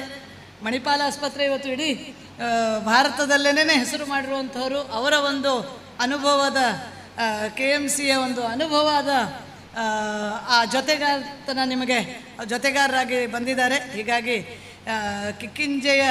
ಕಕ್ಕಿಂಜೆಯ ಎಲ್ಲ ಜನರು ಇದರ ಪೂರ್ಣ ಲಾಭ ಪಡಿಬೇಕು. ಅವಶ್ಯಕತೆ ಇದ್ರೆ ಮಾತ್ರ, ಅಂತ ಅವಶ್ಯಕತೆ ಕಡಿಮೆ ಬರುವಂತಾಗಲಿ ಅಂಥೇಳಿನೇ ನಾನು ಯಾವಾಗಲೂ ಆಸ್ಪತ್ರೆಯ ಉದ್ಘಾಟನೆ ಸಂದರ್ಭದಲ್ಲಿ ಜೊತೆಗೆ ಡಾಕ್ಟರ್ ಇರಬೇಕು, ಆದರೆ ಡಾಕ್ಟರ್ಗಳಿಗೆ ಕಡಿಮೆ ಕೆಲಸ ಕೊಡುವ ರೀತಿಯಲ್ಲಿ ನಾವು ಒಂದಿಷ್ಟು ಅದಕ್ಕೆ ಪೂರಕವಾಗಿ ಸಹಾಯವಾಗಿರಬೇಕು ಅಂತ ಹೇಳ್ತಾ, ಈ ಥರದ ಗ್ರಾಮೀಣ ಭಾಗದ ಈ ಕೇಂದ್ರಗಳು ಇಡೀ ದೇಶದ ನಮ್ಮ ಎಲ್ಲ ಗ್ರಾಮಗಳಿಗೆ ಒಂದು ಮಾದರಿಯಾಗಲಿ. ಇಲ್ಲಿರುವಂಥ ವೈದ್ಯರ ಬಗ್ಗೆನೂ ಹೇಳಬೇಕು. ಯಾಕಂದರೆ ನಾವು ಹೇಳ್ತಾ ಇದ್ವಿ, ವೈದ್ಯರು ಹಳ್ಳಿಗೆ ಬರೋದೇ ಇಲ್ಲ ಅನ್ನೋದು. ಪಾಪ ಅವ್ರಿಗೂ ಬೇರಾರು ಸಮಸ್ಯೆಗಳು ಇದ್ದೇ ಇರ್ತವೆ, ಯಾಕಂದರೆ ಮತ್ತು ಅದಕ್ಕೆ ಅವಕಾಶವೂ ಇರಲ್ಲ. ಇವತ್ತು ಈ ಶ್ರೀಕೃಷ್ಣ ಆಸ್ಪತ್ರೆಯಲ್ಲಿ ವೈದ್ಯರಿಗೆ, ಯುವ ವೈದ್ಯರಿಗೆ ಇಲ್ಲೊಂದು ವೇದಿಕೆ ನಿರ್ಮಾಣ ಆಗಿದೆ. ನೀವು ಬರೋದಾದರೆ ನಾವು ನಿಮಗೇನು ಬೇಕು ಆ ಇಡೀ ಸುಸಜ್ಜಿತ ವ್ಯವಸ್ಥೆಯನ್ನು ಮಾಡಿಕೊಟ್ಟಿದ್ದೀವಿ ಅಂತ. ಆದರೆ ವೈದ್ಯರಿಲ್ಲದೆ ಆ ವ್ಯವಸ್ಥೆಗೇನು ಅರ್ಥ ಇಲ್ಲ. ಆದರೆ 10 ಜನ ಇಲ್ಲಿರುವಂಥದ್ದು ನೋಡಿದಾಗ ಒಬ್ಬರು ಸಿಗೋದೇ ಕಷ್ಟ ಅಂಥೇಳಿ ಸರ್ಕಾರಿ ಆಸ್ಪತ್ರೆಯವರು ಯಾವಾಗಲೂ ಹೇಳ್ತಾ ಇರ್ತಾರೆ. ಒಬ್ಬರೇ ಡಾಕ್ಟ್ರು 5 ಆಸ್ಪತ್ರೆಗೆ ಹೋಗ್ತಾ ಇರ್ತಾರೆ. ಆದರೆ 10 ಜನ ಇಲ್ಲಿ ವೈದ್ಯರಿರೋದು ನೋಡಿದರೆ ನಿಜವಾಗ್ಲೂ ಈ ಮಾದರಿ ಇಡೀ ಬೇರೆ ಗ್ರಾಮೀಣ ಭಾಗದಲ್ಲಿ ಬೇರೆ ವೈದ್ಯರಿಗೂ ಈ ಮಾದರಿಯನ್ನು ತೋರಿಸುವಂತಾಗಬೇಕು, ಹೇಳುವಂತಾಗಬೇಕು. ಅವರು ಇದನ್ನು ನೋಡಿ ಪ್ರತಿಯೊಬ್ಬರು ಈ ಥರದ ಒಂದು ಭಾವನೆಯನ್ನು, ನೈತಿಕತೆಯನ್ನು ಬೆಳೆಸ್ಕೊಳ್ಬೇಕು ಅಂತ ಹೇಳ್ತಾ ನಾನು ಇನ್ನೊಮ್ಮೆ ತಮಗೆಲ್ಲರಿಗೂ ಹೃತ್ಪೂರ್ವಕವಾದ ಅಭಿನಂದನೆಗಳನ್ನು ಹೇಳಿ ನನ್ನ ಮಾತನ್ನು ಮುಗಿಸ್ತೀನಿ.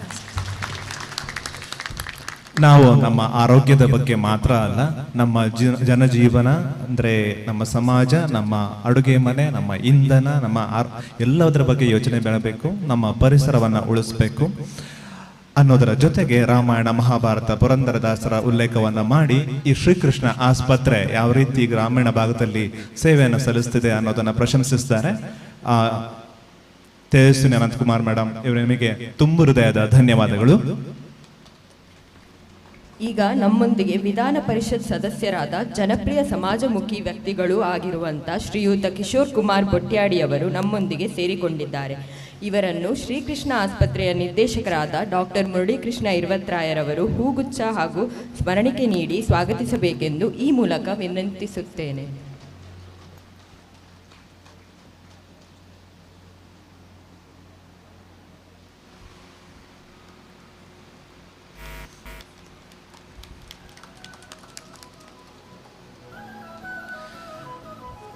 ಧನ್ಯವಾದಗಳು ಸರ್.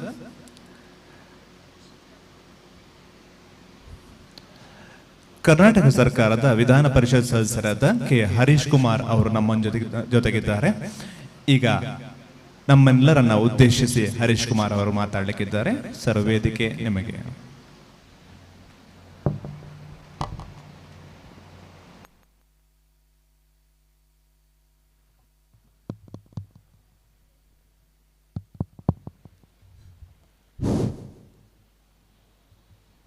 ಕಕ್ಕಿಂಜೆಯ ಶ್ರೀಕೃಷ್ಣ ಆಸ್ಪತ್ರೆ ಇದರ ನೂತನ ತುರ್ತು ಚಿಕಿತ್ಸಾ ವಿಭಾಗದ ಕೇಂದ್ರದ ಉದ್ಘಾಟನಾ ಸಮಾರಂಭ. ಈ ಸಮಾರಂಭದ ಉದ್ಘಾಟನೆಯನ್ನು ಮಾಡಿ ತಮ್ಮೊಂದಿಗೆ ಅನೇಕ ವಿಚಾರಗಳನ್ನು ಹೇಳಿದವರು ತೇಜಸ್ವಿನಿ ಅನಂತಕುಮಾರ್ ಅವರು. ಮೇಡಮ್ ಬಗ್ಗೆ ನಮಗೆ ಪರಿಚಯ, ನೇರ ಸಂಪರ್ಕ ಕಡಿಮೆ, ಆದರೆ ಅವರ ಸಮಾಜ ಸೇವೆ ಬಗ್ಗೆ ಸಂಪೂರ್ಣ ನಮಗೆ ಸಂಪರ್ಕ ಇದೆ. ಒಳ್ಳೆಯ ಸಮಾಜ ಸೇವಕರು. ಮತ್ತು ಇವತ್ತು ಹೊಸದಾಗಿ ನಮಗೆ ತಿಳಿದದ್ದು ಅಂತ ಹೇಳಿದರೆ ಅವರು ಸೈಂಟಿಸ್ಟ್, ಅದು ಗೊತ್ತಿರಲಿಲ್ಲ. ಬಹುಶಃ ಇವತ್ತು ಬಹಳಷ್ಟು ಮಾತನಾಡುವಾಗ ಕೆಲವರಿಗೆ ಅನ್ನಿಸಿರ್ಬೋದು, ಆಸ್ಪತ್ರೆ ಓಪನ್ನಲ್ಲಿ ಪರಿಸರದ ಬಗ್ಗೆ ಮಾತನಾಡಿದರು, ಆಸ್ಪತ್ರೆ ಬಗ್ಗೆ ಏನು ಮಾತಾಡಲಿಲ್ಲ ಅಂತ. ಬಹುಶಃ ಅವರು ಇಡೀ ಮಾತಾಡಿದ ಮಾತಿನ ಸಾರಾಂಶ ಏನಂದರೆ ಆರೋಗ್ಯದ ಬಗ್ಗೆ. ನಾವಿವತ್ತು ಪರಿಸರದಿಂದಾಗಿ ಆರೋಗ್ಯವನ್ನು ಎಷ್ಟು ಕೆಡಿಸ್ಕೊಳ್ತಾ ಇದ್ದೇವೆ, ಅದನ್ನು ಉಳಿಸ್ಕೊಳ್ಬೇಕು, ಆರೋಗ್ಯ ಕಾಪಾಡಬೇಕು ಅನ್ನೋಂಥ ದೃಷ್ಟಿಯಿಂದ ಬಹಳಷ್ಟು ಮಾತಾಡಿದ್ದಾರೆ.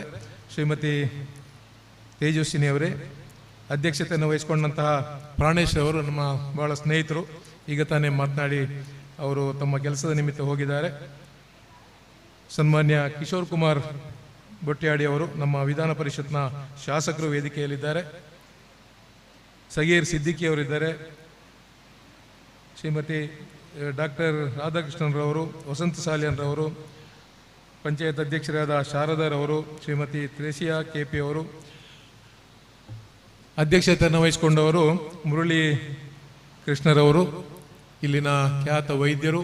ಈ ಒಂದು ಗ್ರಾಮೀಣ ಪ್ರದೇಶದಲ್ಲಿ ಕೂಡ ಒಂದು ಸುಸಜ್ಜಿತವಾದ ಆಸ್ಪತ್ರೆಯನ್ನು ನಡೆಸ್ಬೋದು ಅನ್ನುವಂಥ ಒಂದು ದೃಢ ಸಂಕಲ್ಪದೊಂದಿಗೆ ಅನೇಕ ವರ್ಷದಿಂದ ಆಸ್ಪತ್ರೆಯನ್ನು ನಡೆಸ್ಕೊಂಡು ಬಂದು ಇವತ್ತು ಅದನ್ನು ಮತ್ತಷ್ಟು ಸುಸಜ್ಜಿತವಾಗಿ ಒಳ್ಳೆಯ ಬೆಂಗಳೂರಿನ ಅಥವಾ ಮಂಗಳೂರಿನಲ್ಲಿರುವಂಥ ಏನು ಸ್ಪೆಷಾಲಿಟಿ ಹಾಸ್ಪಿಟ್ಲ್ ಇದೆ ಅದೇ ಪ್ರಕಾರ ಇದನ್ನು ಆಯೋಜಿಸಿ ಜನಕ್ಕೆ ಅರ್ಪಣೆ ಮಾಡಿದ್ದಾರೆ. ಸನ್ಮಾನ್ಯ ಶ್ರೀ ಮುರಳಿ ಕೃಷ್ಣರವರನ್ನು ನಾನು ಹೃತ್ಪೂರ್ವಕವಾಗಿ ಅಭಿನಂದನಿಸಿಕೊಳ್ಳ ಸಂತೋಷ ಪಡ್ತೇನೆ.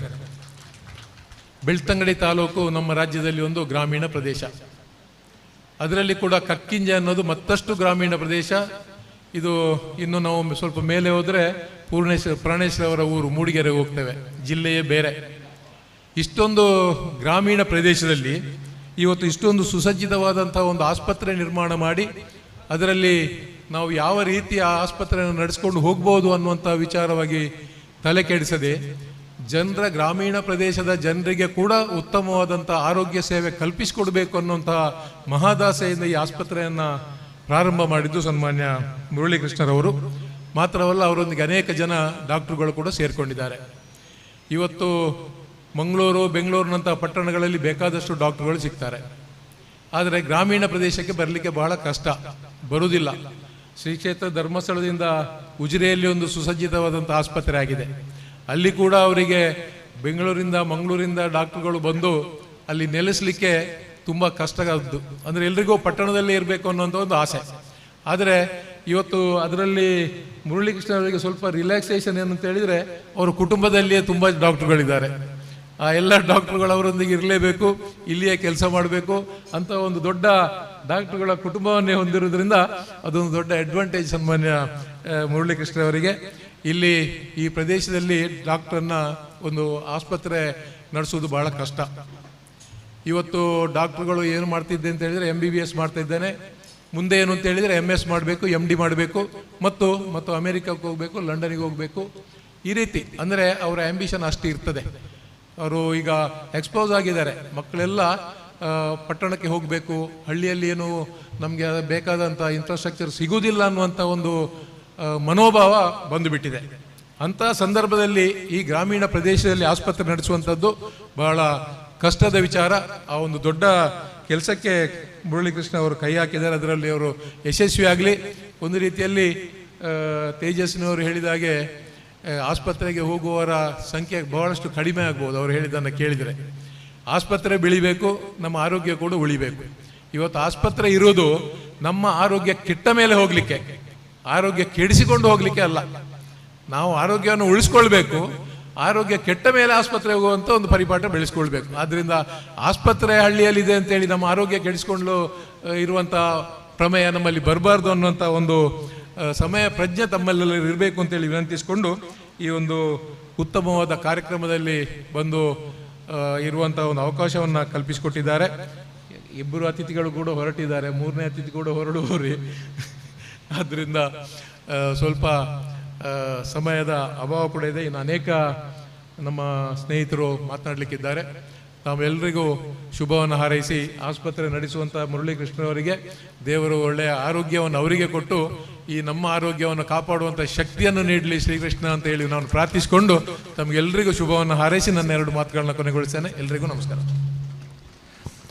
ಇರುವತ್ತರಾಯ ದಂಪತಿಯ ಗ್ರಾಮೀಣ ಸೇವೆಯನ್ನ ಪ್ರಶಂಸಿಸಿ ಶುಭ ಹಾರೈಸಿದ ಕೆ ಹರೀಶ್ ಕುಮಾರ್ ಅವರಿಗೆ ಅನಂತ ಧನ್ಯವಾದಗಳು. ಈಗ ಕರ್ನಾಟಕದ ವಿಧಾನ ಪರಿಷತ್ನ ಮತ್ತೊಬ್ಬ ಸದಸ್ಯ ಶ್ರೀ ಕಿಶೋರ್ ಕುಮಾರ್ ಬೊಟ್ಟಾಡಿ ಅವರು ನಮ್ಮ ಜೊತೆ ಇದ್ದಾರೆ. ಇಂದಿನ ಕಾರ್ಯಕ್ರಮಕ್ಕೆ ಶುಭ ಹಾರೈಕೆಯನ್ನ ನೀಡಲಿಕ್ಕೆ ಈಗ ಅವರಲ್ಲಿ ಕೇಳಿಕೊಳ್ತೇನೆ. ಕಾರಣಾಂತರಗಳಿಂದ ಇಷ್ಟೊತ್ತಿಗೆ ನಮಗೆ ಜೊತೆಗಿದ್ದು ಒಂದಷ್ಟು ಮಾತಾಡಿ ನಮಗೆ ಸಂತೋಷವನ್ನ ತುಂಬಿ ನಮ್ಮಲ್ಲಿ ಒಂದು ಹೊಸ ಹುರುಪನ್ನ ತುಂಬಿದವರು, ಪರಿಸರದ ಕಾಳಜಿಯನ್ನ ಮೂಡಿಸುವಲ್ಲಿ ಯಶಸ್ವಿಯಾದವರು, ಅದಮ್ಯ ಚೇತನ ಫೌಂಡೇಶನ್ನ managing trustee doctor Tejaswini Ananthkumar ಅವರು ಈಗ ಕಾರ್ಯಕ್ರಮದಿಂದ ತೆರಳುತ್ತಾ ಇದ್ದಾರೆ. ಈ ಊರಿಗೆ ಬಂದು ನಮ್ಮ ಜೊತೆ ಪಾಲ್ಗೊಂಡು ನಮ್ಮ ಸಂತೋಷದಲ್ಲಿ ಪಾಲ್ಗೊಂಡು ಶುಭ ಹಾರೈಸಿದ್ದಕ್ಕೆ ಅನಂತ ಧನ್ಯವಾದಗಳು ಮೇಡಮ್. ರಾಜಕೀಯ ಹಿನ್ನೆಲೆಯಾದರೂ ಕೂಡ ನಿಸ್ವಾರ್ಥವಾಗಿ ತನ್ನ ಸೇವೆಯನ್ನು ಹಗಲಿರುಳೆನ್ನದೇ ಸಲ್ಲಿಸುತ್ತಿರುವ ತೇಜಸ್ವಿನಿ ಅಕ್ಕ ಅವರೇ ನಮ್ಮ ಕಾರ್ಯಕ್ರಮದ ಮುಖ್ಯ ಅತಿಥಿಯಾಗಬೇಕು ಅನ್ನೋ ಹೆಬ್ಬಯಕೆ ನಮ್ಮಲ್ಲಿತ್ತು. ಅದನ್ನು ಸಾಕಾರಗೊಳಿಸಿದ್ದಕ್ಕಾಗಿ, ಕಾರ್ಯಕ್ರಮಕ್ಕೆ ಮೆರುಗನ್ನು ಹೆಚ್ಚಿಸಿದ್ದಕ್ಕಾಗಿ ತೇಜಸ್ವಿನಿ ಅಕ್ಕ ಅವರಿಗೆ ನಾವು ಹೃತ್ಪೂರ್ವಕವಾದ ಧನ್ಯವಾದಗಳನ್ನು ತಿಳಿಸ್ತಾ ಇದ್ದೇವೆ.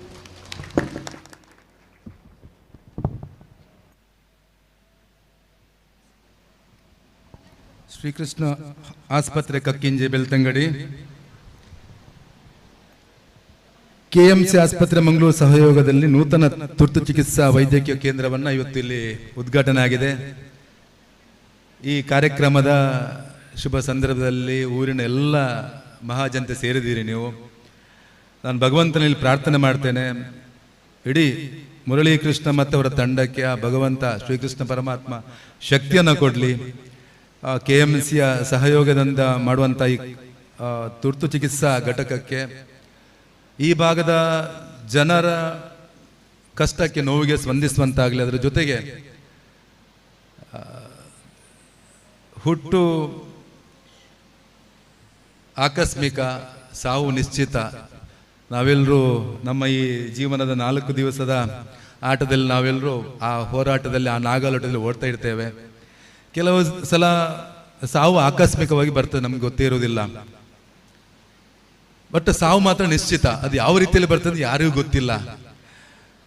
ಈಗಿನ ಈ ನಮ್ಮ ಜೀವನ ಪದ್ಧತಿ, ಆಹಾರ ಪದ್ಧತಿ, ಈ ಕಾರಣಕ್ಕೆ ಆಯುಷ್ಯ ತುಂಬ ಕಡಿಮೆ ಆಗಿದೆ. 70, 75, 80 ವರ್ಷಕ್ಕೆ ನಮ್ಮ ಆಯುಷ್ಯ ಮುಗ್ದು ಹೋಗ್ತದೆ. ನಿಜವಾಗಿ ಅಷ್ಟಲ್ಲ ಆಯುಷ್ಯ. ಈಗ ತೇಜಸ್ವಿನ ಅಕ್ಕ ತುಂಬ ಸುಂದರವಾಗಿ ಪರಿಸರವನ್ನ ಯಾವ ರೀತಿ ಉಳಿಸಬಹುದು ಅಂತ ನಿಮಗೆ ತೋರಿಸಿಕೊಟ್ಟಿದ್ದಾರೆ. ಆ ರೀತಿ ಬದುಕುವುದು ತುಂಬ ಕಷ್ಟ. ಅವರು ಹೇಳಿದಾಗೆ ಬದುಕಲಿಕ್ಕೆ ಕೂಡ ತುಂಬ ಕಷ್ಟ. ನಾವೆಲ್ಲ ನಮಗೆ ಸಮಯದ ಅಭಾವ, ನಿಜವಾಗಿ ಸಮಯ ಅಭಾವ ಅಲ್ಲ, ನಾವು ಮಾಡ್ಕೊಳ್ಳೋದಿಲ್ಲ. ನಮಗೆಲ್ಲವೂ ತುಂಬ ಅತ್ಯಂತ ವೇಗವಾಗಿ ಸಿಗಬೇಕು. ನಮ್ಮ ಜೀವನದಲ್ಲಿ ಅವರು ಹೇಳಿದಂಥ ಒಂದು 50% ನಾವು ಅಳವಡಿಸಿದ್ರೆ ನಾವು ಯಾರು ರೋಗಗ್ರಸ್ತರಾಗಲಿಕ್ಕೆ ಸಾಧ್ಯ ಇಲ್ಲ. ಈ ಪರಿಸರ ಕೂಡ ನಾಶ ಆಗಲಿಕ್ಕೆ ಸಾಧ್ಯ ಇಲ್ಲ. ಆದರೆ ನಾವು ಮನುಷ್ಯ ಅವನ ಸ್ವಾರ್ಥದ ಕಾರಣಕ್ಕೋಸ್ಕರ ಪರಿಸರವನ್ನ ಪ್ರೀತಿಸುವುದು ಕಡಿಮೆ ಆಗಿದೆ. ಆ ಕಾರಣಕ್ಕೋಸ್ಕರ ರೋಗ ಜಾಸ್ತಿ ಆಗಿದೆ. ಡಾಕ್ಟರ್ನವರ ಕೆಲಸ ಜಾಸ್ತಿ ಆಗಿದೆ. ಈ ಕಾರಣಕ್ಕೋಸ್ಕರ ಭಗವದ್ಗೀತೆಯ ನಂತರ ಉದ್ಧವ ಗೀತೆ ಅಂತ ಶ್ರೀಕೃಷ್ಣ ಪರಮಾತ್ಮ ಬೋಧನೆ ಮಾಡಿದ್ದಾರೆ. ಭಗವದ್ಗೀತೆಯನ್ನ ಅರ್ಜುನನಿಗೆ ಬೋಧನೆ ಮಾಡಿದರೆ ಉದ್ಧವ ಗೀತೆಯನ್ನ ಉದ್ಧವನಿಗೆ ಬೋಧನೆ ಮಾಡಿದ್ದಾರೆ. ಆ ಸಂದರ್ಭದಲ್ಲಿ ಅದರಲ್ಲಿ ಇರ್ತಕ್ಕಂಥ ಒಂದು ಘಟನೆಯನ್ನ 2 ನಿಮಿಷದಲ್ಲಿ ಮುಗಿಸ್ತೇನೆ. ಘಟನೆಯನ್ನು ನೆನಪಿಸ್ತೇನೆ ನಾನು. ಅಲ್ಲಿ ಏನೋ ಯದುರಾಜ ಹೋಗ್ಬೇಕಾದ್ರೆ ಅಲ್ಲಿ ಒಬ್ರು ಅವಧೂತ ಬಾರಿ ಖುಷಿಯಲ್ಲಿದ್ರಂತೆ, ತುಂಬ ಸಂತೋಷದಲ್ಲಿದ್ರೆ ಯದುರಾಜನಿಗೆ ಆಗ್ತದೆ ನನ್ನಲ್ಲಿ ಎಲ್ಲ ಉಂಟು, ನನಗೆ ಎಷ್ಟು ಸಂತೋಷ ಇಲ್ಲ, ಯಾಕೆ ಇಲ್ಲ ಅಂತ ಆಗ್ತದೆ. ಅದಕ್ಕೆ ಅವನನ್ನು ಕರೆದು ಕೇಳ್ತಾರೆ, ಅವಧೂತರ ಹತ್ರ ಕೇಳ್ತಾರೆ, ಯಾಕೆ ನಿನ್ನ ಸಂತೋಷಕ್ಕೆ ಕಾರಣ ಏನು ಅಂತ. ಅವರಂತಾರೆ, ಪರಿಸರದಲ್ಲಿ ನಂಗೊಂದು 24 ಜನ ಗುರುಗಳು ಸಿಕ್ಕಿದ್ರು, ಅವರ ಕಾರಣಕ್ಕೆ ನಾನು ತುಂಬ ಸಂತೋಷವಾಗಿದ್ದೇನಂತ. ಅದರಲ್ಲಿ ಒಂದು 5 ಘಟನೆ ನೆನಪು ಮಾಡ್ತೇನೆ.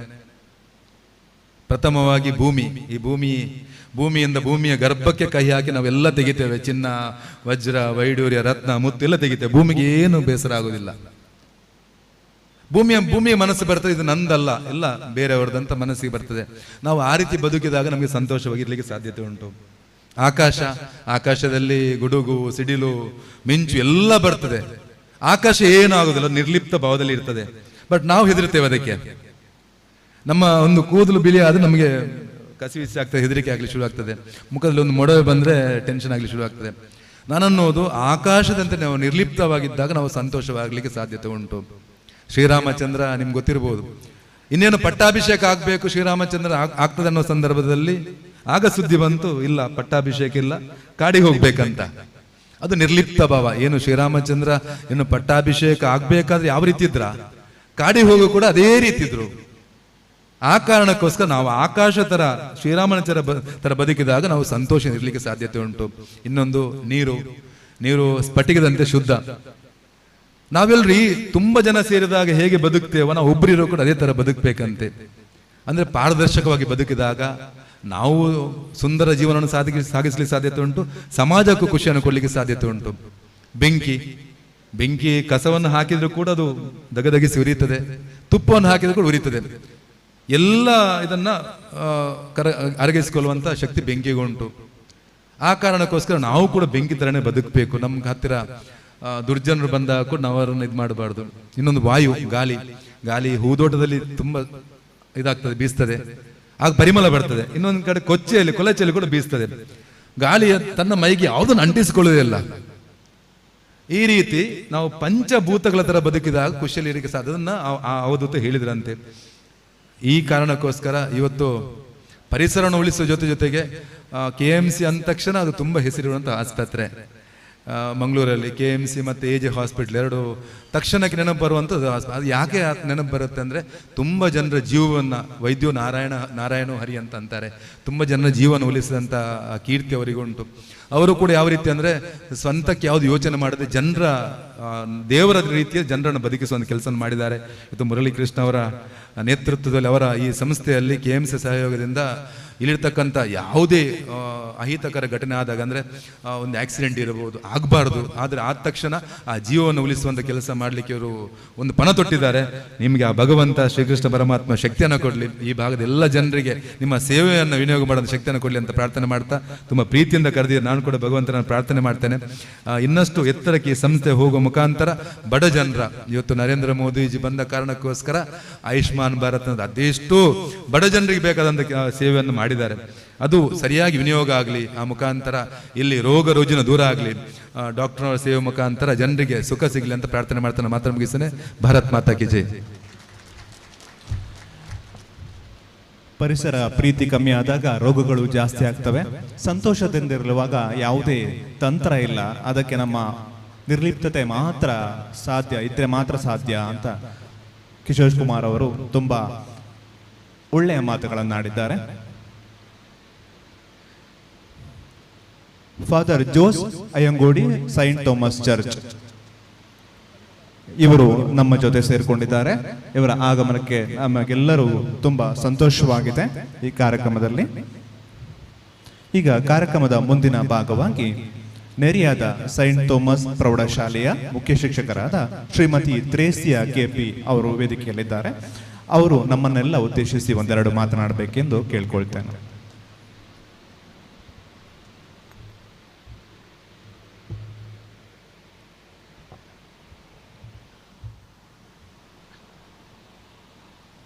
ವೇದಿಕೆಯಲ್ಲಿ ಉಪಸ್ಥಿತರಿರುವಂತಹ ಎಲ್ಲ ಗೌರವಾನ್ವಿತ ಗಣ್ಯರೇ,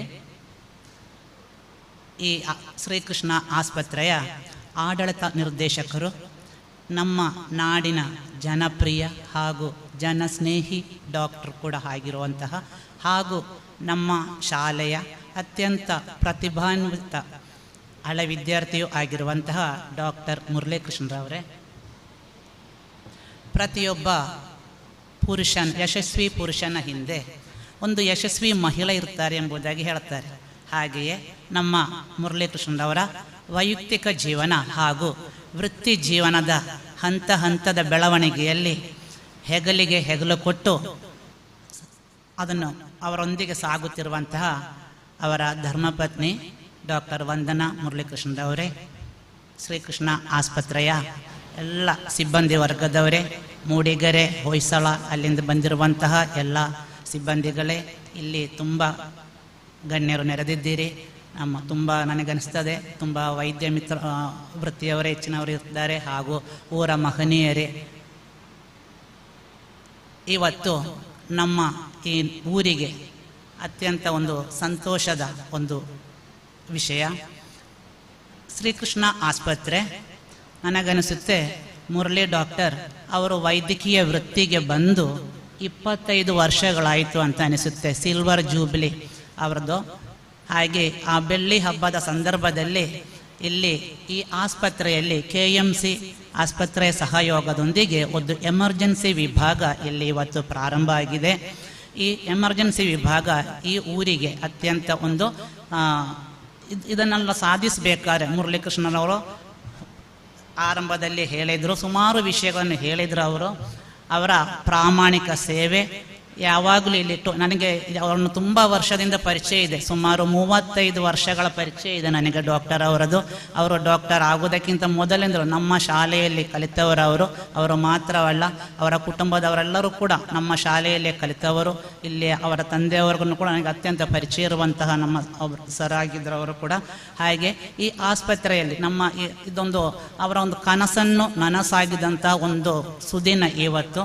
ಈ ಒಂದು ಗ್ರಾಮೀಣ ಪ್ರದೇಶದಲ್ಲಿ ಇಷ್ಟು ಅತ್ಯುತ್ತಮ ಸೌಲಭ್ಯಗಳೊಂದಿಗೆ ಒಂದು ಆಸ್ಪತ್ರೆ ಬೆಳೆದು ಬರಬೇಕಾದ್ರೆ ಅದರ ಹಿಂದಿನ ನಮ್ಮ ಮುರಳೀಕೃಷ್ಣ ವೈದ್ಯ ದಂಪತಿಯವರ ಆ ಒಂದು ಪ್ರಾಮಾಣಿಕ ಪ್ರಯತ್ನ ಮತ್ತು ದೇವರ ಅನುಗ್ರಹವೇ ಅದಕ್ಕೆ ಕಾರಣ. ನಮ್ಮ ಈ ಊರಿನ ಜನರಿಗೆ ಇಲ್ಲಿ ಮಾತ್ರ ಅಲ್ಲ, ನನಗೆ ಒಂದ್ಸಲ ಕೆಲವು ತಿಂಗಳ ಹಿಂದೆ ಇಲ್ಲಿ ನಾನು ಮೆಡಿಸಿನಿಗೆ ಬರುವಾಗ ಡಾಕ್ಟರ್ ಹೇಳಿದರು, ಒಬ್ಬರು ಸೋಲ್ಜರ್ ಆದರೆ ಅವರು ಆ ದೇಶಕ್ಕೆ ಮಾತ್ರ, ಅಥವಾ ಒಬ್ಬರು ಟೀಚರ್ ಆದರೆ ಆ ದೇಶಕ್ಕೆ ಅಂದರೆ ಇಲ್ಲಿಗೆ ಮಾತ್ರ, ಆದರೆ ಒಬ್ಬರು ಡಾಕ್ಟರ್ ಆದರೆ ಅವರು ದೇಶದ ಎಲ್ಲಿ ಹೋದರೂ ಆ ಮೊಮೆಂಟಲ್ಲಿ ಸರ್ವಿಸನ್ನು ಕೊಡಲಿಕ್ಕೆ ಸಾಧ್ಯವಾಗ್ತದೆ ಎಂಬುದಾಗಿ. ಹಾಗೆ ಆ ಒಂದು ಎಲ್ಲ ಕಡೆಯಲ್ಲಿ ಈ ಆಸ್ಪತ್ರೆ ಸೌಲಭ್ಯ ಸಿಗುವಂತಾಗಲಿ, ಹಾಗೆ ಇನ್ನೂ ಕೂಡ ಊರಿನ ಜನತೆಗೆ ಹೆಚ್ಚು ಹೆಚ್ಚು ಸೌಲಭ್ಯಗಳು ಸಿಗುವಂತಾಗಲಿ ಎಂಬುದಾಗಿ ನಾನು ಅವರಿಗೆ ಹಾರೈಸ್ತಾ ಇದ್ದೇನೆ. ಹಾಗೆ ನಮ್ಮ ಸಂಸ್ಥೆಯ ಪರವಾಗಿ ಇಲ್ಲಿ ಇವತ್ತು ನನ್ನನ್ನು ಇಲ್ಲಿ ಕರೆದದ್ದಕ್ಕೆ ಮತ್ತು ಈ ಎಲ್ಲ ಈ ಒಂದು ಪ್ರಗತಿಗೆ, ಅವರ ಸಾಧನೆಗೆ ನಮ್ಮ ಸಂಸ್ಥೆಯ ಪರವಾಗಿ ಅವರನ್ನು ನಾನು ಅಭಿನಂದಿಸ್ತಾ ಇದ್ದೇನೆ. ಆಗ ನಮ್ಮ ತೇಜಸ್ವಿನಿ ಮೇಡಮ್ ಹೇಳಿದ್ರು, ಈಗಿನ ಈ ಒಂದು ಕಾಲದಲ್ಲಿ ಎಲ್ಲರೂ ಕಲಿತು ವಿದೇಶಕ್ಕೆ ಓಡುವವರೇ. 1-2 ವರ್ಷ ಭಾರತದಲ್ಲಿ ಎಲ್ಲ ಸೇವೆ ಮಾಡಿ ಅದನ್ನೊಂದು ಸರ್ವಿಸ್ ಎಕ್ಸ್ಪೀರಿಯನ್ಸ್ ಪಡ್ಕೊಂಡು ಎಲ್ಲರೂ ವಿದೇಶಕ್ಕೆ ಓಡ್ತಾರೆ.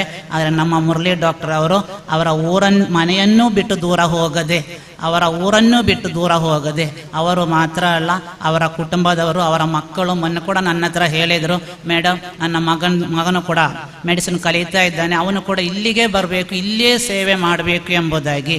ಹಾಗೆ ಅಂತಹ ಒಂದು ಸೇವಾ ಮನೋಭಾವ ಇರುವಂಥ ನಮ್ಮ ಈ ಒಂದು ಮುರಳಿ ಡಾಕ್ಟರ್ ಮತ್ತು ವಂದನಾ ಡಾಕ್ಟರ್ ಹಾಗೂ ಇಲ್ಲಿಯ ಒಂದು ಬೆಟಾಲಿಯನ್ನೇ ಇದೆ, ಒಳ್ಳೆಯ ಒಂದು ಟೀಮ್ ಇದೆ ಇಲ್ಲಿ. ನಾನು ಯಾವಾಗಲೂ ಇಲ್ಲಿಗೆ ಬರುವಂಥ ನಮ್ಮ ಫ್ಯಾಮಿಲಿ ಡಾಕ್ಟರ್ ಕೂಡ ಅವರು ಹಾಗೆ ಇಲ್ಲಿಗೆ ಬರುವಂಥದ್ದು. ಎಲ್ಲ ರೀತಿಯಲ್ಲಿ ಈ ಸೌಲಭ್ಯ ಇಲ್ಲಿನ ಎಲ್ಲರಿಗೂ ಕೂಡ ಸಿಗುವಂತಾಗಲಿ ಎಂಬುದಾಗಿ ನಾನು ಪ್ರಾರ್ಥಿಸ್ತೇನೆ. ಎಲ್ಲ ರೀತಿಯಲ್ಲಿ ದೇವರು ಅವರಿಗೆ ಇನ್ನೂ ಹೆಚ್ಚು ಹೆಚ್ಚು ಇಲ್ಲಿ ಜನಸೇವೆಯನ್ನು ಮಾಡಲಿಕ್ಕೆ, ಆ ಒಂದು ಜನರ ನೋವುಗಳಿಗೆ ಸ್ಪಂದಿಸಲಿಕ್ಕಾಗಿ ದೇವರು ಅವರಿಗೆ ಆರೋಗ್ಯವನ್ನು ಕೊಟ್ಟು ಕರುಣಿಸಲಿ ಎಂಬುದಾಗಿ ಪ್ರಾರ್ಥಿಸ್ತಾ, ಮತ್ತೊಮ್ಮೆ ನನ್ನ ವೈಯಕ್ತಿಕವಾಗಿಯೂ ನಮ್ಮ ಸಂಸ್ಥೆಯ ಪರವಾಗಿಯೂ ಅವರಿಗೆಲ್ಲ ರೀತಿಯ ಅಭಿನಂದನೆಗಳನ್ನು ಅರ್ಪಿಸ್ತಾ ಶುಭ ಹಾರೈಕೆಗಳನ್ನು ಸಲ್ಲಿಸ್ತೇನೆ. Thank you.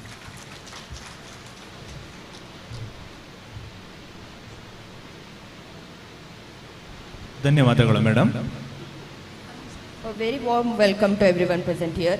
We are pleased to welcome the emergency medicine team from KMC Hospital, as their expertise will greatly benefit the people of Kakkinje, Ujire, Charmadi and surrounding areas. This partnership will not only improve the care of emergency patients but will also enhance the capabilities of our hospital to address the healthcare needs of this community. ಮಂಗಳೂರಿನ Kasturba medical ಕಾಲೇಜಿನ ಆಸ್ಪತ್ರೆ, ಇಲ್ಲಿನ regional chief operating officer ಆಗಿರುವಂತ ಸಗೀರ್ ಸಿದ್ದಿಕಿ ಅವರು ನಮ್ಮ ಜೊತೆಗಿದ್ದಾರೆ. ಈಗ ನಮ್ಮನ್ನೆಲ್ಲ ಉದ್ದೇಶಿಸಿ ಸಿದ್ದಿಕಿ ಅವರು ಒಂದೆರಡು ಮಾತುಗಳನ್ನು ಆಡಬೇಕು ಅಂತ ಕೇಳ್ಕೊಳ್ತೇನೆ.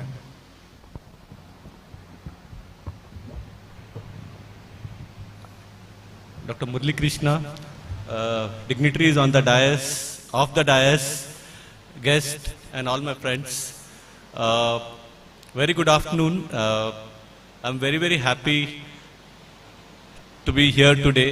And at KMC, we are extremely happy to associate with Sri Krishna Hospital and Dr. Murli Krishna for the setting up of emergency center that we have seen today. Sorry, I can't, my Kannada is not so good, so I'll speak in English and I'll just finish within 2-3 minutes. As everyone spoke, the reason why we looked at associating with Sri Krishna Hospital is one, Dr. Murli Krishna. Everybody mentioned, he has been there for the last 25 to 30 years practicing in this particular area when no one is to come to the rural areas. And everybody is thinking that that scenario was old and, now it's easy to get people at the rural area. But the fact is, we are working in Mangalore, Goa, and multiple locations across the country. Even in the Cosmos and the bigger cities, still it is very difficult to get a good doctor to practice. So kudos and congratulations, and I think it's a blessing for the entire population of the Beltangadi that Dr. Murli is practicing here and providing the service for the last 25 to 30 years.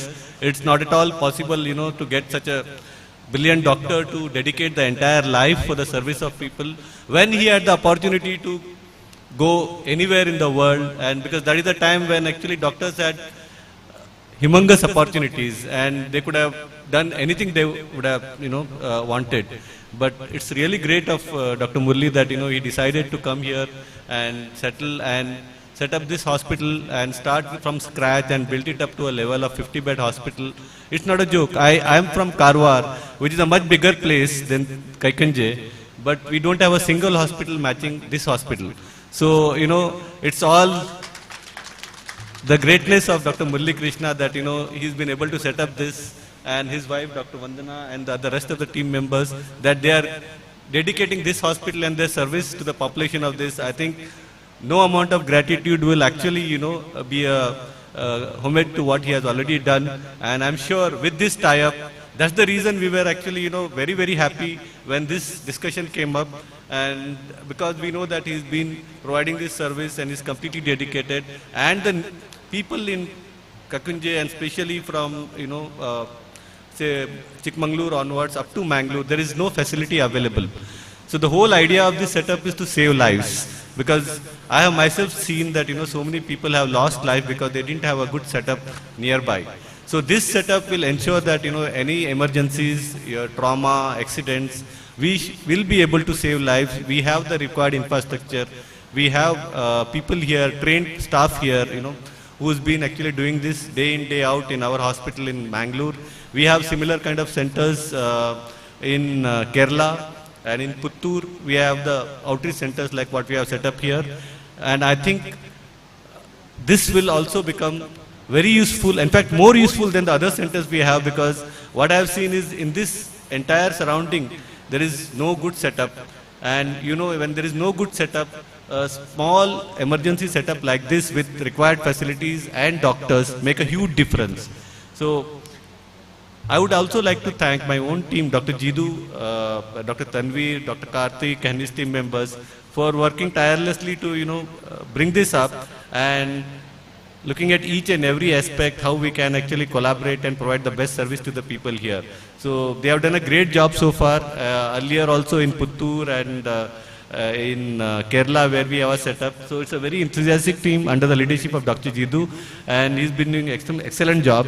I think the union of two great doctors with their teams is going to bring a lot of positive changes in the healthcare here, and this will be the first step for us to actually collaborate further and have more and more association, so that we can actually develop the healthcare facilities in the region.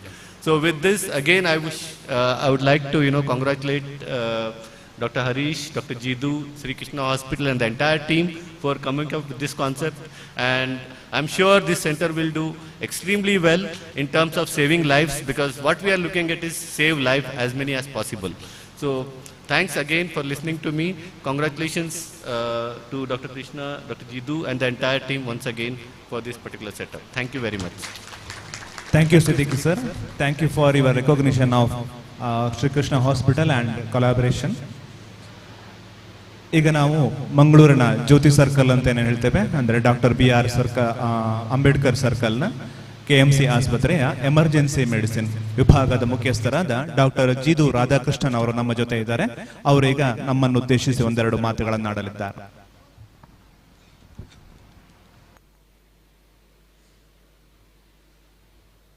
Hello all.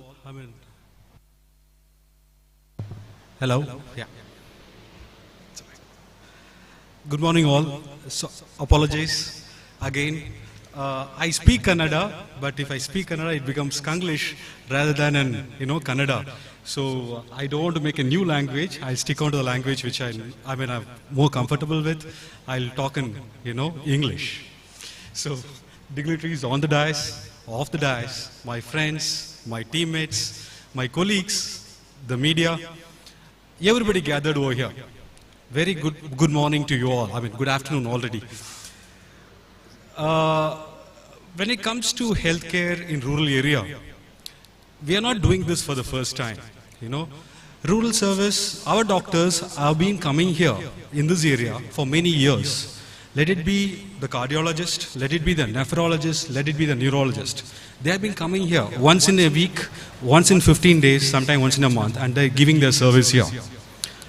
But I would start by saying thank you to Dr. Murli sir for making this 24/7 service of the emergency services.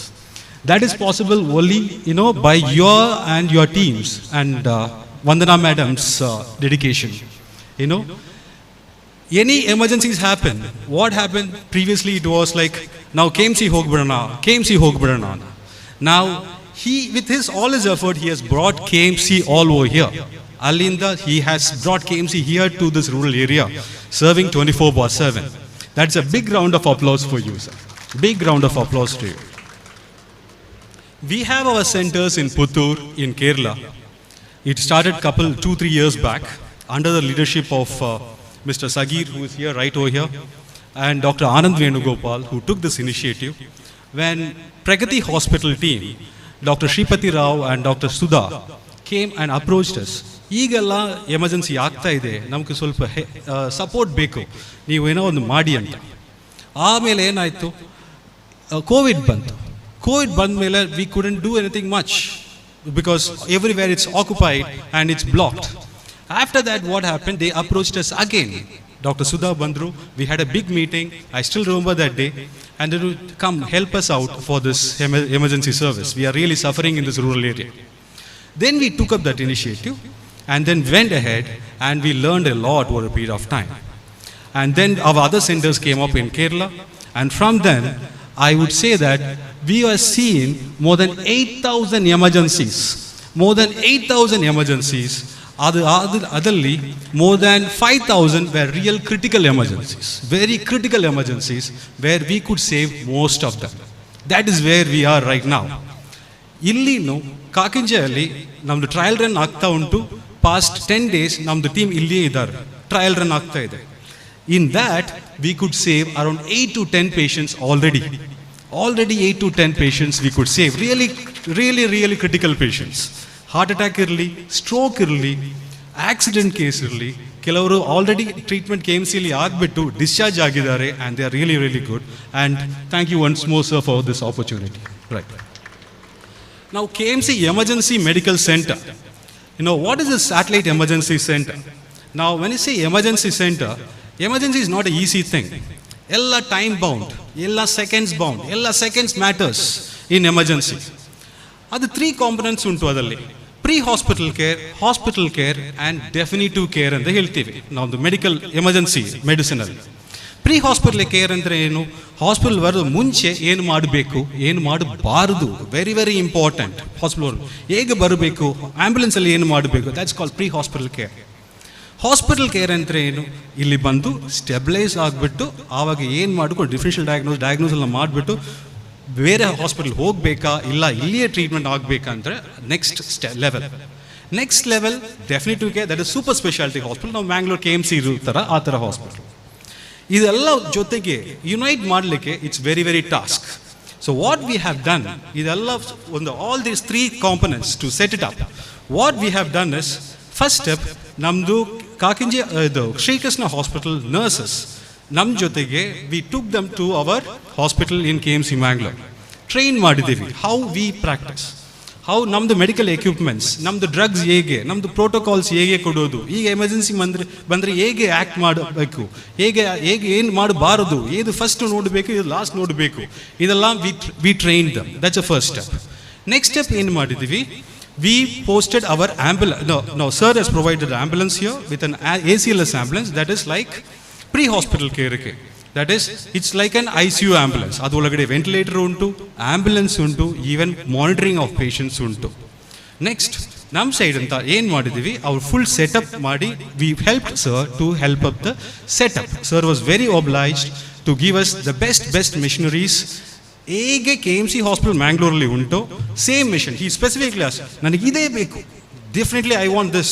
ಒಂದು stat lab ಉಂಟು ಅಲ್ಲಿ, sir ನನಗೆ ಇದೇ ಬೇಕು, ಇದೇ ಕೊಡಿ, same quality, no compromise on quality, ನನಗೆ ಬೇಕು, ಇದೇ ನನಗೆ ತಂದು ಕೊಡಿ ಅಂತ. That's a thing.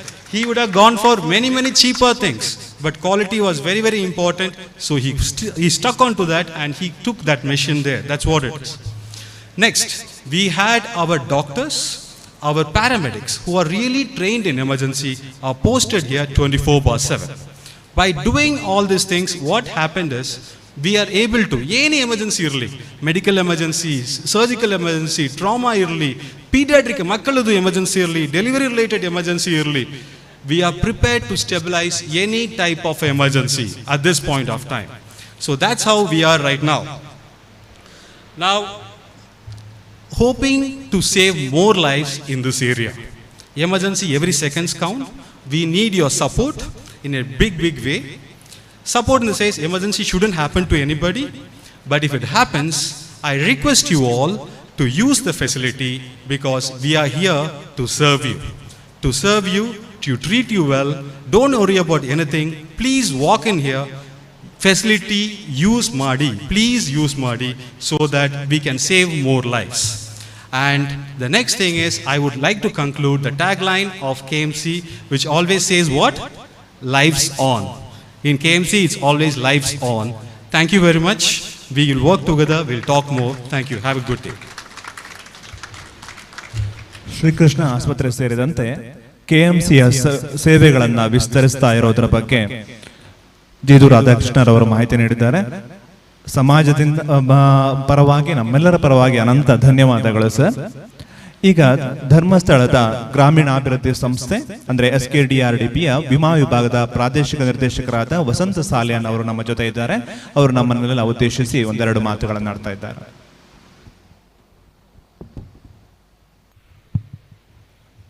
ಓಂ ಶ್ರೀ ಮಂಜುನಾಥಾಯ ನಮಃ.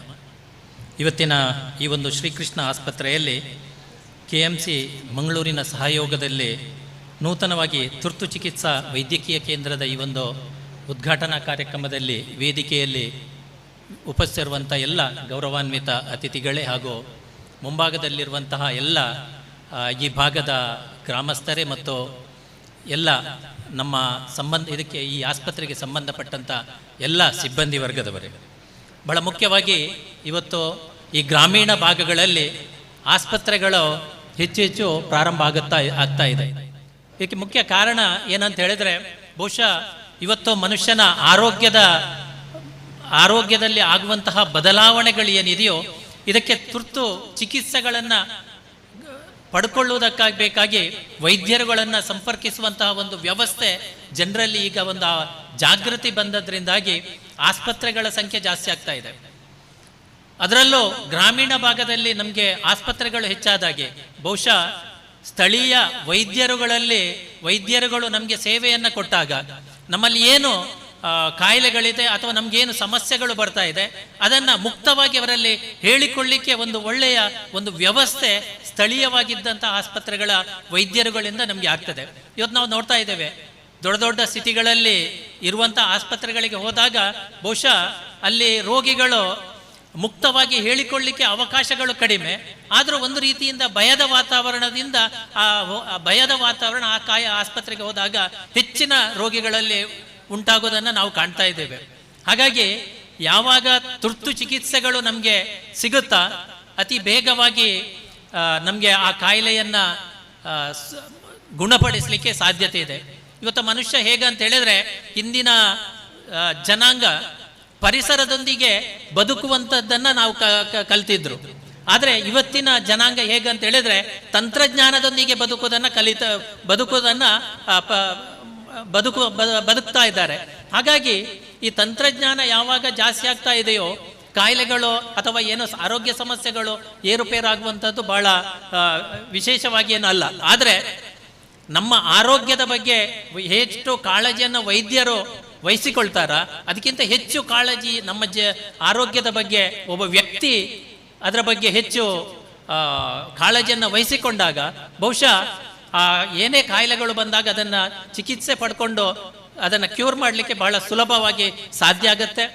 ಇವತ್ತು ನಮ್ಮ ಶ್ರೀ ಕ್ಷೇತ್ರ ಧರ್ಮಸ್ಥಳ ಗ್ರಾಮಾಭಿವೃದ್ಧಿ ಯೋಜನೆ ಸಂಪೂರ್ಣ ಸುರಕ್ಷಾ ಈ ಹೆಲ್ತ್ ಇನ್ಶೂರೆನ್ಸ್ ಅನ್ನುವ ಕಾರ್ಯಕ್ರಮ ಬಹುಶಃ ಸುಮಾರು 2003ರಲ್ಲಿ ಪ್ರಾರಂಭ ಆಗಿತ್ತು. ಯಾವುದೇ ಒಬ್ಬ ಬಡ ವ್ಯಕ್ತಿಗೆ ಒಂದು ಒಳ್ಳೆಯ ಚಿಕಿತ್ಸೆಯನ್ನು ಪಡ್ಕೊಳ್ಬೇಕು, ನಗದು ರಹಿತವಾಗಿ ಚಿಕಿತ್ಸೆಯನ್ನು ಪಡ್ಕೊಳ್ಬೇಕು ಅನ್ನುವಂಥ ಉದ್ದೇಶದಿಂದ ಪೂಜ್ಯ ಕಾವಂದ್ರವರು ಬಹಳ ವರ್ಷದ ಹಿಂದೆ ಬಹುಶಃ ಆಗ ಈ ಹೆಲ್ತ್ ಇನ್ಶೂರೆನ್ಸ್ ಅನ್ನುವಂಥ ಕಲ್ಪನೆಯೇ ಈ ಸಮಾಜದಲ್ಲಿ ಇರಲಿಲ್ಲ. ಬಹುಶಃ ಆ ಹೆಲ್ತ್ ಇನ್ಶೂರೆನ್ಸಿನಿಂದಾಗಿ ಇವತ್ತು ಎಷ್ಟು ವರ್ಷಕ್ಕೆ 1000 ಗಟ್ಟಲೆ ಜನ ಅದರ ಒಂದು ಪ್ರಯೋಜನವನ್ನು ಪಡ್ಕೊಳ್ತಾ ಇದ್ದಾರೆ.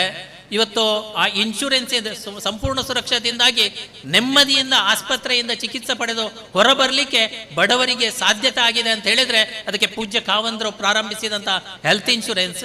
ಇವತ್ತು ಈ ಸಂಪೂರ್ಣ ಸುರಕ್ಷಾ ಕಾರ್ಯಕ್ರಮ ಈ ಶ್ರೀಕೃಷ್ಣ ಆಸ್ಪತ್ರೆಯಲ್ಲಿ ಕೂಡ ಆ ಒಂದು ಸೌಲಭ್ಯ ಸಿಗ್ತದೆ. ಅದರ ಪ್ರಯೋಜನವನ್ನು ಅವರು ಇಲ್ಲಿಯ ವೈದ್ಯರು ಬಹಳ ಉತ್ತಮವಾಗಿ ಹೇಳ್ತಾ ಇದ್ದಾರೆ. ಆದರೂ ಯಾವುದೇ ಇನ್ಶೂರೆನ್ಸ್ಗಳು ಇರ್ಬೋದು, ಇವತ್ತು ಬೇಕಾದಷ್ಟು ಹೆಲ್ತ್ ಇನ್ಶೂರೆನ್ಸ್ ಕಾರ್ಯಕ್ರಮಗಳು ಇನ್ಶೂರೆನ್ಸ್ ಕಂಪನಿಗಳು ಇವೆ. ಆದರೆ ಅದರ ಬದಲಾಗಿ ನಾವು ಕಾಯಿಲೆಯೇ ನಮಗೆ ಬಾರದಾಗಿ ಪ್ರಥಮದಲ್ಲಿ ನಾವು ಏನು ವ್ಯವಸ್ಥೆಯನ್ನು ಮಾಡ್ಕೊಳ್ಬೇಕು ಅನ್ನುವಂಥದ್ದು ಬಹಳ ಮುಖ್ಯ. ನಮ್ಮ ಪರಿಸರವನ್ನು ಸ್ವಚ್ಛವಾಗಿಟ್ಟರೆ ನಾವು ತಿನ್ನುವ ಆಹಾರ ಇವತ್ತು ನಾವು ನೋಡ್ತಾ ಇದ್ದೇವೆ ಚೈನೀಸ್ ಫುಡ್ ಅಂತ ಹೇಳಿದರೆ ಅದೊಂದು ಗೌರವದ ಆಹಾರ ಅನ್ನುವಂಥದ್ದು ಭಾವನೆ ಬಹಳಷ್ಟು ಜನರಲ್ಲಿ ಇತ್ತು. ಬಹುಶಃ ಎಷ್ಟು ಚೈನೀಸ್ ಫುಡ್ ಹೆಚ್ಚಾಗುತ್ತೋ ಅಷ್ಟು ಆಸ್ಪತ್ರೆಗಳು ಹೆಚ್ಚಾಗುತ್ತೆ ಅನ್ನುವಂಥದ್ದನ್ನು ನಾವು ತಿಳ್ಕೊಳ್ಬೇಕು. ಹಾಗಾಗಿ ನಾವು ತಿನ್ನುವ ಆಹಾರದಲ್ಲಿ ಒಳ್ಳೆಯ ವಿಟಮಿನ್ಗಳಿದ್ರೆ ಅಥವಾ ಪೂರ್ವಜರು ಏನು ನಮಗೆ ಆಹಾರವನ್ನು ಕಲಿಸಿಕೊಟ್ಟಿದ್ದಾರೆ ಯಾವುದನ್ನು ತಿನ್ನಬೇಕು ಯಾವುದನ್ನು ತಿನ್ನಬಾರ್ದು ಅನ್ನುವಂಥದ್ದು ಅದನ್ನು ನಾವು ಅಭ್ಯಾಸ ಮಾಡಿಕೊಂಡು ಹೋದರೆ ಖಂಡಿತ ನಮ್ಮ ಆರೋಗ್ಯವನ್ನು ಕಾಪಾಡಿಕೊಂಡು ಹೋಗಲಿಕ್ಕೆ ಸಾಧ್ಯತೆ ಇದೆ. ಇವತ್ತೇನು ಈ ಆಸ್ಪತ್ರೆ ಉದ್ಘಾಟನೆ ಆಗಿದೆ, ಒಳ್ಳೆ ರೀತಿಯ ಸೌಲಭ್ಯ ಸಿಗಲಿ. ಆದರೆ ಇದು ಜಾಸ್ತಿ ಜನ ಬರಬೇಕಂತ ಹೇಳುವಂಥದ್ದಲ್ಲ. ಯಾಕಂತ ಹೇಳಿದರೆ ಆಸ್ಪತ್ರೆಗೆ ಜಾಸ್ತಿ ಜನ ಬಂದ್ರ ಅಂತ ಹೇಳಿದರೆ ಅದು ಒಂದು ರೀತಿಯಿಂದ ನಾವು ಕಾಯಿಲೆಯನ್ನು ಕರೆದಾಗ ಆಗತ್ತೆ. ಬದಲಾಗಿ ಆಸ್ಪತ್ರೆ ಬಂದಂಥ ಕಾಯಿಲೆಗಳಿಗೆ ಒಳ್ಳೆಯ ಚಿಕಿತ್ಸೆಯನ್ನು ಕೊಡಲಿ, ಒಳ್ಳೆಯ ಸೌಲಭ್ಯವನ್ನು ಕೊಡಲಿ, ಉತ್ತಮ ರೀತಿಯಿಂದ ಚಿಕಿತ್ಸೆಯನ್ನು ಕೊಟ್ಟು ಅವರಿಗೆ ಅವರ ಮನಸ್ಸಿಗೆ ತೃಪ್ತಿಯಾಗುವ ಹಾಗೆ ಮಾಡಿದರೆ ಖಂಡಿತ ಅದೊಂದು ಆಸ್ಪತ್ರೆ ಬಹಳ ಪ್ರಚಲಿತವಾಗಿರುತ್ತೆ ಮತ್ತು ಶ್ರೇಷ್ಠ ಗುಣಮಟ್ಟದ ಆಸ್ಪತ್ರೆ ಅನ್ನೋದಕ್ಕೆ ಎರಡು ಮಾತಿಲ್ಲ. ಇಲ್ಲಿಯ ಬಹಳ ಮುಖ್ಯವಾಗಿ ಆಸ್ಪತ್ರೆಗೆ ಹೋದಾಗ ಅವರ ಮಾತುಗಾರಿಕೆ, ವೈದ್ಯರುಗಳ ಮಾತುಗಾರಿಕೆಯಿಂದ ಅರ್ಧ ಕಾಯಿಲೆ ನಮ್ಮದು ಗುಣ ಆಗುತ್ತೆ. ಅಂತಹ ಮಾತುಗಾರಿಕೆ ನಮ್ಮ ಮುರಳಿ ಮುರಳೀಕೃಷ್ಣ ಇರುವತ್ರಾಯರಲ್ಲಿದೆ. ಆ ಮಾತುಗಾರಿಕೆಯಿಂದ ಇಲ್ಲಿ ಹೆಚ್ಚು ಕಾಯಿಲೆಗಳು ವಾಸಿಯಾಗುವ ಹಾಗೆ ಜನರಿಗೆ ಒಂದು ರೀತಿಯಿಂದ ಏನಂತ ಹೇಳಿದ್ರೆ ವಿಶ್ವಾಸ ಬರುವಂಥದ್ದು. ಆ ಮಾತುಗಾರಿಕೆಯಿಂದ ವಿಶ್ವಾಸ ಬಂದರೆ ಕಾಯಿಲೆಗಳು ಗುಣ ಆಗುತ್ತೆ ಅನ್ನೋದಕ್ಕೆ ಎರಡು ಮಾತಿಲ್ಲ. ಬಹುಶಃ ಇದು ಚಾರ್ಮಾಡಿಯಿಂದ ಇಳಿದಾಗ ಪ್ರಥಮ ಸಿಗುವಂಥ ಒಂದು ಆಸ್ಪತ್ರೆ. ಒಂದು 30 ವರ್ಷದ ಹಿಂದೆ ನಾವೊಂದು ಆಸ್ಪತ್ರೆಯನ್ನು ನೋಡಬೇಕಾದ್ರೆ ಮಂಗಳೂರು ದೊಡ್ಡ ದೊಡ್ಡ ಪಟ್ಟಣಗಳಿಗೆ ಹೋಗಬೇಕಾಗಿತ್ತು.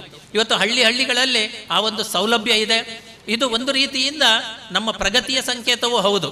ಹಾಗಾಗಿ ಆ ಪ್ರಗತಿ ಯಾವ ರೀತಿ ಅಂತ ಹೇಳಿದ್ರೆ ತಂತ್ರಜ್ಞಾನದಲ್ಲಿ ಬದಲಾವಣೆ ಆಗಿದೆ, ಆ ಮನುಷ್ಯನ ಆರೋಗ್ಯದ ಬಗ್ಗೆ ಜಾಗೃತಿ ಜನರಲ್ಲಿ ಬಂದಿದೆ, ಅದು ಒಂದು ರೀತಿಯಿಂದ ಪ್ರಗತಿ ಅಂತ ಹೇಳುತ್ತಾ ಇವತ್ತಿನ ಈ ಒಂದು ಕಾರ್ಯಕ್ರಮದಲ್ಲಿ ಬಂದು ಭಾಗವಹಿಸಿ ಮಾತಾಡಲಿಕ್ಕೆ ಅವಕಾಶ ಮಾಡಿಕೊಟ್ಟಂಥ ಸಂಬಂಧಪಟ್ಟವರಿಗೆ ವಿಶೇಷವಾಗಿ ಅಭಿನಂದನೆಗಳನ್ನು ಸಲ್ಲಿಸುತ್ತಾ ಎಲ್ರಿಗೂ ಬಂದವರಿಗೆ ವಂದಿಸ್ತಾ ನನ್ನ ಮಾತನ್ನು ಮುಕ್ತಾಯಗೊಳಿಸ್ತೇನೆ. ಧನ್ಯವಾದಗಳು.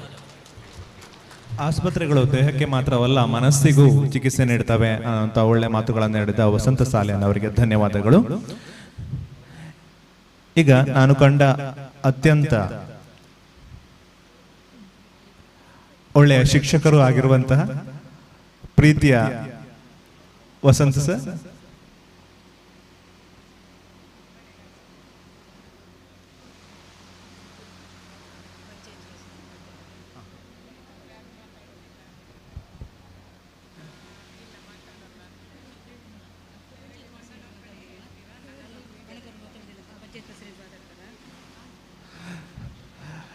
ಧರ್ಮಸ್ಥಳ ದೇವಾಲಯದ ಮಣೆಗಾರರಾಗಿರುವಂತಹ ವಸಂತ ಮಂಜುತ್ತಾಯವರು ನಮ್ಮನ್ನೆಲ್ಲ ಆಶೀರ್ವದಿಸಿ ಒಂದೆರಡು ಮಾತುಗಳನ್ನು ಆಡಬೇಕೆಂದು ಕೇಳ್ಕೊಳ್ತೇನೆ. ಓಂ ಶ್ರೀ ಮಂಜುನಾಥಾಯ ನಮಃ. ವೇದಿಕೆಯಲ್ಲಿರುವ ಅತಿಥಿಗಳೇ ಹಾಗೂ ವೇದಿಕೆ ಮುಂಭಾಗದಲ್ಲಿರುವ ಹಿರಿಯರು ಮತ್ತು ಕಿರಿಯರೇ, ನೂತನ ತುರ್ತು ಚಿಕಿತ್ಸಾ ಕೇಂದ್ರದ ಉದ್ಘಾಟನೆ ಬಹಳ ವಿಶೇಷವಾಗಿ ನಡೆದಿತ್ತು. ಈ ತುರ್ತು ಚಿಕಿತ್ಸೆ ಯಶಸ್ವಿಯಾಗಿ ನಡೀಲಿ, ಶ್ರೀ ಮಂಜುನಾಥ ಸ್ವಾಮಿ ಅನುಗ್ರಹ ಸದಾ ಇರಲಿ ಅಂತ ಹೇಳ್ತಾ ನನ್ನ ಮಾತನ್ನು ಮುಗಿಸ್ತೇನೆ. ಧನ್ಯವಾದಗಳು ಸರ್. ಈಗ ಕಾರ್ಯಕ್ರಮದ ಕೊನೆಯ ಭಾಗಕ್ಕೆ ನಾವು ಬಂದಿದ್ದೇವೆ. ಧನ್ಯವಾದ ಸಮರ್ಪಣೆ ಮೂಡಿಗೆರೆಯ ಹೊಯ್ಸಳ ಹೆಲ್ತ್ ಸೆಂಟರ್ನ ಮ್ಯಾನೇಜಿಂಗ್ ಡೈರೆಕ್ಟರ್ ಆಗಿರುವಂತಹ ಡಾಕ್ಟರ್ ಅರ್ಪಿತಾ ಸಿಂಹ ಅವರಿಂದ. ವೇದಿಕೆಯ ಮೇಲೆ ಉಪಸ್ಥಿತರಿರುವ ಎಲ್ಲ ಗಣ್ಯರೇ ಹಾಗೂ ನೆರೆದಿರುವ ಎಲ್ಲರಿಗೂ ನನ್ನ ಪ್ರೀತಿಪೂರ್ವಕ ನಮಸ್ಕಾರಗಳು. ಎಲ್ಲೋ ಕೇಳಿದಂಥ ಮಾತು, ಬದಲಾಗುತ್ತಿರುವ ಸಮಯದ ಜೊತೆ ನಾವು ನಡೆದುಕೊಳ್ಳೋದು ಬೇಡ, ನಾವು ಸತ್ಯದ ಜೊತೆ ನಡೆದುಕೊಂಡ್ರೆ ಸಾಕು, ನಡೆದುಕೊಳ್ತಾ ಇದ್ದರೆ ಸಾಕು, ಸಮಯವೇ ಒಂದು ದಿನ ನಮ್ಮ ಜೊತೆ ನಡೆಯುತ್ತದೆ ಅನ್ನೋದಕ್ಕೆ ಇವತ್ತಿನ ಈ ಕಾರ್ಯಕ್ರಮ ಹಾಗೂ ಕಾರ್ಯಕ್ರಮದ ಉದ್ದೇಶವೇ ಒಂದು ಸಾಕ್ಷಿಯಾದಂತಿದೆ. ಶ್ರೀಕೃಷ್ಣ ಹಾಸ್ಪಿಟಲ್ನ ಬ್ಯಾನರ್ನ ಅಡಿಯಲ್ಲಿ ಮುರಳೀಕೃಷ್ಣ ಇರ್ವತ್ರಾಯರು ಹಾಗೂ ಸಿಬ್ಬಂದಿ ವರ್ಗ ಮಾಡುತ್ತಿರುವ ವೈದ್ಯಕೀಯ ಸೇವೆಯನ್ನು KMC ಮಂಗಳೂರಿನವರು ಗುರುತಿಸಿ ಅದನ್ನು ಮೇಲ್ದರ್ಜೆಗೆ ಏರಿಸಿರುವಂಥದ್ದೇ ಒಂದು ಜೀವಂತ ನಿದರ್ಶನವಾಗಿದೆ. ಇದಕ್ಕೋಸ್ಕರ ನಾವು KMC ಮಂಗಳೂರಿನವರಿಗೆ, ನಿರ್ದೇಶಕರು ಹಾಗೂ ಸಮಸ್ತ ಸಿಬ್ಬಂದಿ ವರ್ಗಕ್ಕೆ ನಮ್ಮ ಹೃತ್ಪೂರ್ವಕ ಧನ್ಯವಾದಗಳನ್ನು ಅರ್ಪಿಸ್ತಾ ಇದ್ದೇವೆ.